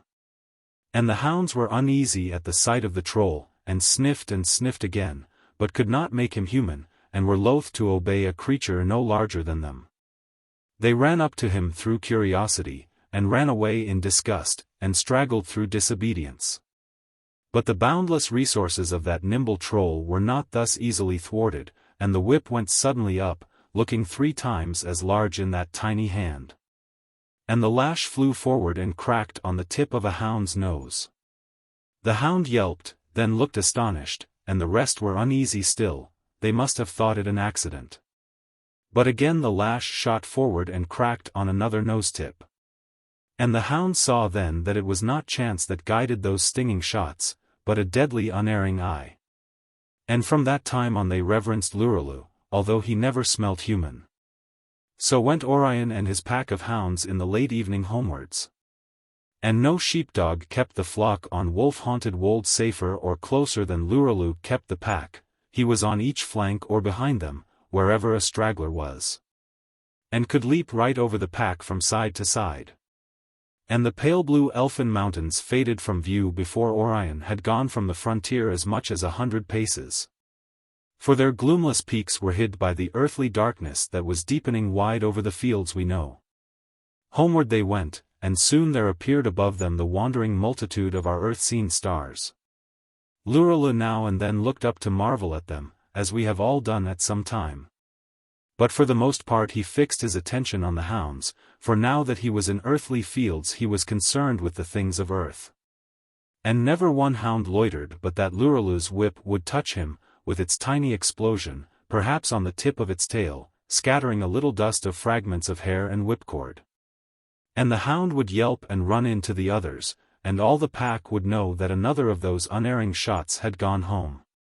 A certain grace with a whip, a certain sureness of aim, comes when a life is devoted to the carrying of a whip amongst hounds, comes, say, in 20 years. And sometimes it runs in families. And that is better than years of practice. But neither years of practice nor the wont of the whip in the blood can give the certain aim that one thing can, and that one thing is magic. The hurl of the lash, as immediate as the sudden turn of an eye, its flash to a chosen spot as direct as sight, were not of this earth. And though the cracks of that whip might have seemed to passing men to be no more than the work of an earthly huntsman, yet not a hound but knew that there was in it more than this. A thing from beyond our fields. There was a touch of dawn in the sky when Orion saw again the village of Erl, sending up pillars of smoke from early fires below him, and came with his hounds and his new whipper in down the side of the valley. Early windows winked at him as he went down the street and came in the silence and chill to the empty kennels. And when the hounds were all curled up on their straw he found a place for Lirazel. A mouldering loft in which were sacks and a few heaps of hay. From a pigeon loft just beyond it some of the pigeons had strayed, and dwelt all along the rafters. There Orion left Lirazel, and went to his tower, cold with the want of sleep and food, and weary as he would not have been if he had found a unicorn. But the noise of the troll's chatter when he had found him on the frontier had made it useless to watch for those wary beasts that evening. Orion slept. But the troll in the mouldering loft sat long on his bundle of hay observing the ways of time. He saw through cracks in old shutters the stars go moving by. He saw them pale, he saw the other light spread, he saw the wonder of sunrise, he felt the gloom of the loft all full of the coo of the pigeons. He watched their restless ways, he heard wild birds stir in near elms, and men abroad in the morning, and horses and carts and cows, and everything changing as the morning grew. A land of change. The decay of the boards in the loft, and the moss outside in the mortar, and old lumber mouldering away, all seemed to tell the same story. Change and nothing abiding. He thought of the age-old calm that held the beauty of Elfland. And then he thought of the tribe of trolls he had left, wondering what they would think of the ways of earth. And the pigeons were suddenly terrified by wild peals of Lirazel's laughter. Chapter 23. Lirazel watches the restlessness of earth. As the day wore on and still Orion slept heavily, and even the hounds lay silent in their kennels a little way off. And the coming and going of men and carts below had nothing to do with the troll, Lirazel began to feel lonely. So thick are the brown trolls in the dells they inhabit that none feels lonely there. They sit there silent, enjoying the beauty of Elfland or their own impudent thoughts, or at rare moments when Elfland is stirred from its deep natural calm their laughter floods the dells. They were no more lonely there than rabbits are. But in all the fields of earth there was only one troll, and that troll felt lonely. The door of the pigeon loft was open some 10 feet from the door of the hayloft, and some 6 feet higher. A ladder led to the hayloft, clamped to the wall with iron. But nothing at all communicated with the pigeon loft lest cats should go that way. From it came the murmur of abundant life, which attracted the lonely troll. The jump from door to door was nothing to him, and he landed in the pigeon loft in his usual attitude, with a look of impudent welcome upon his face. But the pigeons poured away on a roar of wings through their windows, and the troll was still lonely. He liked the pigeon loft as soon as he looked at it. He liked the signs that he saw of teeming life, the 100 little houses of slate and plaster, the myriad feathers, and the musty smell. He liked the age-old ease of the sleepy loft, and the huge spiders' webs that draped the corners, holding years and years of dust. He did not know what cobwebs were, never having seen them in Elfland, but he admired their workmanship. The age of the pigeon loft that had filled the corners with cobwebs, and broken patches of plaster away from the wall, showing ruddy bricks beneath, and laid bare the laths in the roof and even the slates beyond, gave to the dreamy place an air not unlike to the calm of Elfland. But below it and all around Lirazel noted the restlessness of earth. Even the sunlight through the little ventilation holes that shone on the wall moved. Presently there came the roar of the pigeons' returning wings and the crash of their feet on the slate roof above him, but they did not yet come in again to their homes. He saw the shadow of this roof cast on another roof below him, and the restless shadows of the pigeons along the edge. He observed the grey lichen covering most of the lower roof, and the neat round patches of newer yellow lichen on the shapeless mass of the grey. He heard a duck call out slowly 6 or 7 times. He heard a man come into a stable below him and lead a horse away. A hound woke and cried out.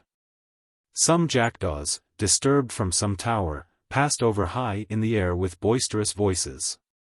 He saw big clouds go hurrying along the tops of far hills. He heard a wild pigeon call from a neighboring tree. Some men went by talking. And after a while he perceived to his astonishment what he had had no leisure to notice on his previous visit to Erl, that even the shadows of houses moved. For he saw that the shadow of the roof under which he sat had moved a little on the roof below, over the grey and yellow lichen. Perpetual movement and perpetual change. He contrasted it, in wonder, with the deep calm of his home, where the moment moved more slowly than the shadows of houses here. And did not pass until all the content with which a moment is stored had been drawn from it by every creature in Elfland. And then with a whirring and whining of wings the pigeons began to come back. They came from the tops of the battlements of the highest tower of Erl, on which they had sheltered a while. Feeling guarded by its great height and its hoary age from this strange new thing that they feared. They came back and sat on the sills of their little windows and looked in with one eye at the troll. Some were all white, but the grey ones had rainbow-coloured necks that were scarce less lovely than those colours that made the splendour of Elfland. And Lirazel, as they watched him suspiciously where he sat still in a corner, longed for their dainty companionship. And, when these restless children of a restless air and earth still would not enter, he tried to soothe them with the restlessness to which they were accustomed and in which he believed all folk that dwelt in our fields delighted. He leaped up suddenly, he sprang on to a slate-built house for a pigeon high on a wall, he darted across to the next wall and back to the floor. But there was an outcry of wings and the pigeons were gone. And gradually he learned that the pigeons preferred stillness. Their wings roared back soon to the roof. Their feet thumped and clicked on the slates again, but not for long did they return to their homes. And the lonely troll looked out of their windows observing the ways of earth. He saw a water wagtail light on the roof below him, he watched it until it went. And then 2 sparrows came to some corn that had been dropped on the ground, he noted them too. Each was an entirely new genus to the troll, and he showed no more interest as he watched every movement of the sparrows than should we if we met with an utterly unknown bird. When the sparrows were gone the duck quacked again, so deliberately that another 10 minutes passed while Lirazel tried to interpret what it was saying. And although he desisted then because other interests attracted him, he felt sure it was something important. Then the jackdaws tumbled by again, but their voices sounded frivolous, and Lirazel did not give them much attention. To the pigeons on the roof that would not come home he listened long, not trying to interpret what they were saying, yet satisfied with the case as the pigeons put it. Feeling that they told the story of life, and that all was well. And he felt as he listened to the low talk of the pigeons that earth must have been going on for a long time. Beyond the roofs the tall trees rose up, leafless except for evergreen oaks and some laurels and pines and yews, and the ivy that climbed up trunks. But the buds of the beech were getting ready to burst, and the sunlight glittered and flashed on the buds and leaves, and the ivy and laurel shone. A breeze passed by and some smoke drifted from some near chimney. Far away Lirazel saw a huge grey wall of stone that circled a garden all asleep in the sun. And clear in the sunlight he saw a butterfly sail by, and swoop when it came to the garden. And then he saw 2 peacocks go slowly past. He saw the shadow of the roofs darkening the lower part of the shining trees. He heard a cock crow somewhere, and a hound spoke out again. And then a sudden shower rained on the roofs, and at once the pigeons wanted to come home. They alighted outside their little windows again and all looked sideways at the troll. Lirazel kept very still this time. And after a while the pigeons, though they saw that he was by no means one of themselves, agreed that he did not belong to the tribe of cat. And returned at last to the street of their tiny houses and there continued their curious age-old tale. And Lirazel longed to repay them with curious tales of the trolls, the treasured legends of Elfland, but found that he could not make them understand troll talk. So he sat and listened to them talking, till it seemed to him they were trying to lull the restlessness of earth, and thought that they might by drowsy incantation be putting some spell against time, through which it could not come to harm their nests. For the power of time was not made clear to him yet, and he knew not yet that nothing in our fields has the strength to hold out against time. The very nests of the pigeons were built on the ruins of old nests, on a solid layer of crumbled things that time had made in that pigeon loft. As outside it the strata are made from the ruins of hills. So vast and ceaseless a ruin was not yet clear to the troll, for his sharp understanding had only been meant to guide him through the lull and the calm of Elfland. And he busied himself with a tinier consideration. Foreseeing that the pigeons seemed now amicable, he leapt back to his hayloft and returned with a bundle of hay, which he put down in a corner to make himself comfortable there. When the pigeons saw all this movement they looked at him sideways again, jerking their necks queerly, but in the end decided to accept the troll as a lodger. And he curled up on his hay and listened to the history of earth, which he believed the tale of the pigeons to be, though he did not know their language. But the day wore on and hunger came on the troll, far sooner than ever it did in Elfland, where even when he was hungry he had no more to do than to reach up and take the berries that hung low from the trees, that grew in the forest that bordered the dells of the trolls. And it is because the trolls eat them whenever hunger comes on them, which it rarely does, that these curious fruits are called trollberries. He leaped now from the pigeon loft and scampered abroad, looking all round for trollberries. And there were no berries at all, for there is but one season for berries, as we know well. It is one of the tricks of time. But that all the berries on earth should pass away for a period was to the troll too astounding to be comprehended at all. He was all among farm buildings, and presently he saw a rat humping himself slowly along through a dark shed. He knew nothing of rat talk. But it is a curious thing that when any two folk are after the same thing, each somehow knows what the other is after, at once, as soon as he sees him. We are all partially blind to other folks' occupations, but when we meet anyone engaged in our own pursuit then somehow we soon seem to know without being told. And the moment that Lirazel saw the rat in the shed he seemed to know that it was looking for food. So he followed the rat quietly. And soon the rat came up to a sack of oats, and to open that took him no longer than it does to shell a row of peas, and soon he was eating the oats. "Are they good?" said the troll in troll talk. The rat looked at him dubiously, noting his resemblance to man, and on the other hand his unlikeness to dogs. But on the whole the rat was dissatisfied, and after a long look turned away in silence and went out of the shed. Then Lirazel ate the oats and found they were good. When he had had enough oats the troll returned to the pigeon loft, and sat a long while there at one of the little windows looking out across the roofs at the strange new ways of time. And the shadow upon the trees went higher, and the glitter was gone from the laurels and all the lower leaves. And then the light of the ivy leaves and the home oaks turned from silvery to pale gold. And the shadow went higher still. All the world full of change. An old man with a narrow long white beard came slowly to the kennels, and opened the door and went in and fed the hounds with meat that he brought from a shed. All the evening rang with the hounds' outcry. And presently the old man came out again, and his slow departure seemed to the watchful troll yet more of the restlessness of earth. And then a man came slowly leading a horse to the stable below the pigeon loft, and went away again and left the horse eating. The shadows were higher now on walls and roofs and trees. Only the treetops and the tip of a high belfry had the light any longer. The ruddy buds on high beeches were glowing now like dull rubies. And a great serenity came in the pale blue sky, and small clouds leisurely floating there turned to a flaming orange, past which the rooks went homewards to some clump of trees under the downs. It was a peaceful scene.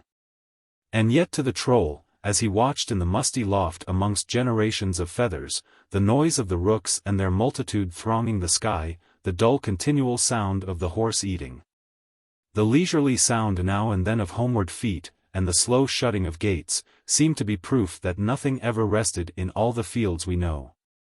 And the sleepy lazy village that dreamed in the Vale of Erl, and that knew no more of other lands than their folk knew of its story, seemed to that simple troll to be a vortex of restlessness. And now the sunlight was gone from the highest places, and a moon a few days old was shining over the pigeon loft, out of sight of Lirazel's window, but filling the air with a strange new tint. And all these changes bewildered him, so that he thought a while of returning to Elfland, but the whim came again to his mind to astonish the other trolls. And while this whim was on him he slipped down from the loft, and went to find Orion. Chapter 24. Lirazel speaks of Earth and the ways of men. The troll had found Orion in his castle and had laid his plan before him. Briefly, the plan was to have more whips for the pack. For one alone could not always guard every hound from straying when they went to the boundary of twilight, where but a few yards away lay spaces from which if a hound ever came home, as lost hounds do at evening, it would come home all worn and bedraggled with age for its half-hour of straying. Each hound, said Lirazel, should have its troll to guide it, and to run with it when it hunted, and be its servant when it came home hungry and muddy. And Orion had seen at once the unequaled advantage of having each hound controlled by an alert if tiny intelligence, and had told Lirazel to go for the trolls. So now, while the hounds were sleeping on boards in a doggy mass in each of their kennels, for the dogs and the bitches dwelt each in a separate house, the troll was scurrying over the fields we know through twilight, trembling on the verge of moonlight, with his face turned toward Elfland. He passed a white farmhouse with a little window towards him that shone bright yellow out of a wall pale blue with a tint that it had from the moon. 2 dogs barked at him and rushed out to chase him, and this troll would have tricked them and mocked them on any other day, but now his mind was full to the brim with his mission. And he heeded them no more than a thistledown would have heeded them on a windy day of September, and went on bouncing over the tips of the grasses till the pursuing dogs were far behind and panting. And long before the stars had paled from any touch of the dawn he came to the barrier that divides our fields from the home of such things as him, and leaping forward out of the earthly night, and high through the barrier of twilight, he arrived on all fours on his natal soil in the ageless day of Elfland. Through the gorgeous beauty of that heavy air that outshines our lakes at sunrise, and leaves all our colors pale, he scampered full of the news he had with which to astonish his kith. He came to the moors of the trolls where they dwell in their queer habitations, and uttered the squeaks as he went whereby the trolls summon their folk. And he came to the forest in which the trolls have made dwellings in boles of enormous trees, for there be trolls of the forest and trolls of the moor, 2 tribes that are friendly and kin. And there he uttered again the squeaks of the trolls' summons. And soon there was a rustling of flowers throughout the deeps of the forest, as though all 4 winds were blowing, and the rustling grew, and the trolls appeared, and sat down one by one near Lirazel. And still the rustling grew, troubling the whole wood, and the brown trolls poured on and sat down round Lirazel. From many a tree bole, and hollows thick with fern, they came tumbling in. And from the high thin gomacs afar on the moors, to name as are named in Elfland those queer habitations for which there is no earthly name. The odd grey cloth-like material draped tent-wise about a pole. They gathered about him in the dim but glittering light that floated amongst the fronds of those magical trees, whose soaring trunks outdistanced our eldest pines, and shone on the spikes of cacti of which our world little dreams. And when the brown mass of the trolls was all gathered there, till the floor of the forest looked as though an autumn had come to Elfland, straight out of the fields we know. And when all the rustling had ceased and the silence was heavy again as it had been for ages, Lirazel spoke to them, telling them tales of time. Never before had such tales been heard in Elfland. Trolls had appeared before in the fields we know, and had come back wondering, but Lirazel amongst the houses of Erl had been in the midst of men. And time, as he told the trolls, moved in the village with more wonderful speed than ever it did in the grass of the fields of earth. He told how the light moved, he told of shadows, he told how the air was white and bright and pale. He told how for a little while earth began to grow like Elfland, with a kinder light and the beginning of colors. And then just as one thought of home the light would blink away and the colors be gone. He told of stars. He told of cows and goats and the moon, three-horned creatures that he found curious. He had found more wonder in earth than we remember, though we also saw these things once for the first time. And out of the wonder he felt at the ways of the fields we know, he made many a tale that held the inquisitive trolls and gripped them silent upon the floor of the forest. As though they were indeed a fall of brown leaves in October that a frost had suddenly bound. They heard of chimneys and carts for the first time, with a thrill they heard of windmills. They listened spellbound to the ways of men. And every now and then, as when he told of hats, there ran through the forest a wave of little yelps of laughter. Then he said that they should see hats and spades and dog kennels, and look through casements and get to know the windmill. And a curiosity arose in the forest amongst that brown mass of trolls, for their race is profoundly inquisitive. And Lirazel stopped not here, relying on curiosity alone to draw them from Elfland into the fields we know, but he drew them also with another emotion. For he spoke of the haughty, reserved, high, glittering unicorns, who tarry to speak to trolls no more than cattle when they drink in pools of ours trouble to speak to frogs. They all knew their haunts, they should watch their ways and tell of these things to man, and the outcome of it would be that they should hunt the unicorns with nothing less than dogs. Now however slight their knowledge of dogs, the fear of dogs is, as I have said, universal amongst all creatures that run, and they laughed gustily to think of the unicorns being hunted with dogs.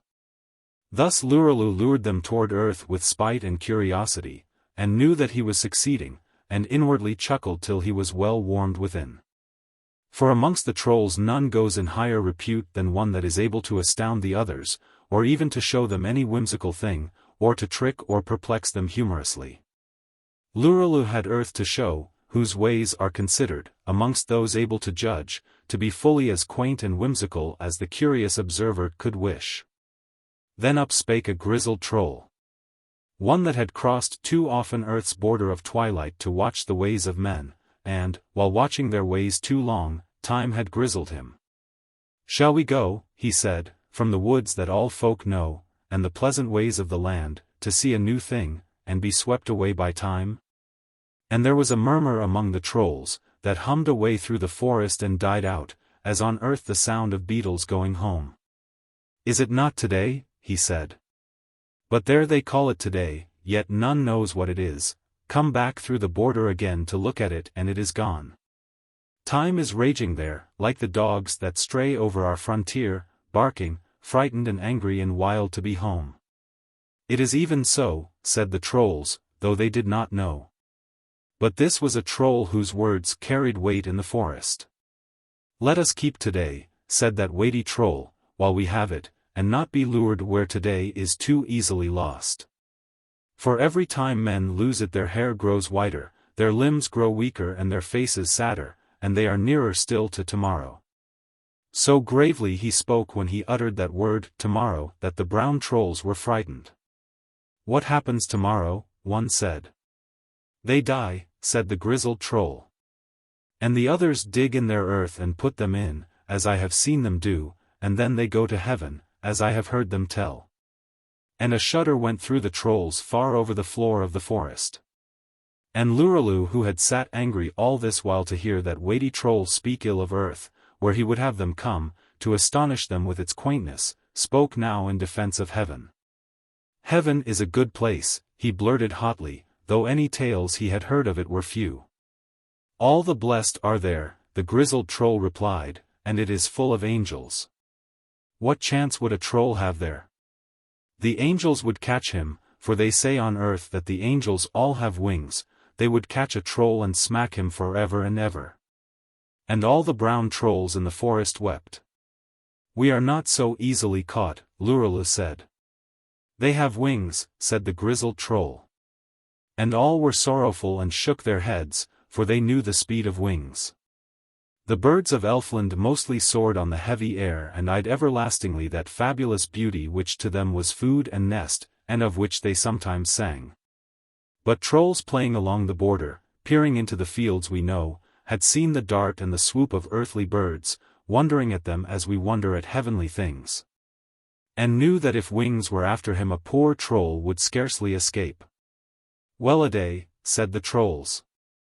The grizzled troll said no more, and had no need to. For the forest was full of their sadness as they sat thinking of heaven and feared that they soon might come there if they dared to inhabit earth.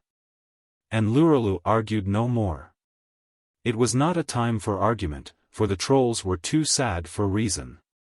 So he spoke gravely to them of solemn things, uttering learned words and standing in reverent attitude.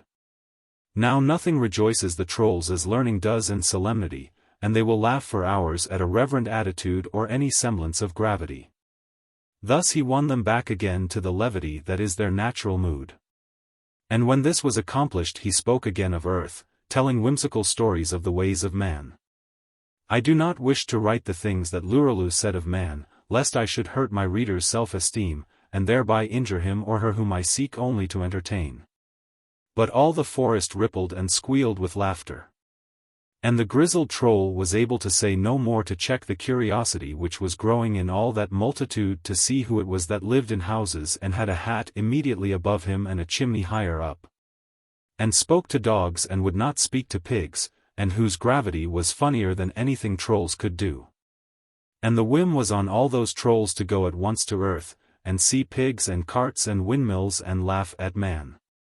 And Lirazel, who had told Orion that he would bring a score of trolls, was hard set to keep the whole brown mass from coming. So quickly changed the moods and whims of the trolls, had he let them all have their way there were no trolls left in Elfland, for even the grizzled troll had changed his mind with the rest. 50 he chose and led them towards earth's perilous frontier, and away they scurried out of the gloom of the forest, as a whirl of brown oak leaves scurries on days of November's worst. Chapter 25. Lirazel remembers the fields we know. As the trolls scurried earthwards to laugh at the ways of man, Lirazel stirred where she sat on her father's knee. Who grave and calm on his throne of mist and ice had hardly moved for 12 of our earthly years. She sighed and the sigh rippled over the fells of dream and lightly troubled Elfland. And the dawns and the sunsets and twilight and the pale blue glow of stars, that are blended together forever to be the light of Elfland, felt a faint touch of sorrow and all their radiance shook. For the magic that caught these lights and the spells that bound them together, to illumine forever the land that owes no allegiance to time, were not so strong as a sorrow rising dark from a royal mood of a princess of the elvish line. She sighed, for through her long content and across the calm of Elfland there had floated a thought of earth. So that in the midmost splendors of Elfland, of which song can barely tell, she called to mind common cowslips, and many a trivial weed of the fields we know. And walking in those fields she saw in fancy Orion, upon the other side of the boundary of twilight, remote from her by she knew not what waste of years. And the magical glories of Elfland and its beauty beyond our dreaming, and the deep deep calm in which ages slept, unhurt unhurried by time. And the art of her father that guarded the least of the lilies from fading, and the spells by which he made daydreams and yearnings true, held her fancy no longer from roving or contented her any more. And so her sigh blew over the magical land and slightly troubled the flowers. And her father felt her sorrow and knew that it troubled the flowers and knew that it shook the calm that lay upon Elfland, though no more than a bird would shake a regal curtain, fluttering against its folds, when wandering lost upon a summer's night. And though he knew too it was but for earth that she sorrowed, preferring some mundane way to the midmost glories of Elfland, as she sat with him on the throne that may only be told of in song. Yet even this moved nothing in his magical heart but compassion. As we might pity a child who in fanes that to us seemed sacred might be found to be sighing for some trivial thing. And the more that earth seemed to him unworthy of sorrow, being soon come soon gone, the helpless prey of time, an evanescent appearance seen off the coasts of Elfland, too brief for the graver care of a mind weighted with magic, the more he pitied his child for her errant whim that had rashly wandered here, and become entangled, alas, with the things that pass away. Ah, well. She was not content. He felt no wrath against earth that had lured her fancies away, she was not content with the innermost splendors of Elfland, but she sighed for something more, his tremendous art should give it. So he raised his right arm up from the thing whereon it rested, a part of his mystical throne that was made of music and mirage, he raised his right arm up and a hush fell over Elfland. The great leaves ceased from their murmur through the green deeps of the forest, silent as carven marble were fabulous bird and monster. And the brown trolls scampering earthwards all halted suddenly hushed. Then out of the hush rose little murmurs of yearning, little sounds as of longing for things that no songs can say, sounds like the voices of tears if each little salt drop could live and be given a voice to tell of the ways of grief. Then all these little rumors danced gravely into a melody that the master of Elfland called up with his magical hand. And the melody told of dawn coming up over infinite marshes, far away upon earth or some planet that Elfland did not know, growing slowly out of deep darkness and starlight and bitter cold. Powerless, chilly and cheerless, scarce overcoming the stars, obscured by shadows of thunder and hated by all things dark, enduring, growing and glowing. Until through the gloom of the marshes and across the chill of the air came all in a glorious moment the splendor of color. And dawn went onward with this triumphant thing, and the blackest clouds turned slowly rose and rode in a sea of lilac, and the darkest rocks that had guarded night shone now with a golden glow. And when his melody could say no more of this wonder, that had forever been foreign to all the elvish dominions, then the king moved his hand where he held it high, as one might beckon to birds. And called up a dawn over Elfland, luring it from some planet of those that are nearest the sun. And fresh and fair though it came from beyond the bourne of geography, and out of an age long lost and beyond history's ken, a dawn glowed upon Elfland that had known no dawn before. And the dewdrops of Elfland slung from the bended tips of the grasses gathered in that dawn to their tiny spheres and held their shining and wonderful that glory of skies such as ours, the first they had ever seen. And the dawn grew strangely and slowly over those unwonted lands, pouring upon them the colors that day after day are daffodils, and day after day are wild roses. Through all the weeks of their season, drink deep with voluptuous assemblies in utterly silent riot. And a gleam that was new to the forest appeared on the long strange leaves, and shadows unknown to Elfland slipped out from the monstrous tree boles, and stole over grasses that had not dreamed of their advent. And the spires of that palace perceiving a wonder, less lovely indeed than they, yet knew that the stranger was magic, and uttered an answering gleam from their sacred windows, that flashed over elvish fells like an inspiration and mingled a flush of rose with the blue of the Elfin mountains. And watchers on wonderful peaks that gazed from their crags for ages, lest from earth or from any star should come a stranger to Elfland, saw the first blush of the sky as it felt the coming of dawn, and raised their horns and blew that call that warned Elfland against a stranger. And the guardians of savage valleys lifted horns of fabulous bulls and blew the call again in the dark of their awful precipices. And echo carried it on from the monstrous marble faces of rocks that repeated the call to all their barbarous company. So Elfland rang with the warning that a strange thing troubled her coasts. And to the land thus expectant, thus watchful, with magical sabers elate along lonely crags, summoned from blackened scabbards by those horns to repel an enemy, dawn came now wide now golden. The old wonder we know. And the palace with every marvel and with all its charms and enchantments flashed out of its ice-blue radiance a glory of welcome or rivalry, adding to Elfland a splendor of which only song may say. It was then that the Elfin king moved his hand again, where he held it high by the crystal spires of his crown, and waved a way through the walls of his magical palace, and showed to Lirazel the unmeasured leagues of his kingdom. And she saw by magic, for so long as his fingers made that spell, the dark green forests and all the fells of Elfland, and the solemn pale blue mountains and the valleys that weird folk guarded, and all the creatures of fable that crept in the dark of huge leaves, and the riotous trolls as they scampered away towards earth. She saw the watchers lift their horns to their lips, while there flashed a light on the horns that was the proudest triumph of the hidden art of her father. The light of a dawn lured over unthinkable spaces to appease his daughter and comfort her whims and recall her fancies from earth. She saw the lawns whereon time had idled for centuries, withering not one bloom of all the boundary of flowers. And the new light coming upon the lawns she loved, through the heavy color of Elfland. Gave them a beauty that they had never known until dawn made this boundless journey to meet the enchanted twilight. And all the while there glowed and flashed and glittered those palace spires of which only song may tell.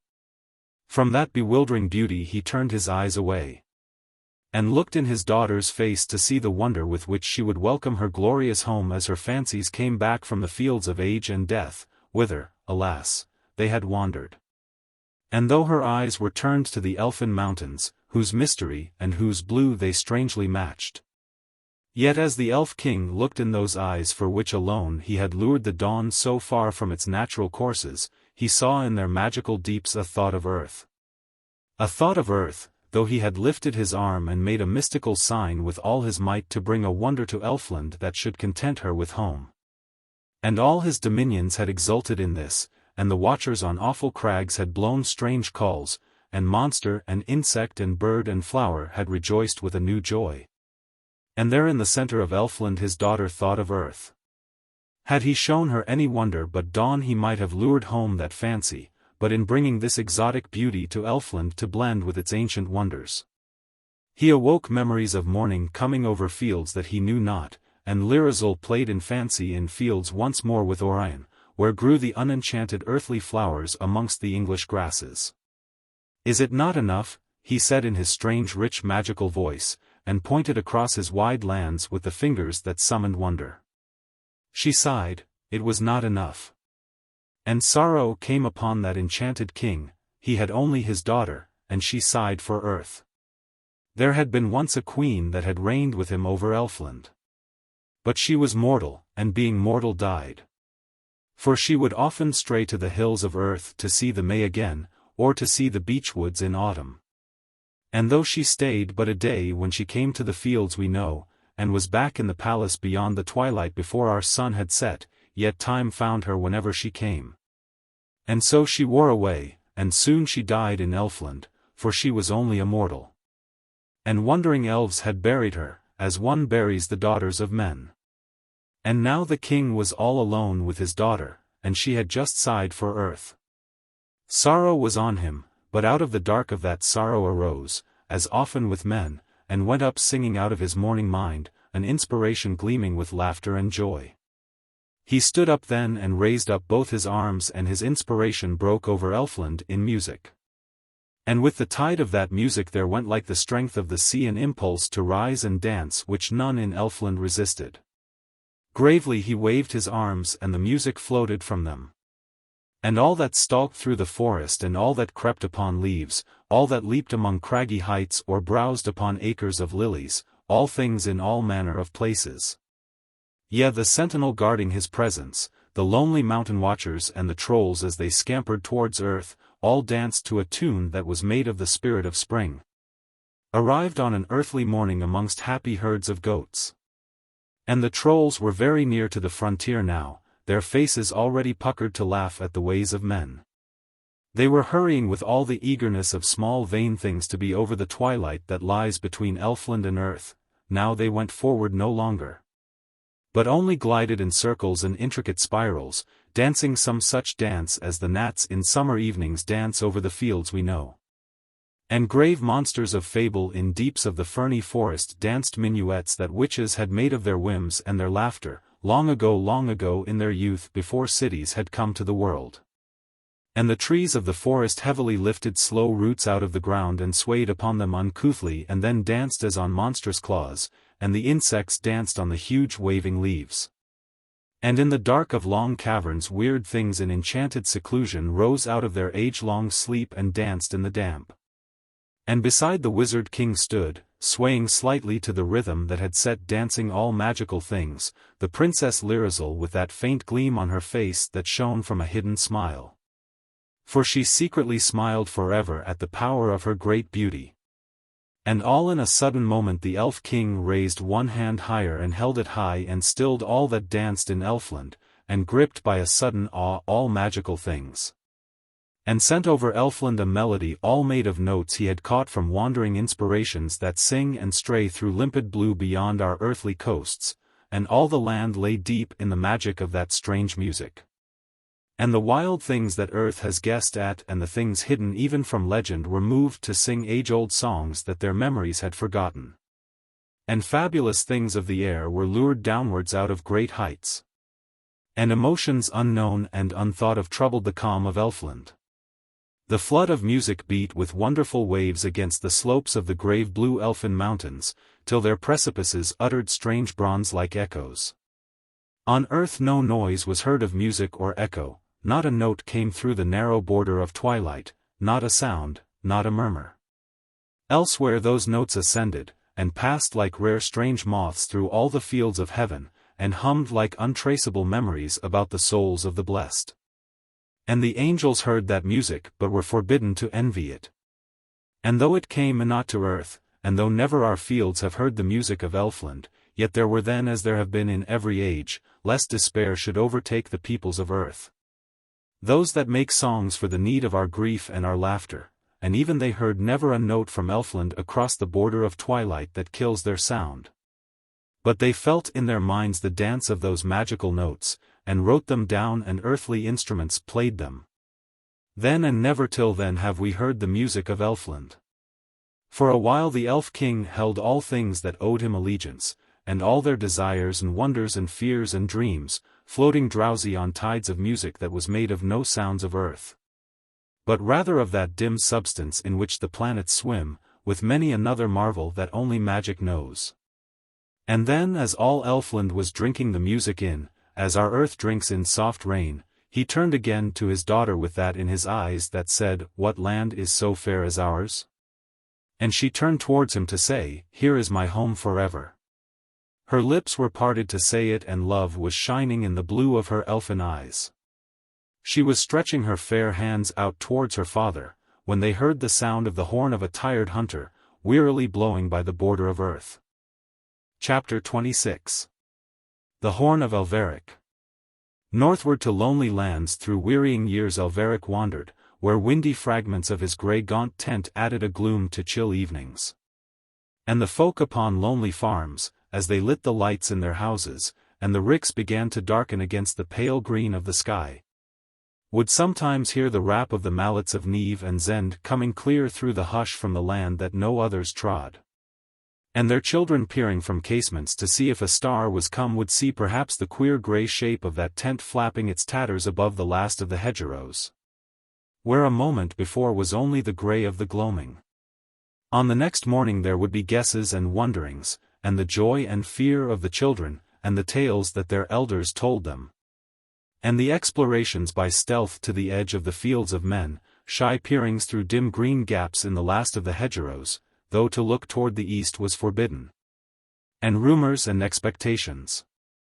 And all these things were blended together by this wonder that came from the east, and so passed into legend, which lived for many a year beyond that morning, but Alveric and his tent would be gone.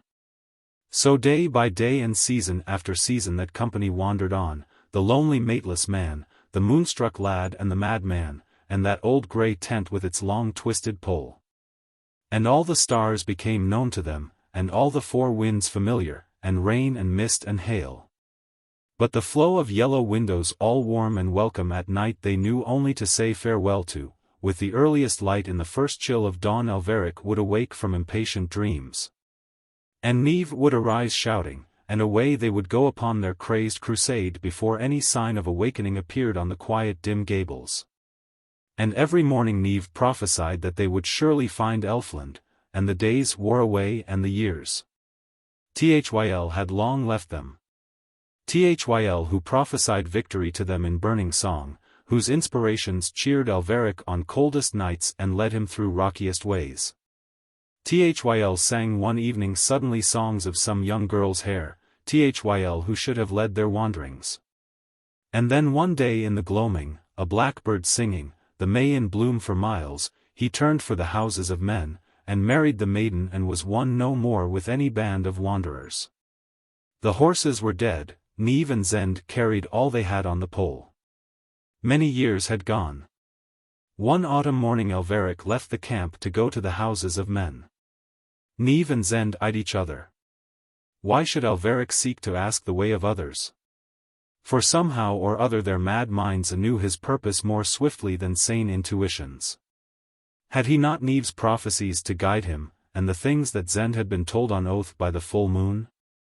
Alveric came to the houses of men, and of the folk he questioned few would speak at all of things that lay to the east. And if he spoke of the lands through which he had wandered for years they gave as little heed as if he were telling them that he had pitched his tent on the colored layers of air that glowed and drifted and darkened in the low sky over the sunset. And the few that answered him said one thing only, that only the wizards knew. When he had learned this Alveric went back from the fields and hedgerows and came again to his old grey tent in the lands of which none thought. And Neve and Zend sat there silent, eyeing him sideways, for they knew he mistrusted madness and things said by the moon. And next day when they moved their camp in the chill of dawn Neve led the way without shouting. They had not gone for many more weeks upon their curious journey when Alveric met one morning, at the edge of the fields men tended, one filling his bucket at a well, whose thin high conical hat and mystical air proclaimed him surely a wizard. "Master," said Alveric, "of those arts men dread, I have a question that I would ask of the future." And the wizard turned from his bucket to look at Alveric with doubtful eyes. For the traveller's tattered figure seemed scarce to promise such fees as are given by those that justly question the future. And, such as those fees are, the wizard named them.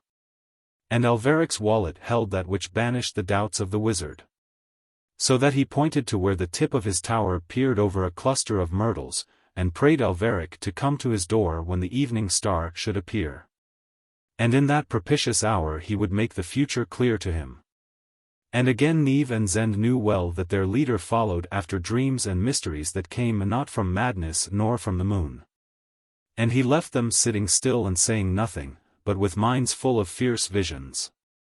Through pale air waiting for the evening star Alveric walked over the fields men tended, and came to the dark oak door of the wizard's tower which myrtles brushed against with every breeze. A young apprentice in wizardry opened the door and, by ancient wooden steps that the rats knew better than men, led Alveric to the wizard's upper room. The wizard had on a silken cloak of black, which he held to be due to the future, without it he would not question the years to be. And when the young apprentice had gone away he moved to a volume he had on a high desk, and turned from the volume to Alveric to ask what he sought of the future. And Alveric asked him how he should come to Elfland. Then the wizard opened the great book's darkened cover and turned the pages therein, and for a long while all the pages he turned were blank, but further on in the book much writing appeared, although of no kind that Alveric had ever seen. And the wizard explained that such books as these told of all things, but that he, being only concerned with the years to be, had no need to read of the past, and had therefore acquired a book that told of the future only. Though he might have had more than this from the College of Wizardry, had he cared to study the follies already committed by man. Then he read for a while in his book, and Alveric heard the rats returning softly to the streets and houses that they had made in the stairs.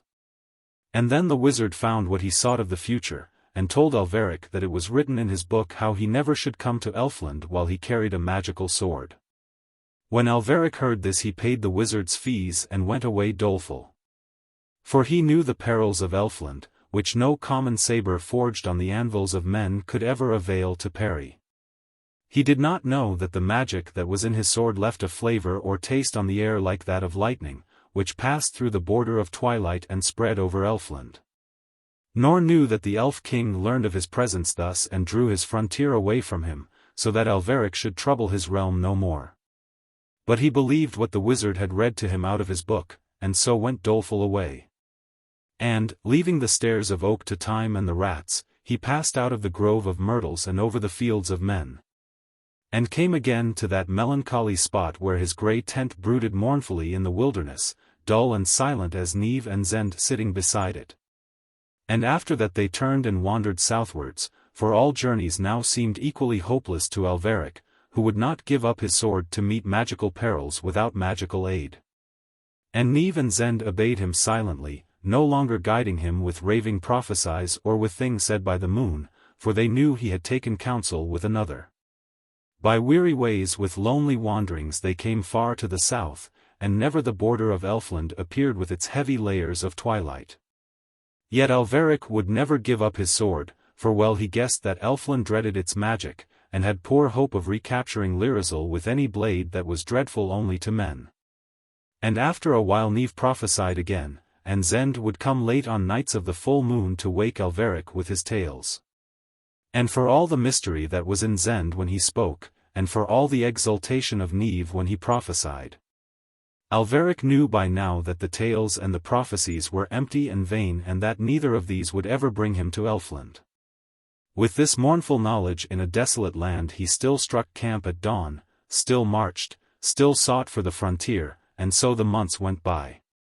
And one day where the edge of earth was a wild untended heath, running down to the rocky waste in which Alveric had camped, he saw at evening a woman in the hat and cloak of a witch sweeping the heath with a broom.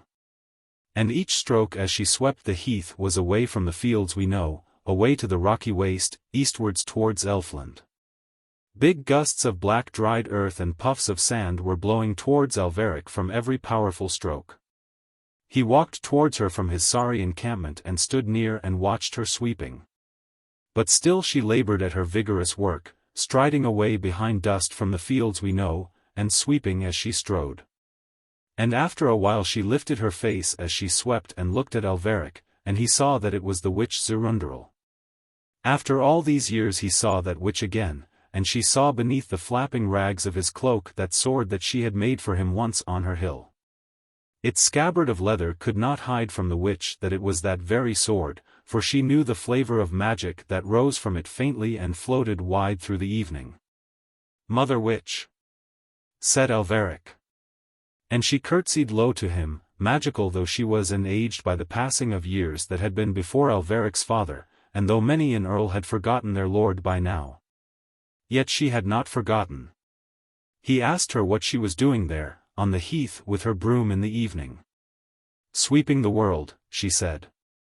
And Alveric wondered what rejected things she was sweeping away from the world, with grey dust mournfully turning over and over as it drifted across our fields, going slowly into the darkness that was gathering beyond our coasts. "Why are you sweeping the world, Mother Witch?" he said. "There's things in the world that ought not to be here," said she. He looked wistfully then at the rolling grey clouds from her broom that were all drifting towards Elfland. "Mother Witch," he said, "can I go too? I have looked for 12 years for Elfland, and have not found a glimpse of the Elfin mountains." And the old witch looked kindly at him, and then she glanced at his sword. "He's afraid of my magic," she said, and thought or mystery dawned in her eyes as she spoke. "Who?" said Alveric. And Ziroonderel lowered her eyes. "The king," she said. And then she told him how that enchanted monarch would draw away from whatever had worsted him once, and with him draw all that he had, never supporting the presence of any magic that was the equal of his. And Alveric could not believe that such a king cared so much for the magic he had in his old black scabbard.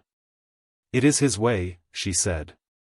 And then he would not believe that he had waved away Elfland. "He has the power," said she. And still Alveric would face this terrible king and all the powers he had.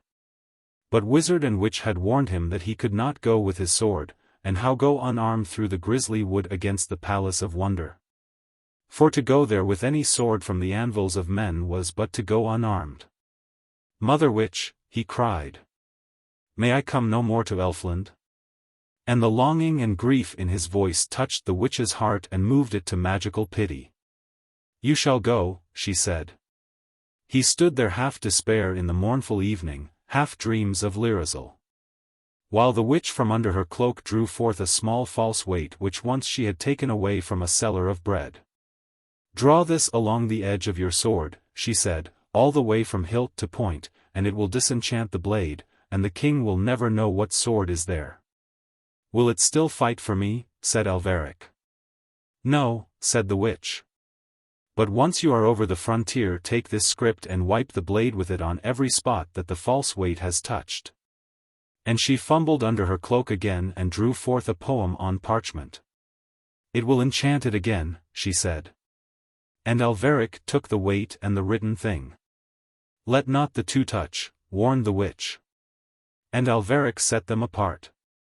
Once over the frontier, she said, and he may move Elfland where he will, but you and the sword will be within his borders.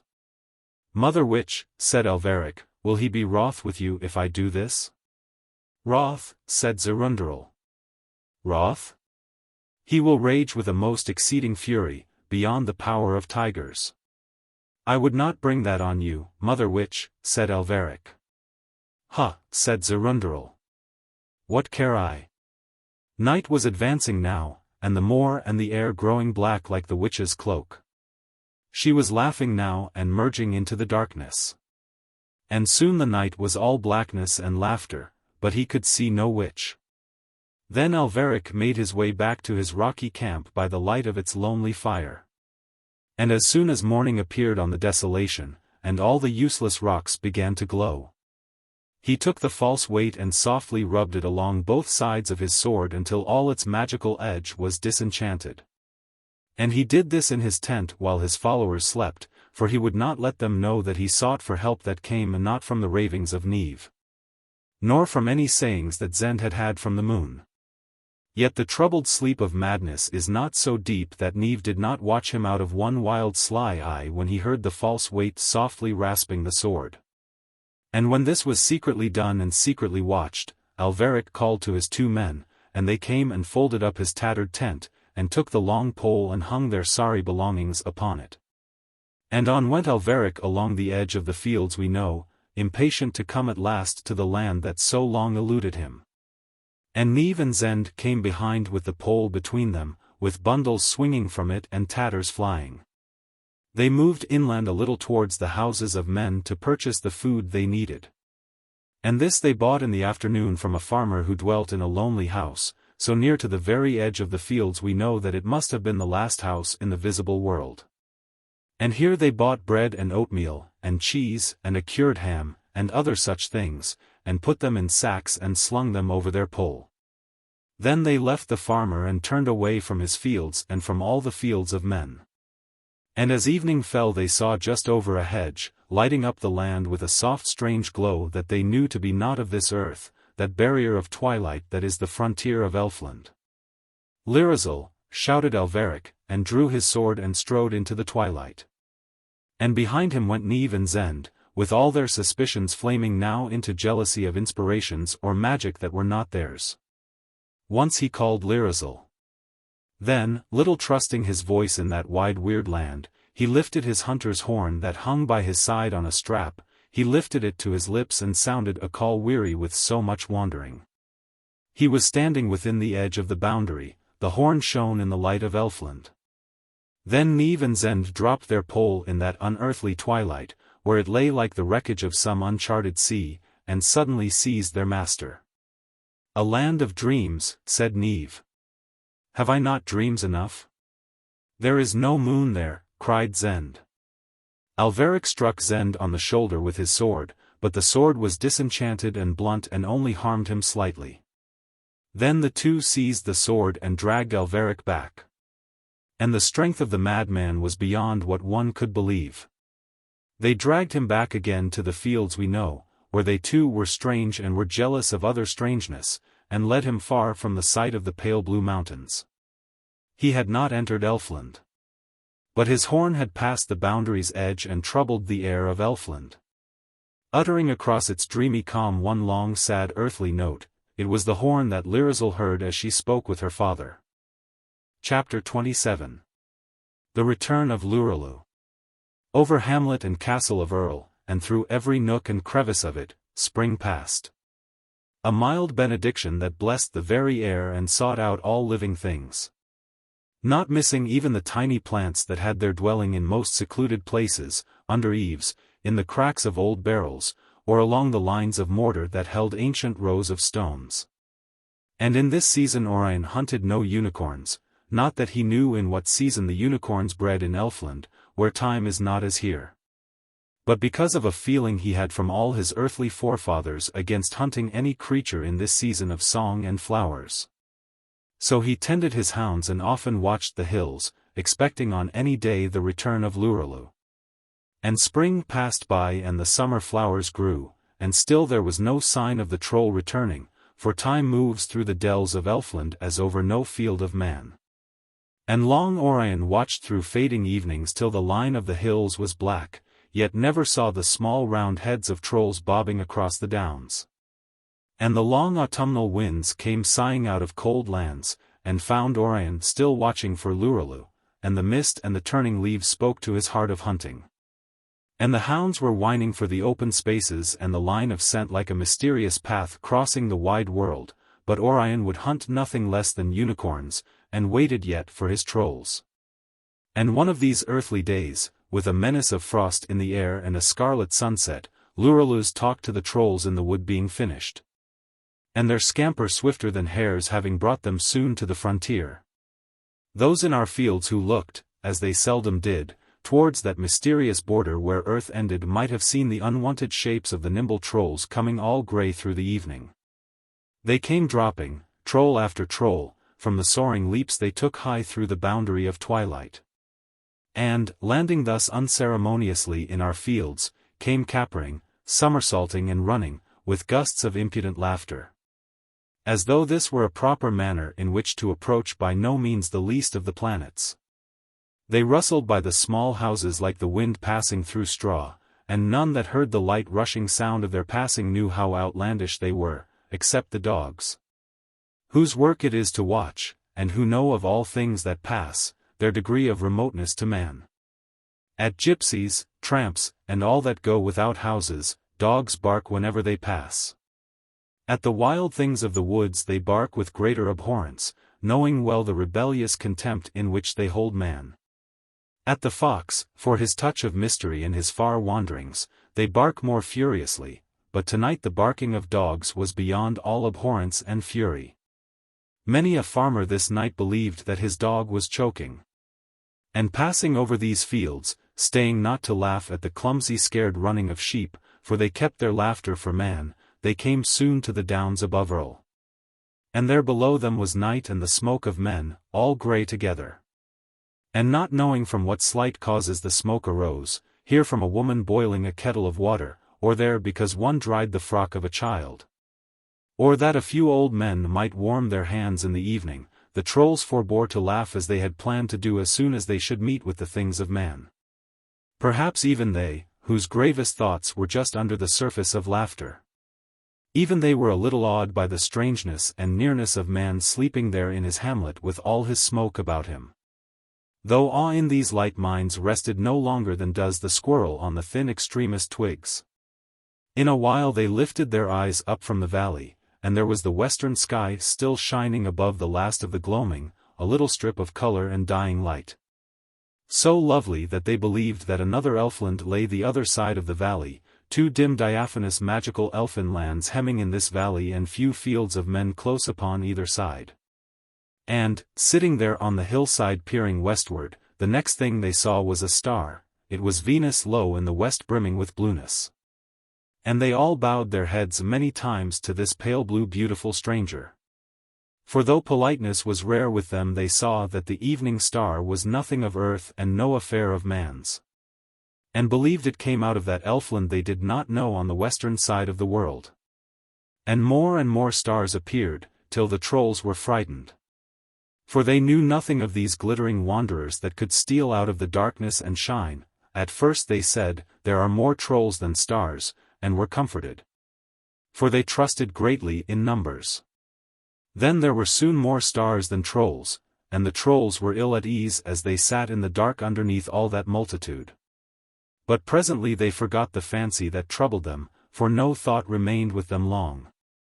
They turned their light attention instead to the yellow lights that glowed here and there on the hither side of the greyness, where a few of the houses of men stood warm and snug near the trolls. A beetle went by, and they hushed their chatter to hear what he would say, but he droned by, going home, and they did not know his language. A dog far off was ceaselessly crying out, and filling all the still night with a note of warning. And the trolls were angry at the sound of his voice, for they felt that he interfered between them and man. Then a soft whiteness came out of the night and lit on the branch of a tree, and bowed its head to the left and looked at the trolls. and then bowed over to the right and looked at them again from there, and then back to the left again, for it was not yet sure about them. "An owl," said Lirazel, and many besides Lirazel had seen his kind before, for he flies much along the edge of Elfland. Soon he was gone, and they heard him hunting across the hills and the hollows. And then no sound was left but the voices of men, or the shrill shouts of children, and the bay of the dog that warned men against the trolls. "A sensible fellow," they said of the owl, for they liked the sound of his voice, but the voices of men and their dogs sounded confused and tiresome. They saw sometimes the lights of late wayfarers crossing the downs towards Erl, or heard men that cheered themselves in the lonely night by singing, instead of by lantern's light. And all the while the evening star grew bigger, and great trees grew blacker and blacker. Then from underneath the smoke and the mist of the stream there boomed all of a sudden the brazen bell of the Freer out of deep night in the valley. Night and the slopes of Erl and the dark downs echoed with it.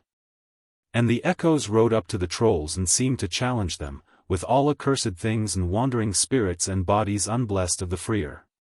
And the solemn sound of those echoes going alone through the night from every heavy swing of the holy bell cheered that band of trolls among all the strangeness of earth.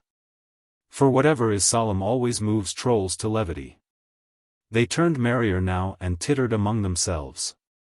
And while they still watched all that host of stars, wondering if they were friendly, the sky grew steely blue and the eastern stars dwindled, and the mist and the smoke of men turned white.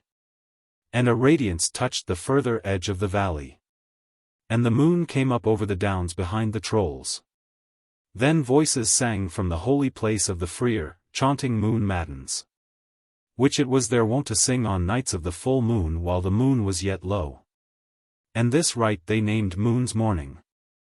The bell had ceased, chance voices spoke no more, they had hushed their dog in the valley and silenced his warning. And lonely and grave and solemn that people's song floated up from before the candles in their small square sacred place, built of grey stone by men that were dead for ages and ages. All solemn the song welled up in the time of the moon's rising, grave as the night, mysterious as the full moon, and fraught with a meaning that was far beyond the highest thoughts of the trolls. Then the trolls leaped up with one accord from the frosted grass of the downs and all poured down the valley to laugh at the ways of men, to mock at their sacred things and to dare their singing with levity. Many a rabbit rose up and fled from their onrush, and thrills of laughter arose from the trolls at their fear. A meteor flashed westwards, racing after the sun, either as a portent to warn the hamlet of Erl that folk from beyond earth's borders approached them now, or else in fulfillment of some natural law. To the trolls it seemed that one of the proud stars fell, and they rejoiced with elvish levity. Thus they came giggling through the night, and ran down the street of the village, unseen as any wild creature that roams late through the darkness. And Lirazel led them to the pigeon loft, and they all poured clambering in. Some rumor arose in the village that a fox had jumped into the pigeon loft, but it ceased almost as soon as the pigeons returned to their homes. And the folk of Erl had no more hint till the morning that something had entered their village from beyond the borders of earth. In a brown mass thicker than young pigs are along the edge of a trough the trolls encumbered the floor of the pigeons' home. And time went over them as over all earthly things. And well they knew, though tiny was their intelligence, that by crossing the border of twilight they incurred the wasting of time. For nothing dwells by the brink of any danger and lives ignorant of its menace, as conies in rocky altitudes know the peril of the sheer cliff.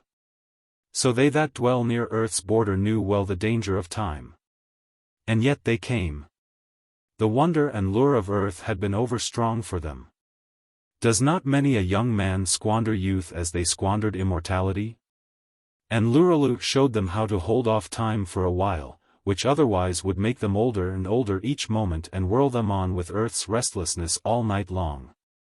Then he curled up his knees and shut his eyes and lay still. This, he told them, was sleep. And, cautioning them to continue to breathe, though being still in other respects, he then slept in earnest, and after some vain attempts the brown trolls did the same. When sunrise came, awaking all earthly things, long rays came through the 30 little windows and awoke both birds and trolls. And the mass of trolls went to the windows to look at earth, and the pigeons fluttered to rafters and jerked sidelong looks at the trolls. And there that heap of trolls would have stayed, crowded high on each other's shoulders, blocking the windows while they studied the variety and restlessness of earth, finding them equal to the strangest fables that wayfarers had brought to them out of our fields. And, though Lirazel often reminded them, they had forgotten the haughty white unicorns that they were to hunt with dogs. But Lirazel after a while led them down from the loft and brought them to the kennels. And they climbed up the high palings and peered over the top at the hounds. When the hounds saw those strange heads peering over the palings, they made a great uproar. And presently folk came to see what troubled the hounds. And when they saw that mass of trolls all round the top of the palings, they said to each other, and so said all that heard of it, "There is magic in Erl now." Chapter 28. A chapter on unicorn hunting. None in Erl was so busy but that he came that morning to see the magic that was newly come out of Elfland, and to compare the trolls with all that the neighbors said of them. And the folk of Erl gazed much at the trolls and the trolls at the folk of Erl, and there was great merriment, for, as often happens with minds of unequal weight, each laughed at the other. And the villagers found the impudent ways of the bare brown nimble trolls no funnier, no more meet for derision, than the trolls found the grave high hats, the curious clothes, and the solemn air of the villagers. And Orion soon came too, and the folk of the village doffed their long thin hats.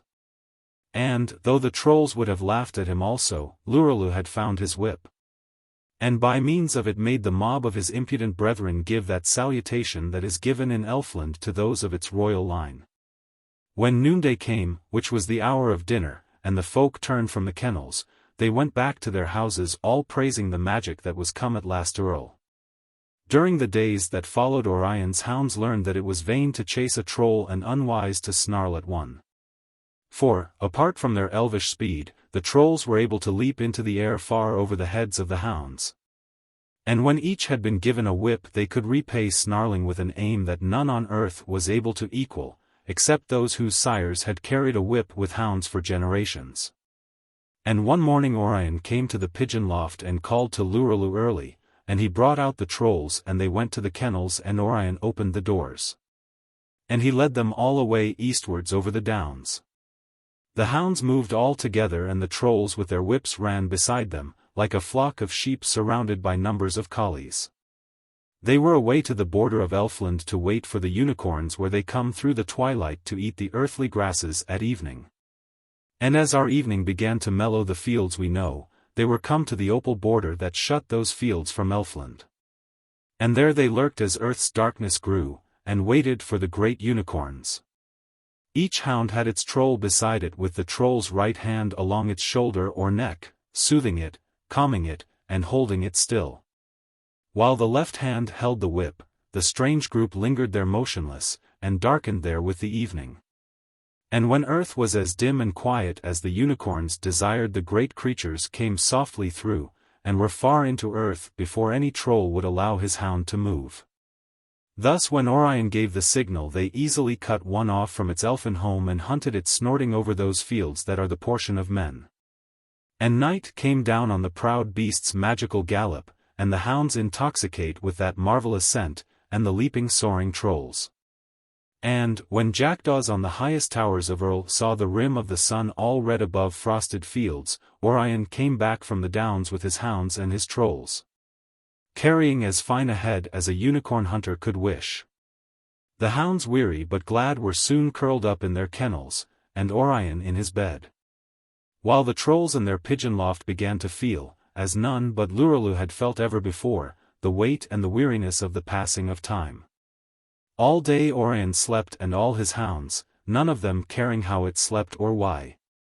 While the trolls slept anxiously, falling asleep as fast as ever they could, in the hope of escaping some of the fury of time, which they feared had begun to attack them.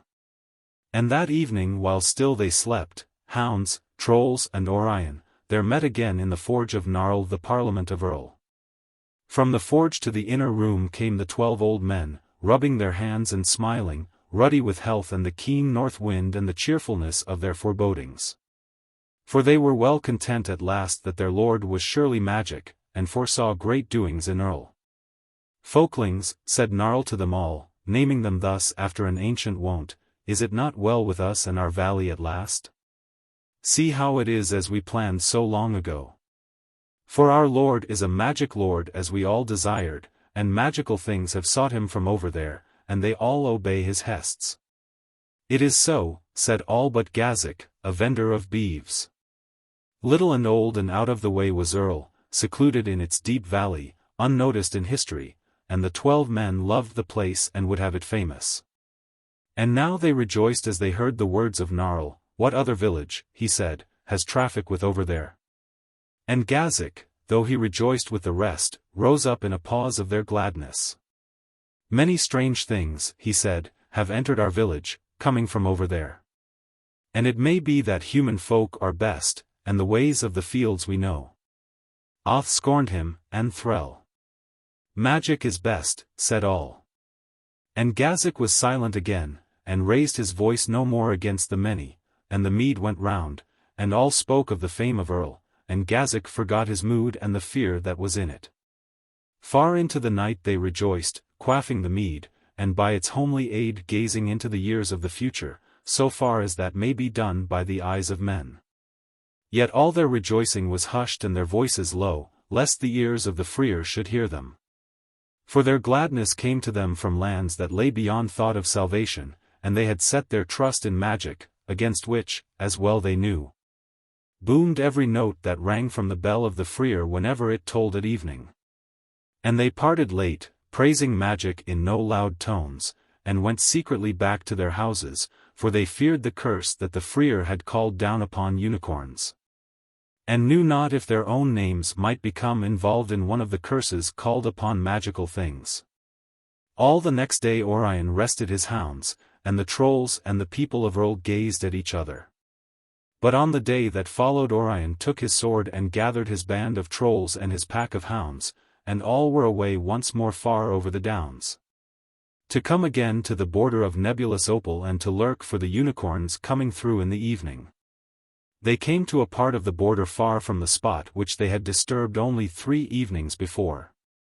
And Orion was guided by the chattering trolls, for well they knew the haunts of the lonely unicorns. And Earth's evening came huge and hushed, till all was dim as the twilight.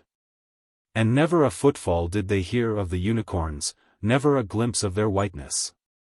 And yet the trolls had guided Orion well, for just as he would have despaired of a hunt that night, just when the evening seemed wholly and utterly empty, a unicorn stood on the earthward edge of the twilight where nothing had stood only a moment before. Soon he moved slowly across the terrestrial grasses a few yards forward into the fields of men. Another followed, moving a few yards also, and then they stood for 15 of our earthly minutes moving nothing at all except their ears. And all that while the trolls hushed every hound, motionless under a hedge of the fields we know. Darkness had all but hidden them when at last the unicorns moved. And, as soon as the largest was far enough from the frontier, the trolls let loose every hound, and ran with them after the unicorn with shrill yells of derision, all sure of his haughty head.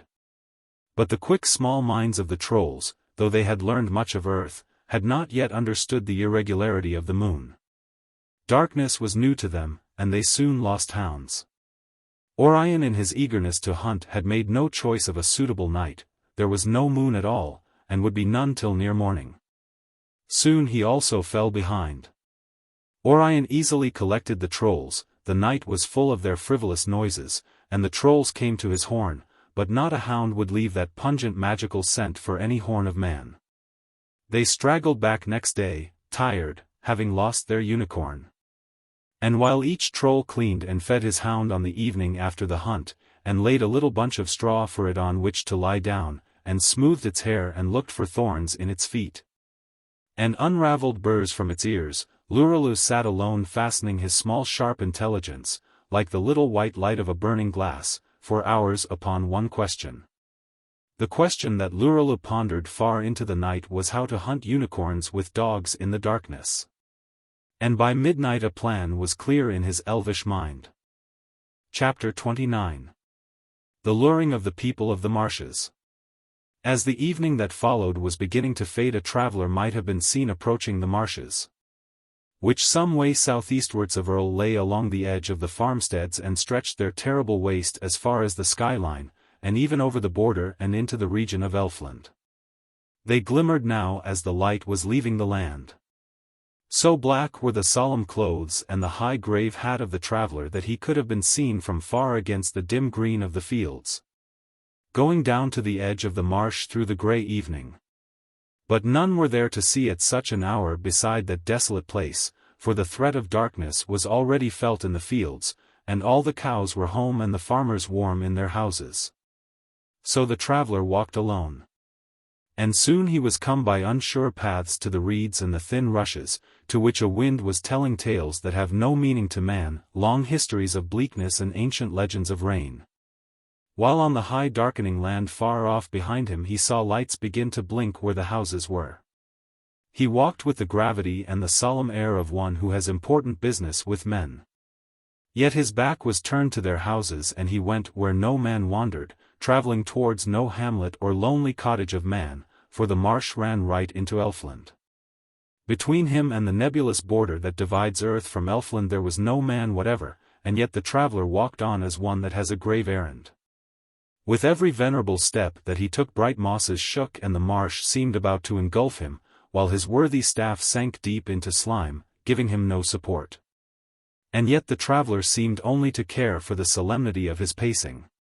Thus he went on over the deadly marsh with a deportment suitable to the slow procession when the elders open the market on special days, and the gravest blesses the bargaining. And all the farmers come to the booths and barter. And up and down, songbirds went wavering home, skirting the marsh's edge on their way to their native hedges, pigeons passed landward to roost in high dark trees. The last of a multitude of rooks was gone, and all the air was empty. And now the great marsh thrilled to the news of the coming of a stranger.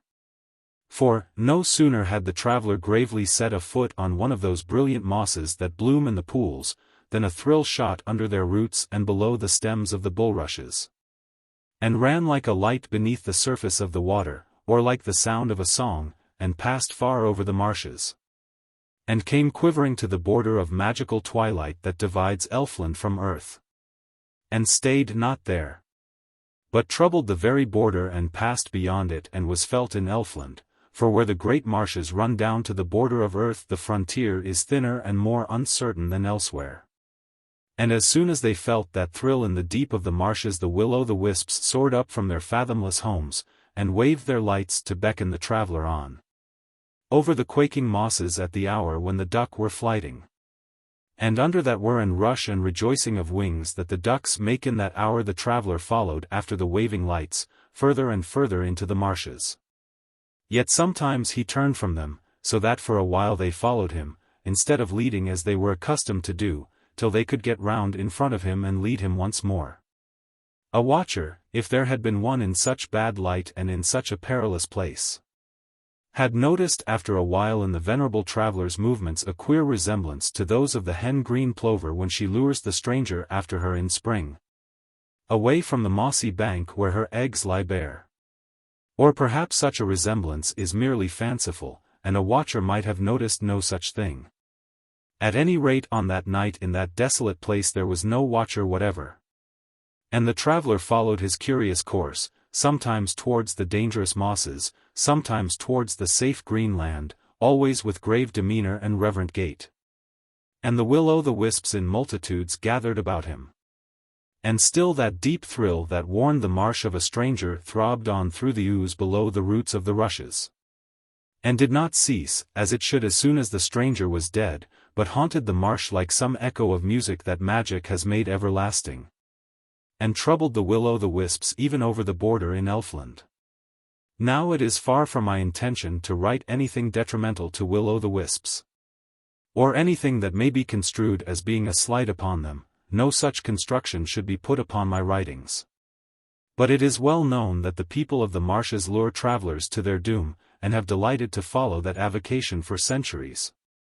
And I may be permitted to mention this in no spirit of disapproval. The will-o'-the-wisps then that were about this traveller redoubled their efforts with fury. And when still he eluded their last enticements only on the very edge of the deadliest pools, and still lived and still travelled, and the whole marsh knew of it. Then the greater will-o'-the-wisps that dwell in Elfland rose up from their magical mire and rushed over the border. And the whole marsh was troubled.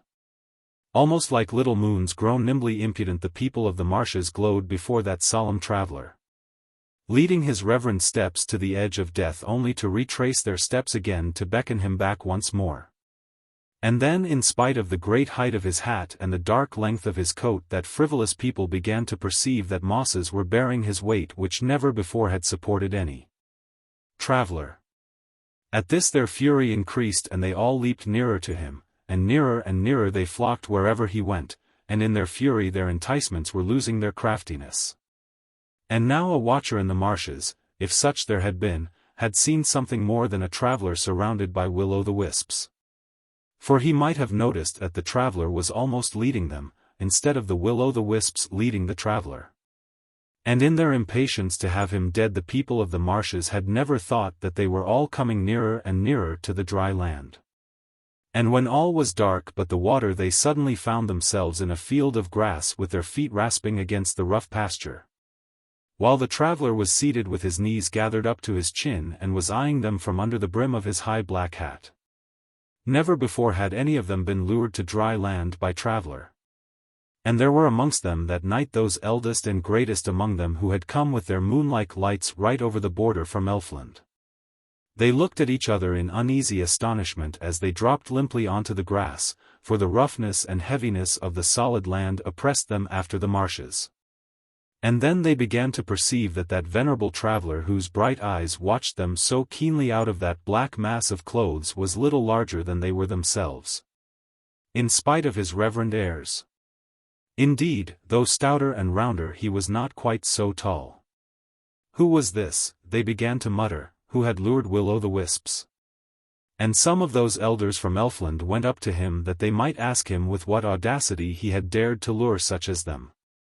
And then the traveller spoke. Without rising or turning his head, he spoke where he sat. "People of the marshes," he said, "do you love unicorns?" And at the word unicorn scorn and laughter filled every tiny heart in all that frivolous multitude, excluding all other emotions, so that they forgot their petulance at having been lured. Although to lure will-o'-the-wisps is held by them to be the gravest of insults, and never would they have forgiven it if they had had longer memories. At the word unicorns they all giggled in silence. And this they did by flickering up and down like the light of a little mirror flashed by an impudent hand. Unicorns! Little love had they for the haughty creatures. Let them learn to speak to the people of the marshes when they came to drink at their pools. Let them learn to give their due to the great lights of Elfland, and the lesser lights that illumined the marshes of earth. "No," said an elder of the will-o'-the-wisps, "none loves the proud unicorns." "Come then," said the traveller, "and we will hunt them. And you shall light us in the night with your lights, when we hunt them with dogs over the fields of men." "Venerable traveller," said that elder will-o'-the-wisp, but at those words the traveller flung up his hat and leaped from his long black coat, and stood before the will-o'-the-wisp stark naked.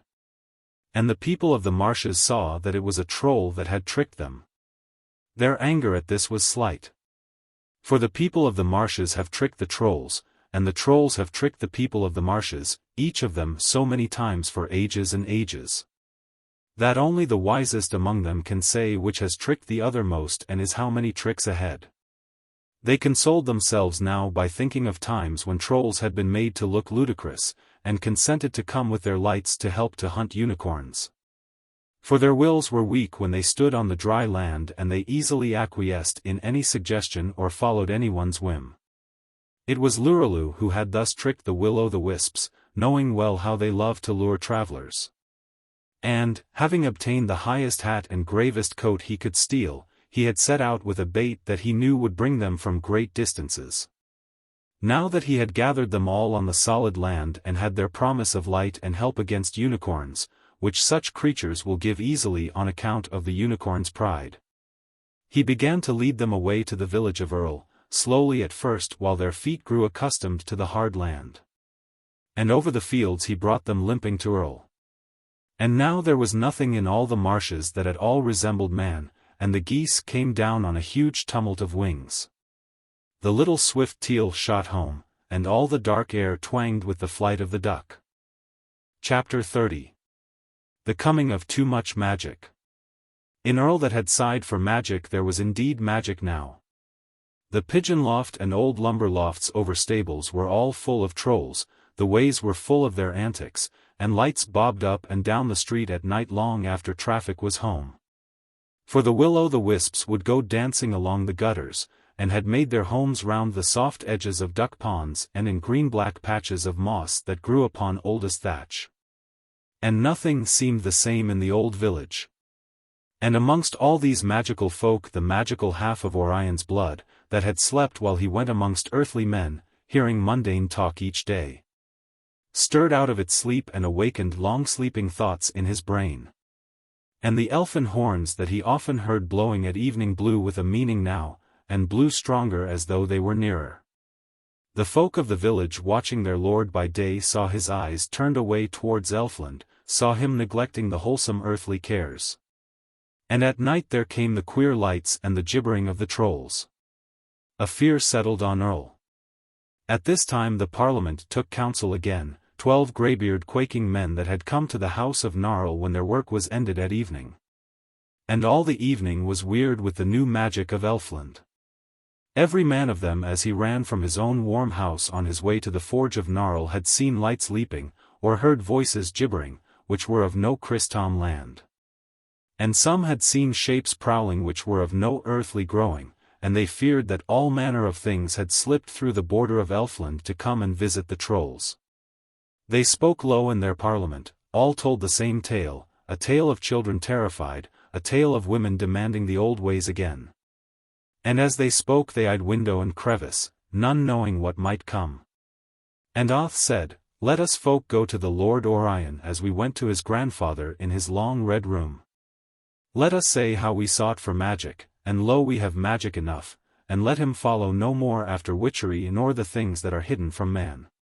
He listened acutely, standing there amongst his hushed comrade neighbors. Was it goblin voices that mocked him, or was it only echo? Who could say? And almost at once the night all round was hushed again. And Threll said, "Nay. It is too late for that." Threll had seen their lord one evening standing alone on the downs, all motionless and listening to something sounding from Elfland, with his eyes to the east as he listened, and nothing was sounding. Not a noise was astir. Yet Orion stood there called by things beyond mortal hearing. "It is too late now," said Threll. And that was the fear of all. Then Guic rose slowly up and stood by that table. And trolls were gibbering like bats away in their loft, and the pale marshlights were flickering. And shapes prowled in the dark, the pit-pat of their feet came now and then to the ears of the 12 that were there in that inner room. And Guic said, "We wished for a little magic." And a gust of gibbering came clear from the trolls. And then they disputed a while as to how much magic they had wished in the olden time, when the grandfather of Orion was lord in Erl. But when they came to a plan, this was the plan of Guic. "If we may not turn our lord Orion," he said, and his eyes be turned to Elfland, "let all our parliament go up the hill to the witch Ziroonderel, and put our case to her. And ask for a spell which shall be put against too much magic." And at the name of Ziroonderel the 12 took heart again.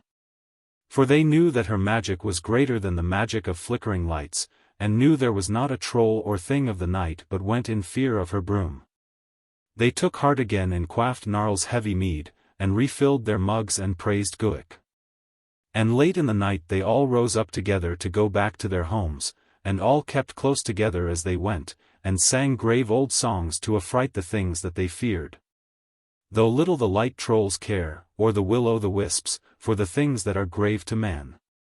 And when only one was left he ran to his house, and the will-o'-the-wisps chased him. When the next day came they ended their work early, for the Parliament of Erl cared not to be left on the Witch's Hill when night came, or even the gloaming. They met outside Gnarl's forge in the early afternoon, 11 of the Parliament, and they called out Gnarl. And all were wearing the clothes they were wont to wear when they went with the rest to the holy place of the Freer, though there was scarcely a soul he had ever cursed that was not blessed by her. And away they went with their old stout staves up the hill. And as soon as they could they came to the witch's house. And there they found her sitting outside her door gazing over the valley away, and looking neither older nor younger, nor concerned one way or the other with the coming and going of years. "We be the Parliament of Erl," they said, standing before her all in their graver clothes. "Aye," she said. "You desired magic. Has it come to you yet?" "Truly," they said, "and to spare." "There is more to come," she said. "Mother Witch," said Gnarl, "we are met here to pray you that you will give us a goodly spell which shall be a charm against magic, so that there be no more of it in the valley. For overmuch has come." "Overmuch?" she said. "Overmuch magic. As though magic were not the spice and essence of life, its ornament and its splendor. By my broom," said she, "I give you no spell against magic." And they thought of the wandering lights and the scarce-seen gibbering things, and all the strangeness and evil that was come to their valley of Erl, and they besought her again, speaking suavely to her. "Oh, Mother Witch," said Guic, "there is overmuch magic indeed, and the folk that should tarry in Elfland are all over the border." "It is even so," said Gnarl. "The border is broken and there will be no end to it. Will-o'-the-wisps should stay in the marshes, and trolls and goblins in Elfland, and we folk should keep to our own folk. This is the thought of us all. For magic, if we desired it somewhat, years ago when we were young, pertains to matters that are not for man." She eyed him silently with a cat-like glow increasing in her eyes. And when she neither spoke nor moved, Gnarl besought her again. "O Mother Witch," he said, "will you give us no spell to guard our homes against magic?" "No spell indeed," she hissed. "No spell indeed. By broom and stars and night riding. Would you rob Earth of her heirloom that has come from the olden time? Would you take her treasure and leave her bare to the scorn of her comrade planets? Poor indeed were we without magic, whereof we are well stored to the envy of darkness and space." She leaned forward from where she sat and stamped her stick, looking up in Gnarl's face with her fierce unwavering eyes. "I would sooner," she said, "give you a spell against water, that all the world should thirst, than give you a spell against the song of streams that evening hears faintly over the ridge of a hill. Too dim for wakeful ears, a song threading through dreams, whereby we learn of old wars and lost loves of the spirits of rivers. I would sooner give you a spell against bread, that all the world should starve, than give you a spell against the magic of wheat that haunts the golden hollows in moonlight in July, through which in the warm short nights wander how many of whom man knows nothing. I would make you spells against comfort and clothing, food, shelter and warmth, aye, and will do it sooner than tear from these poor fields of earth that magic that is to them an ample cloak against the chill of space, and a gay raiment against the sneers of nothingness. Go hence. To your village go. And you that sought for magic in your youth but desire it not in your age, know that there is a blindness of spirit which comes from age, more black than the blindness of eye, making a darkness about you across which nothing may be seen, or felt, or known, or in any way apprehended. And no voice out of that darkness shall conjure me to grant a spell against magic. Hence. And as she said, hence, she put her weight on her stick and was evidently preparing to rise from her seat. And at this great terror came upon all the Parliament. And they noticed at the same moment that evening was drawing in and all the valley darkening. On this high field where the witch's cabbages grew some light yet lingered, and listening to her fierce words they had not thought of the hour. But now it was manifestly growing late, and a wind roamed past them that seemed to come over the ridges a little way off, from night, and chilled them as it passed. And all the air seemed given over to that very thing against which they sought for a spell. And here they were at this hour with the witch before them, and she was evidently about to rise. Her eyes were fixed on them. Already she was partly up from her chair. There could be no doubt that before 3 moments were past she would be hobbling amongst them with her glittering eyes peering in each one's face. They turned and ran down the hill. Chapter 31. The Cursing of Elfin Things. As the Parliament of Erl ran down the hill they ran into the dusk of evening. Greyly it lay in the valley above the mist from the stream. But with more than the mystery of dusk the air was heavy. Lights blinking early from houses showed that all the folk were home, and the street was deserted by everything that was human. Save when with hushed air and almost furtive step they saw their Lord Orion like a tall shadow go by, with will-o'-the-wisps behind him, towards the house of the trolls, thinking no earthly thoughts. And the strangeness that had been growing day by day made all the village eerie. So that with short and troubled breath the 12 old men hurried on. And so they came to the holy place of the Freer, which lay on the side of the village that was towards the Witch's Hill. And it was the hour at which he was wont to celebrate after bird song, as they named the singing that they sang in the holy place when all the birds were home. But the Freer was not within his holy place, he stood in the cold night air on the upper step without it, his face turned towards Elfland.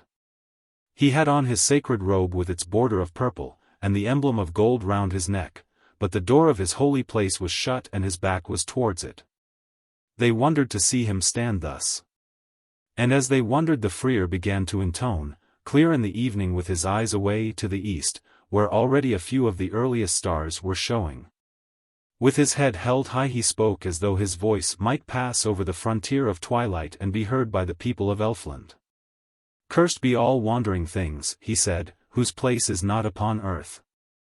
Cursed be all lights that dwell in fens and in marish places. Their homes are in deeps of the marshes. Let them by no means stir from there until the last day. Let them abide in their place and there await damnation. Cursed be gnomes, trolls, elves and goblins on land, and all sprites of the water. And fauns be accursed and such as follow Pan. And all that dwell on the heath, being other than beasts or men.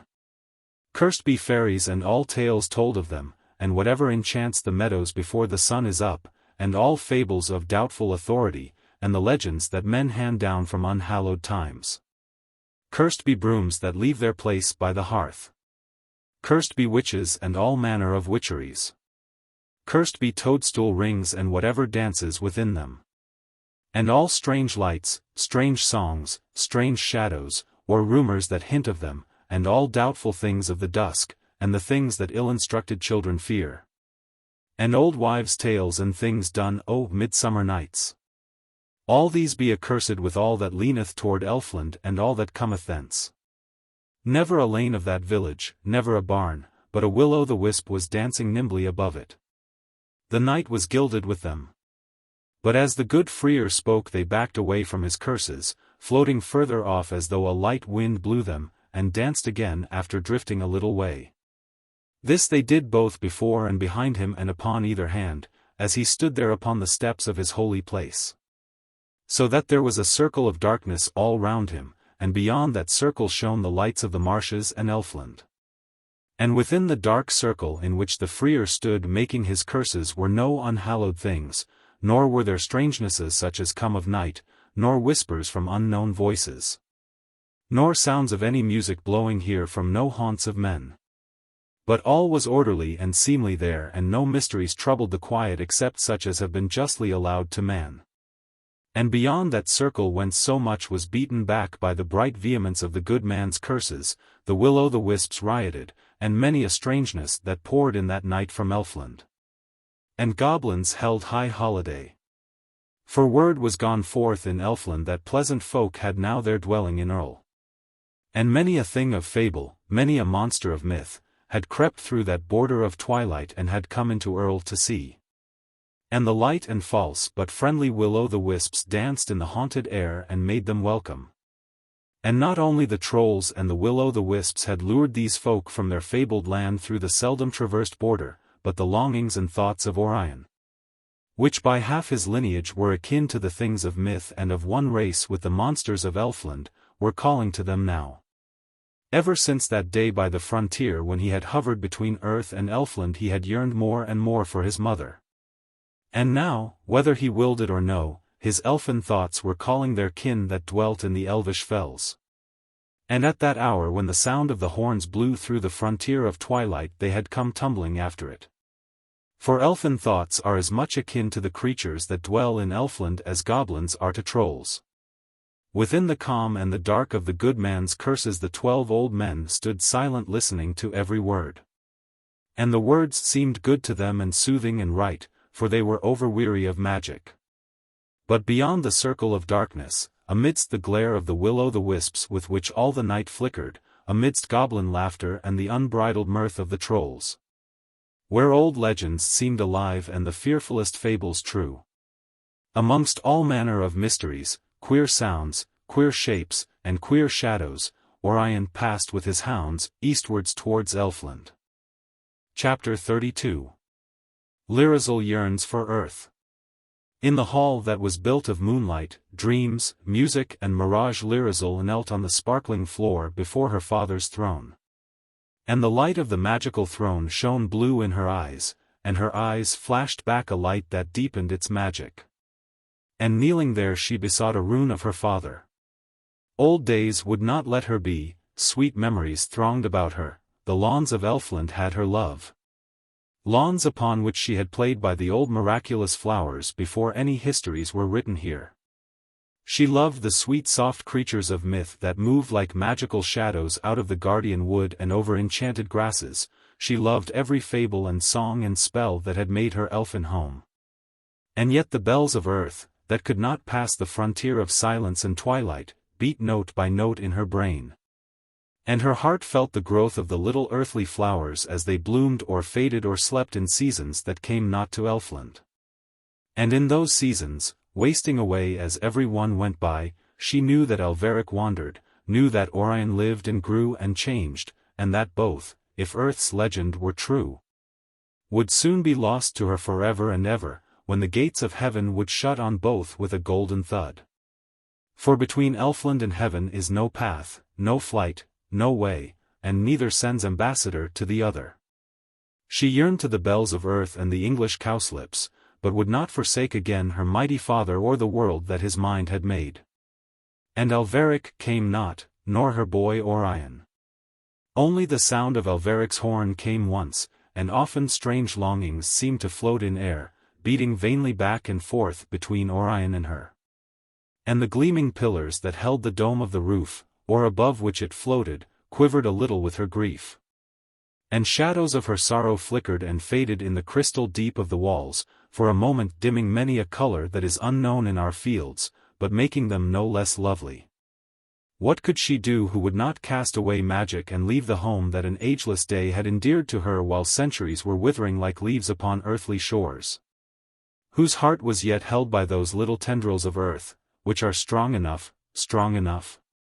And some, translating her bitter need into pitiless earthly words, may say that she wished to be in two places at once. And that was true, and the impossible wish lies on the verge of laughter, and for her was only and wholly a matter for tears. Impossible? Was it impossible? We have to do with magic. She besought a rune of her father, kneeling upon the magic floor in the midmost center of Elfland. And around her arose the pillars, of which only song may say, whose misty bulk was disturbed and troubled by Lirazel's sorrow. She besought a rune that, wherever they roamed through whatever fields of earth, should restore to her Alveric and Orion, bringing them over the border and into the elfin lands to live in that timeless age that is one long day in Elfland. And with them she prayed might come, for the mighty runes of her father had such power even as this, some garden of earth, or bank where violets lay, or hollow where cowslips waved, to shine in Elfland forever. Like no music heard in any cities of men or dreamed upon earthly hills, with his elfin voice her father answered her. And the ringing words were such as had power to change the shape of the hills of dreams, or to enchant new flowers to blow in fields of faerie. I have no rune, he said, that has power to pass the frontier, or to lure anything from the mundane fields, be it violets, cowslips or men, to come through our bulwark of twilight that I have set to guard us against material things. No rune but one, and that the last of the potencies of our realm. And kneeling yet upon the glittering floor, of whose profound translucent song alone shall speak, she prayed him for that one rune, last potency though it be of the awful wonders of Elfland. And he would not squander that rune that lay locked in his treasury, most magical of his powers and last of the three, but held it against the peril of a distant and unknown day, whose light shone just beyond a curve of the ages, too far for the eerie vision even of his foreknowledge. She knew that he had moved Elfland far afield and swung it back as tides are swung by the moon, till it lapped at the very edge of the fields of men once more, with its glimmering border touching the tips of the earthly hedges. And she knew that no more than the moon had he used a rare wonder, merely wafting his regions away by a magical gesture. Might he not, she thought, bring Elfland and earth yet nearer, using no rarer magic than is used by the moon at the neap? And so she supplicated him once again, recalling wonders to him that he had wrought and yet used no rarer spell than a certain wave of his arm. She spoke of the magical orchids that came down once over cliffs like a sudden roseate foam breaking over the Elfin mountains. She spoke of the downy clusters of queer mauve flowers which bloomed in the grass of the dells, and of that glory of blossom that forever guarded the lawns. For all these wonders were his, birdsong and blooming of flower alike were his inspirations. If such wonders as song and bloom were wrought by a wave of his hand, surely he might by beckoning bring but a short way from earth some few fields that lay so near to the earthly border. Or surely he might move Elfland a little earthward again, who had lately moved it as far as the turn in the path of the comet, and had brought it again to the edge of the fields of men. Never, he said, can any rune but one, or spell or wonder or any magical thing, move our realm one wing's width over the earthly border or bring anything thence here. And little they know in those fields that even one rune can do it. And still she would scarce believe that those accustomed powers of her wizard sire could not easily bring the things of earth and the wonders of Elfland together. From those fields, he said, my spells are all beaten back, my incantations are mute, and my right arm powerless. And when he spoke thus to her of that dread right arm, at last perforce she believed him. And she prayed him again for that ultimate rune, that long-hoarded treasure of Elfland, that potency that had strength to work against the harsh weight of earth. And his thoughts went into the future all alone, peering far down the years. More gladly had a traveller at night in lonely ways given up his lantern than had this elvish king now used his last great spell, and so cast it away, and gone without it into those dubious years, whose dim forms he saw and many of their events, but not to the end. Easily had she asked for that dread spell, which should appease the only need she had, easily might he have granted it were he but human. But his vast wisdom saw so much of the years to be that he feared to face them without this last great potency. Beyond our border, he said, material things stand fierce and strong and many, and have the power to darken and to increase, for they have wonders too. And when this last potency be used and gone there remains in all our realm no rune that they dread. And material things will multiply and put the powers in bondage, and we without any rune of which they go in awe shall become no more than a fable. We must yet store this rune. Thus he reasoned with her rather than commanded, though he was the founder and king of all those lands, and all that wandered in them and of the light in which they shone. And reason in Elfland was no daily thing, but an exotic wonder. With this he sought to soothe her earthward fancies. And Lirazel made no answer but only wept, weeping tears of enchanted dew. And all the line of the Elfin mountains quivered, as wandering winds will tremble to notes of a violin that have strayed beyond hearing down the ways of the air. And all the creatures of fable that dwelt in the realm of Elfland felt something strange in their hearts like the dying away of a song. Is it not best for Elfland that I do this? Said the king. And still she only wept. And then he sighed and considered the welfare of Elfland again. For Elfland drew its happiness from the calm of that palace, which was its center, and of which only song may tell. And now its spires were troubled and the light of its walls was dim, and a sorrow was floating from its vaulted doorway all over the fields of faerie and over the dells of dream. If she were happy, Elfland might bask again in that untroubled light and eternal calm whose radiance blesses all but material things. And though his treasury were open and empty, yet what more were needed then? So he commanded, and a coffer was brought before him by elfin things, and the knight of his guard who had watched over it forever came marching behind them. He opened the coffer with a spell, for it opened to no key, and taking from it an ancient parchment scroll he rose and read from it while his daughter wept. And the words of the rune as he read were like the notes of a band of violins, all played by masters chosen from many ages, hidden on midsummer's midnight in a wood, with a strange moon shining. The air all full of madness and mystery. And, lurking close but invisible, things beyond the wisdom of man. Thus he read that rune, and powers heard and obeyed it, not alone in Elfland but over the border of earth. Chapter 33. The Shining Line.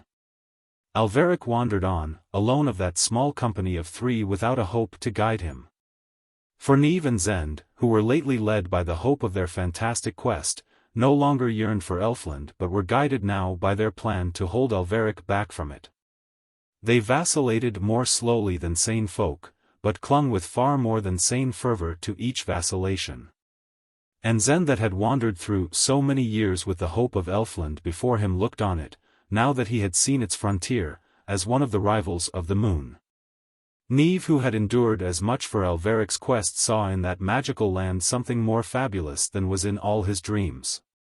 And now when Alveric attempted lame cajoleries with those swift and ferocious minds, he received no more answers from Zend than the curt statement, "It is not the will of the moon," while Niamh would only reiterate, "Have I not dreams enough?" They were wandering back again past farms that had known them years before.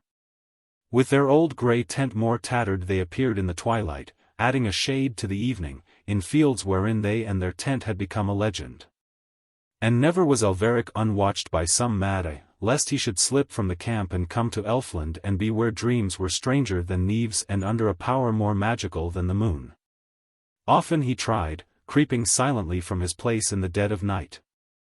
One moonlight night he tried first, waiting awake till all the world seemed sleeping. He knew that the frontier was not far away as he crept from the tent into the brightness and black shadows and past Niamh sleeping heavily.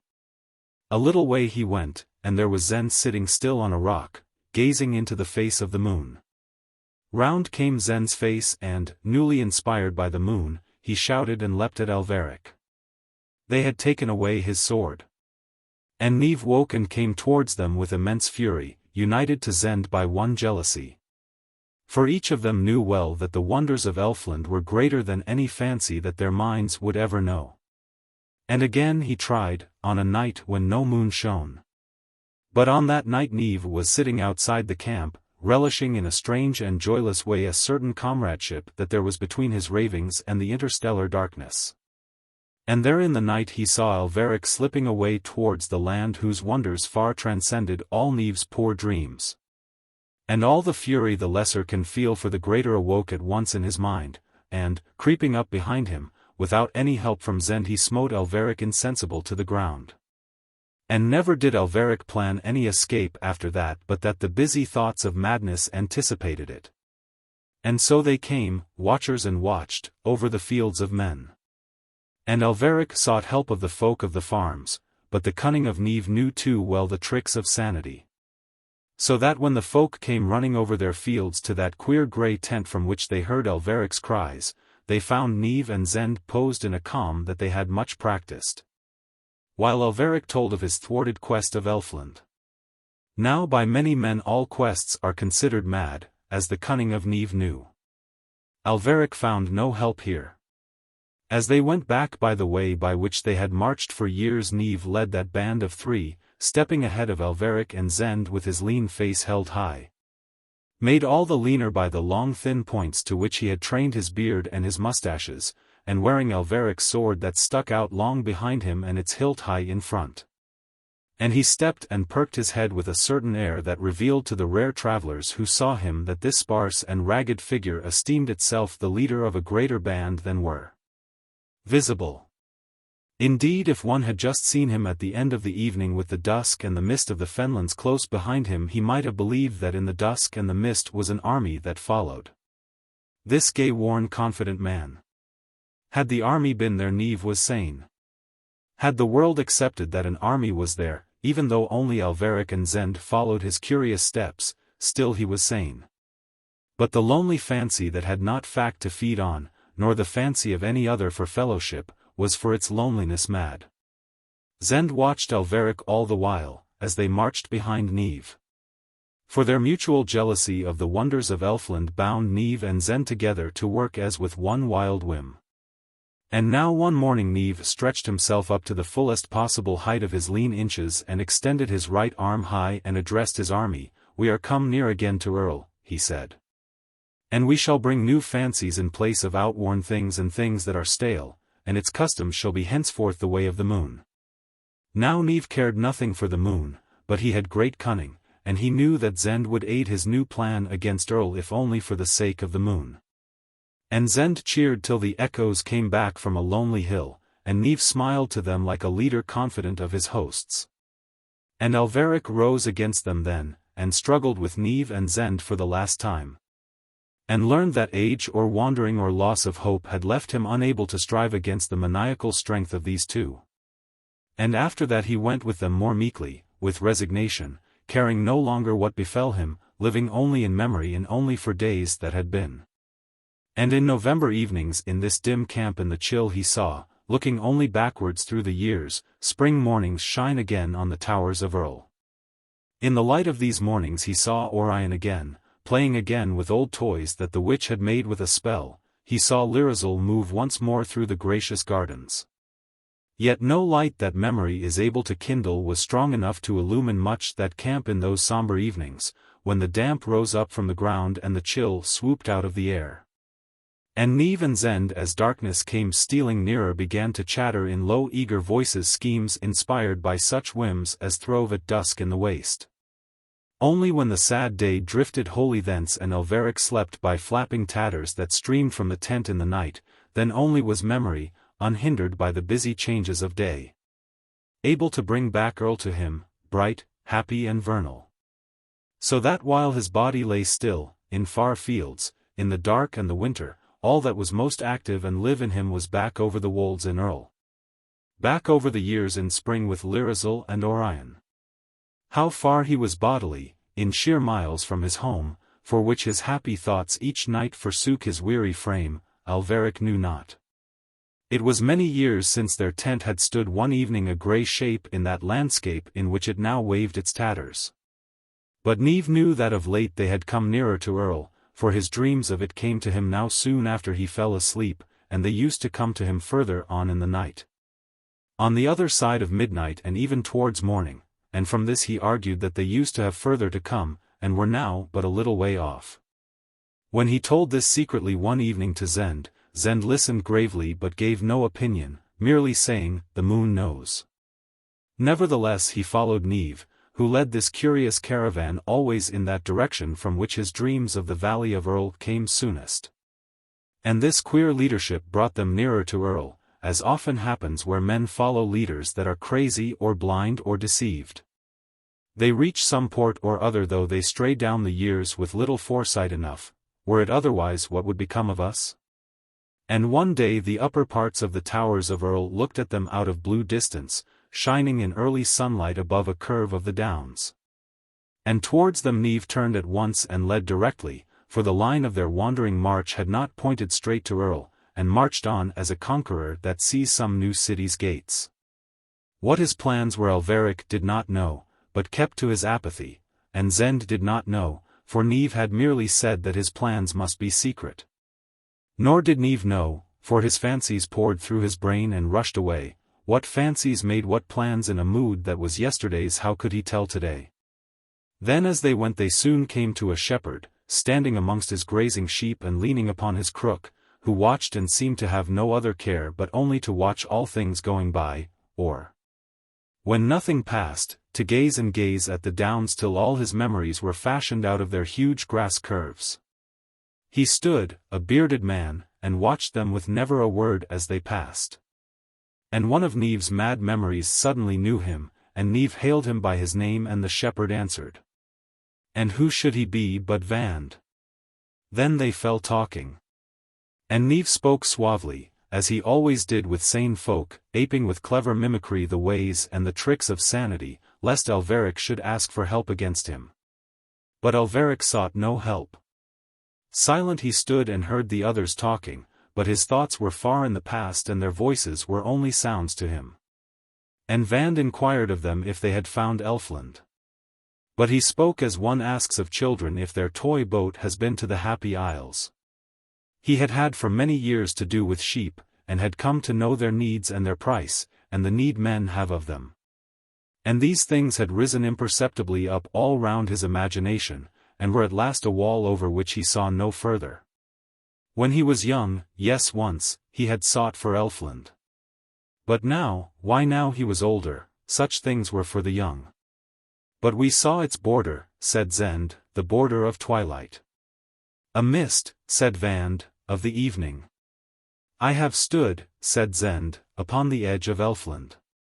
But Vand smiled and shook his bearded head as he leaned on his long crook, and every wave of his beard as he shook it slowly denied Zend's tales of that border, and his lips smiled it away. And his tolerant eyes were grave with the lore of the fields we know. No, not Elfland, he said. And Neve agreed with Vand, for he watched his mood, studying the ways of sanity. And they spoke of Elfland lightly, as one tells of some dream that came at dawn and went away before waking. And Alveric heard with despair, for Lirazel dwelt not only over the border but even, as he saw now, beyond human belief, so that all at once she seemed remoter than ever, and he still lonelier. I sought for it once, said Vand, but no, there's no Elfland. No, said Neve, and only Zend wondered. No, replied Vand and shook his head and lifted his eyes to his sheep. And just beyond his sheep and coming towards them he saw a shining line. So long his eyes stayed fixed on that shining line coming over the downs from the eastward that the others turned and looked. They saw it too, a shimmering line of silver, or a little blue like steel, flickering and changing with the reflection of strange passing colors. And before it, very faint like threatening breezes breathing before a storm, came the soft sound of very old songs. It caught, as they all stood gazing, one of Vand's furthest sheep.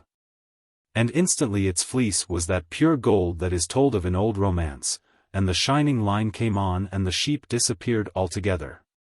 They saw now that it was about the height of the mist from a small stream, and still Vand stood gazing at it, neither moving nor thinking. But Neve turned very soon and beckoned curtly to Zend and seized Alveric by the arm and hastened away towards Erl. The gleaming line, that seemed to bump and stumble over every unevenness of the rough fields, came not so fast as they hastened. Yet it never stopped when they rested, never wearied when they were tired, but came on over all the hills and hedges of earth, nor did sunset change its appearance or check its pace. Chapter 34. The Last Great Rune. As Alveric hastened back, led by two madmen, to those lands over which he had long ago been lord, the horns of Elfland had sounded in Erl all day.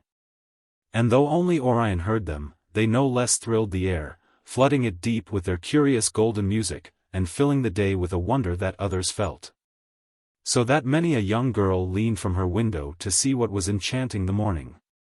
But as the day wore on the enchantment of the unheard music dwindled, giving place to a feeling that weighed on all minds in Erl and seemed to bode the imminence of some unknown region of wonder. All his life Orion had heard these horns blowing at evening except upon days on which he had done ill. If he heard the horns at evening he knew that it was well with him. But now they had blown in the morning, and blew all day, like a fanfare in front of a march, and Orion looked out of his window and saw nothing, and the horns rang on, proclaiming he knew not what. Far away they called his thoughts from the things of earth that are the concern of men, far away from all that casts shadows. He spoke to no man that day, but went among his trolls and such elfin things as had followed them over the border. And all men that saw him perceived such a look in his eyes as showed his thoughts to be far in realms that they dreaded. And his thoughts were indeed far thence, once more with his mother. And hers were with him, lavishing tendernesses that the years had denied her, in their swift passage over our fields that she never had understood. And somehow he knew she was nearer. And all that strange morning the will-o'-the-wisps were restless and the trolls leaped wildly all about their lofts. For the horns of Elfland tinged all the air with magic and excited their blood although they could not hear them. But towards evening they felt impending some great change and all grew silent and moody. And something brought to them yearnings for their far magical home, as though a breeze had blown suddenly into their faces straight off the tarns of Elfland. And they ran up and down the street looking for something magical, to ease their loneliness amongst mundane things. But found nothing resembling the spell-born lilies that grew in their glory above the elfin tarns. And the folk of the village perceived them everywhere and longed for the wholesome earthly days again that there were before the coming of magic to Erl. And some of them hurried off to the house of the Freer and took refuge with him amongst his holy things from all the unhallowed shapes that there were in their streets and all the magic that tingled and loomed in the air. And he guarded them with his curses which floated away the light and almost aimless will-o'-the-wisps, and even, at a short distance, awed the trolls, but they ran and capered only a little way off. And while the little group clustered about the Freer, seeking solace from him against whatever impended, with which the air was growing tenser and grimmer as the short day wore on, there went others to Gnarl and the busy elders of Erl to say, "See what your plans have done.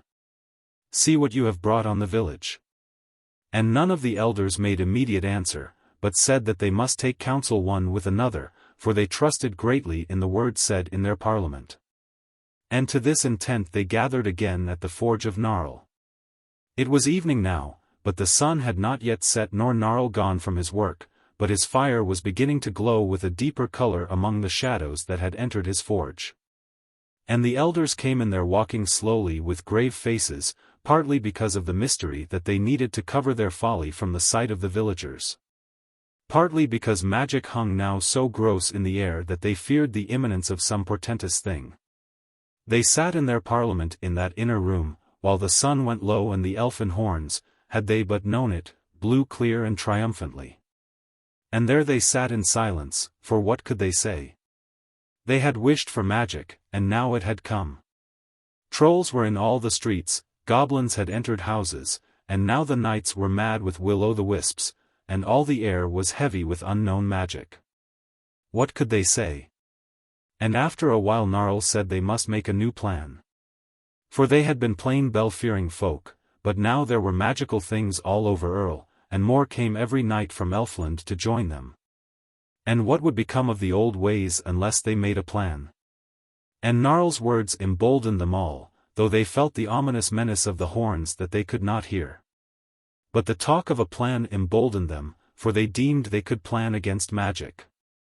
And one by one they rose to speak of a plan. But at sunset the talk died down. And their dread that something impended grew now to a certain knowledge. Oth and Threll knew it first, who had lived familiar with mystery in the woods. All knew that something was coming. No one knew what. And they all sat silent wondering in the gloaming. Lirazel saw it first. He had dreamed all day of the weed-green tarns of Elfland, and growing weary of earth, had gone all lonely to the top of a tower that rose from the castle of Erl and perched himself on a battlement and gazed wistfully homewards. And looking out over the fields we know, he saw the shining line coming down on Erl. And from it he heard rise faint, as it rippled over the furrows, a murmur of many old songs. For it came with all manner of memories, old music and lost voices, sweeping back again to our old fields what time had driven from earth. It was coming towards him bright as the evening star, and flashing with sudden colors, some common on earth, and some unknown to our rainbow. So that Lirazel knew it at once for the frontier of Elfland. And all his impudence returned to him at sight of his fabulous home, and he uttered shrill gusts of laughter from his high perch, that rang over the roofs below like the chatter of building birds. And the little homesick trolls in the lofts were cheered by the sound of his merriment though they knew not from what it came. And now Orion heard the horns blowing so loud and near, and there was such triumph in their blowing, and pomp, and withal so wistful a crooning, that he knew now why they blew.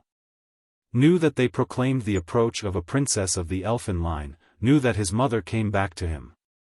High on her hill Ziroonderel knew this, being forewarned by magic. And looking downward at evening she saw that star-like line of blended twilights of old lost summer evenings sweeping over the fields towards Erl. Almost she wondered as she saw this glittering thing flowing over the earthly pastures, although her wisdom had told her that it must come. And on the one side she saw the fields we know, full of accustomed things, and on the other, looking down from her height, she saw, behind the myriad-tinted border, the deep green elfin foliage and Elfland's magical flowers, and things that delirium sees not, nor inspiration, on earth. And the fabulous creatures of Elfland prancing forward. And, stepping across our fields and bringing Elfland with her, the twilight flowing from both her hands, which she stretched out a little from her, was her own lady the Princess Lirazel coming back to her home. And at this sight, and at all the strangeness coming across our fields, or because of old memories that came with the twilight or bygone songs that sang in it, a strange joy came shivering upon Ziroonderel, and if witches weep she wept. And now from upper windows of the houses the folk began to see that glittering line which was no earthly twilight, they saw it flash at them with its starry gleam and then flow on towards them. Slowly it came as though it rippled with difficulty over earth's rugged bulk, though moving lately over the rightful lands of the elf king it had outspeeded the comet. And hardly had they wondered at its strangeness, when they found themselves amongst most familiar things, for the old memories that floated before it, as a wind before the thunder, beat in a sudden gust on their hearts and their houses, and lo! They were living once more amongst things long past and lost. And as that line of no earthly light came nearer there rustled before it a sound as of rain on leaves, old sighs, breathed over again, old lovers' whispers repeated. And there fell on these folk as they all leaned hushed from their windows a mood that looked gently, wistfully backward through time. Such a mood as might lurk by huge dock leaves in ancient gardens when everyone is gone that has tended their roses or ever loved the bowers. Not yet had that line of starlight and bygone loves lapped at the walls of Erl or foamed on the houses. But it was so near now that already there slipped away the daily cares that held folk down to the present, and they felt the balm of past days and blessings from hands long withered. Now elders ran out to children that skipped with a rope in the street, to bring them into the houses, not telling them why, for fear of frightening their daughters. And the alarm in their mothers' faces for a moment startled the children. Then some of them looked to the eastward and saw that shining line. "It is Elfland coming," they said, and went on with their skipping. And the hounds knew, though what they knew I cannot say. But some influence reached them from Elfland such as comes from the full moon, and they bayed as they bay on clear nights when the fields are flooded with moonlight. And the dogs in the streets that always watched lest anything strange should come, knew how great a strangeness was near them now and proclaimed it to all the valley. Already the old leather worker in his cottage across the fields, looking out of his window to see if his well were frozen, saw a May morning of 50 years ago and his wife gathering lilac. For Elfland had beaten time away from his garden. And now the jackdaws had left the towers of Erl and flew away westward, and the baying of the hounds filled all the air, and the barking of lesser dogs. This suddenly ceased and a great hush fell on the village, as though snow had suddenly fallen inches deep. And through the hush came softly a strange old music, and no one spoke at all. Then where Ziroonderel sat by her door with her chin on her hand gazing, she saw the bright line touch the houses and stop, flowing past them on either side but held by the houses, as though it had met with something too strong for its magic. But for only a moment the houses held back that wonderful tide, for it broke over them with a burst of unearthly foam, like a meteor of unknown metal burning in heaven. And passed on and the houses stood all quaint and queer and enchanted, like homes remembered out of a long-past age by the sudden waking of an inherited memory. And then she saw the boy she had nursed step forward into the twilight. Drawn by a power no less than that which was moving Elfland, she saw him and his mother meet again in all that light that was flooding the valley with splendor. And Alveric was with her, he and she together a little apart from attendant fabulous things, that escorted her all the way from the valleys of the Elfin mountains. And from Alveric had fallen away that heavy burden of years, and all the sorrow of wandering, he too was back again in the days that were, with old songs and lost voices.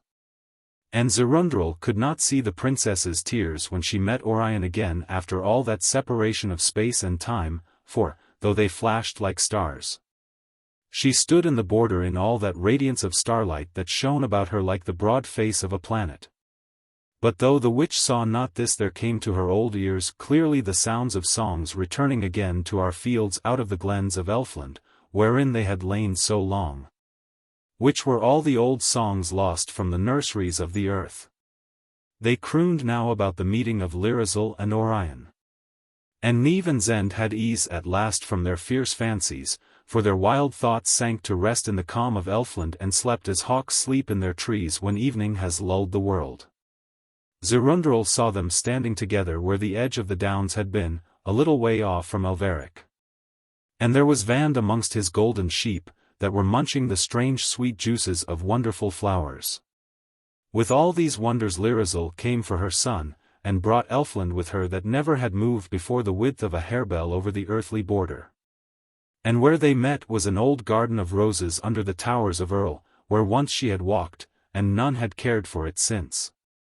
Great weeds were now in its walks, and even they were withered with the rigor of late November, their dry stalks hissed about his feet as Orion walked through them. And they swung back brown behind him over untended paths. But before him bloomed in all their glory and beauty the great voluptuous roses gorgeous with summer. Between November that she was driving before her and that old season of roses that she brought back to her garden Lirazel and Orion met. For a moment the withered garden lay brown behind him, then it all flashed into bloom, and the wild glad song of birds from 100 arbors welcomed back the old roses. And Orion was back again in the beauty and brightness of days whose dim fair shades his memory cherished, such as are the chief of all the treasures of man. But the treasury in which they lie is locked, and we have not the key. Then Elfland poured over Erl. Only the holy place of the Freer and the garden that was about it remained still of our earth, a little island all surrounded by wonder, like a mountain peak all rocky, alone in air. When a mist wells up in the gloaming from highland valleys, and leaves only one pinnacle darkly to gaze at the stars. For the sound of his bell beat back the Rune and the twilight for a little distance all round. There he lived happy, contented, not quite alone, amongst his holy things, for a few that had been cut off by that magical tide lived on the holy island and served him there. And he lived beyond the age of ordinary men, but not to the years of magic. None ever crossed the boundary but one, the witch Ziroonderel, who from her hill that was just on the earthward border would go by broom on starry nights to see her lady again. Where she dwelt unvexed by years, with Alveric and Orion. Thence she comes sometimes, high in the night on her broom, unseen by any down on the earthly fields, unless you chance to notice star after star blink out for an instant as she passes by them. And sits beside cottage doors and tells queer tales, to such as care to have news of the wonders of Elfland. May I hear her again? And with the last of his world-disturbing runes sent forth, and his daughter happy once more, the Elfin king on his tremendous throne breathed and drew in the calm in which Elfland basks. And all his realms dreamed on in that ageless repose, of which deep green pools in summer can barely guess. And Erl dreamed too with all the rest of Elfland and so passed out of all remembrance of men. For the 12 that were of the Parliament of Erl looked through the window of that inner room, wherein they planned their plans by the forge of Gnarl, and, gazing over their familiar lands, perceived that they were no longer the fields we know,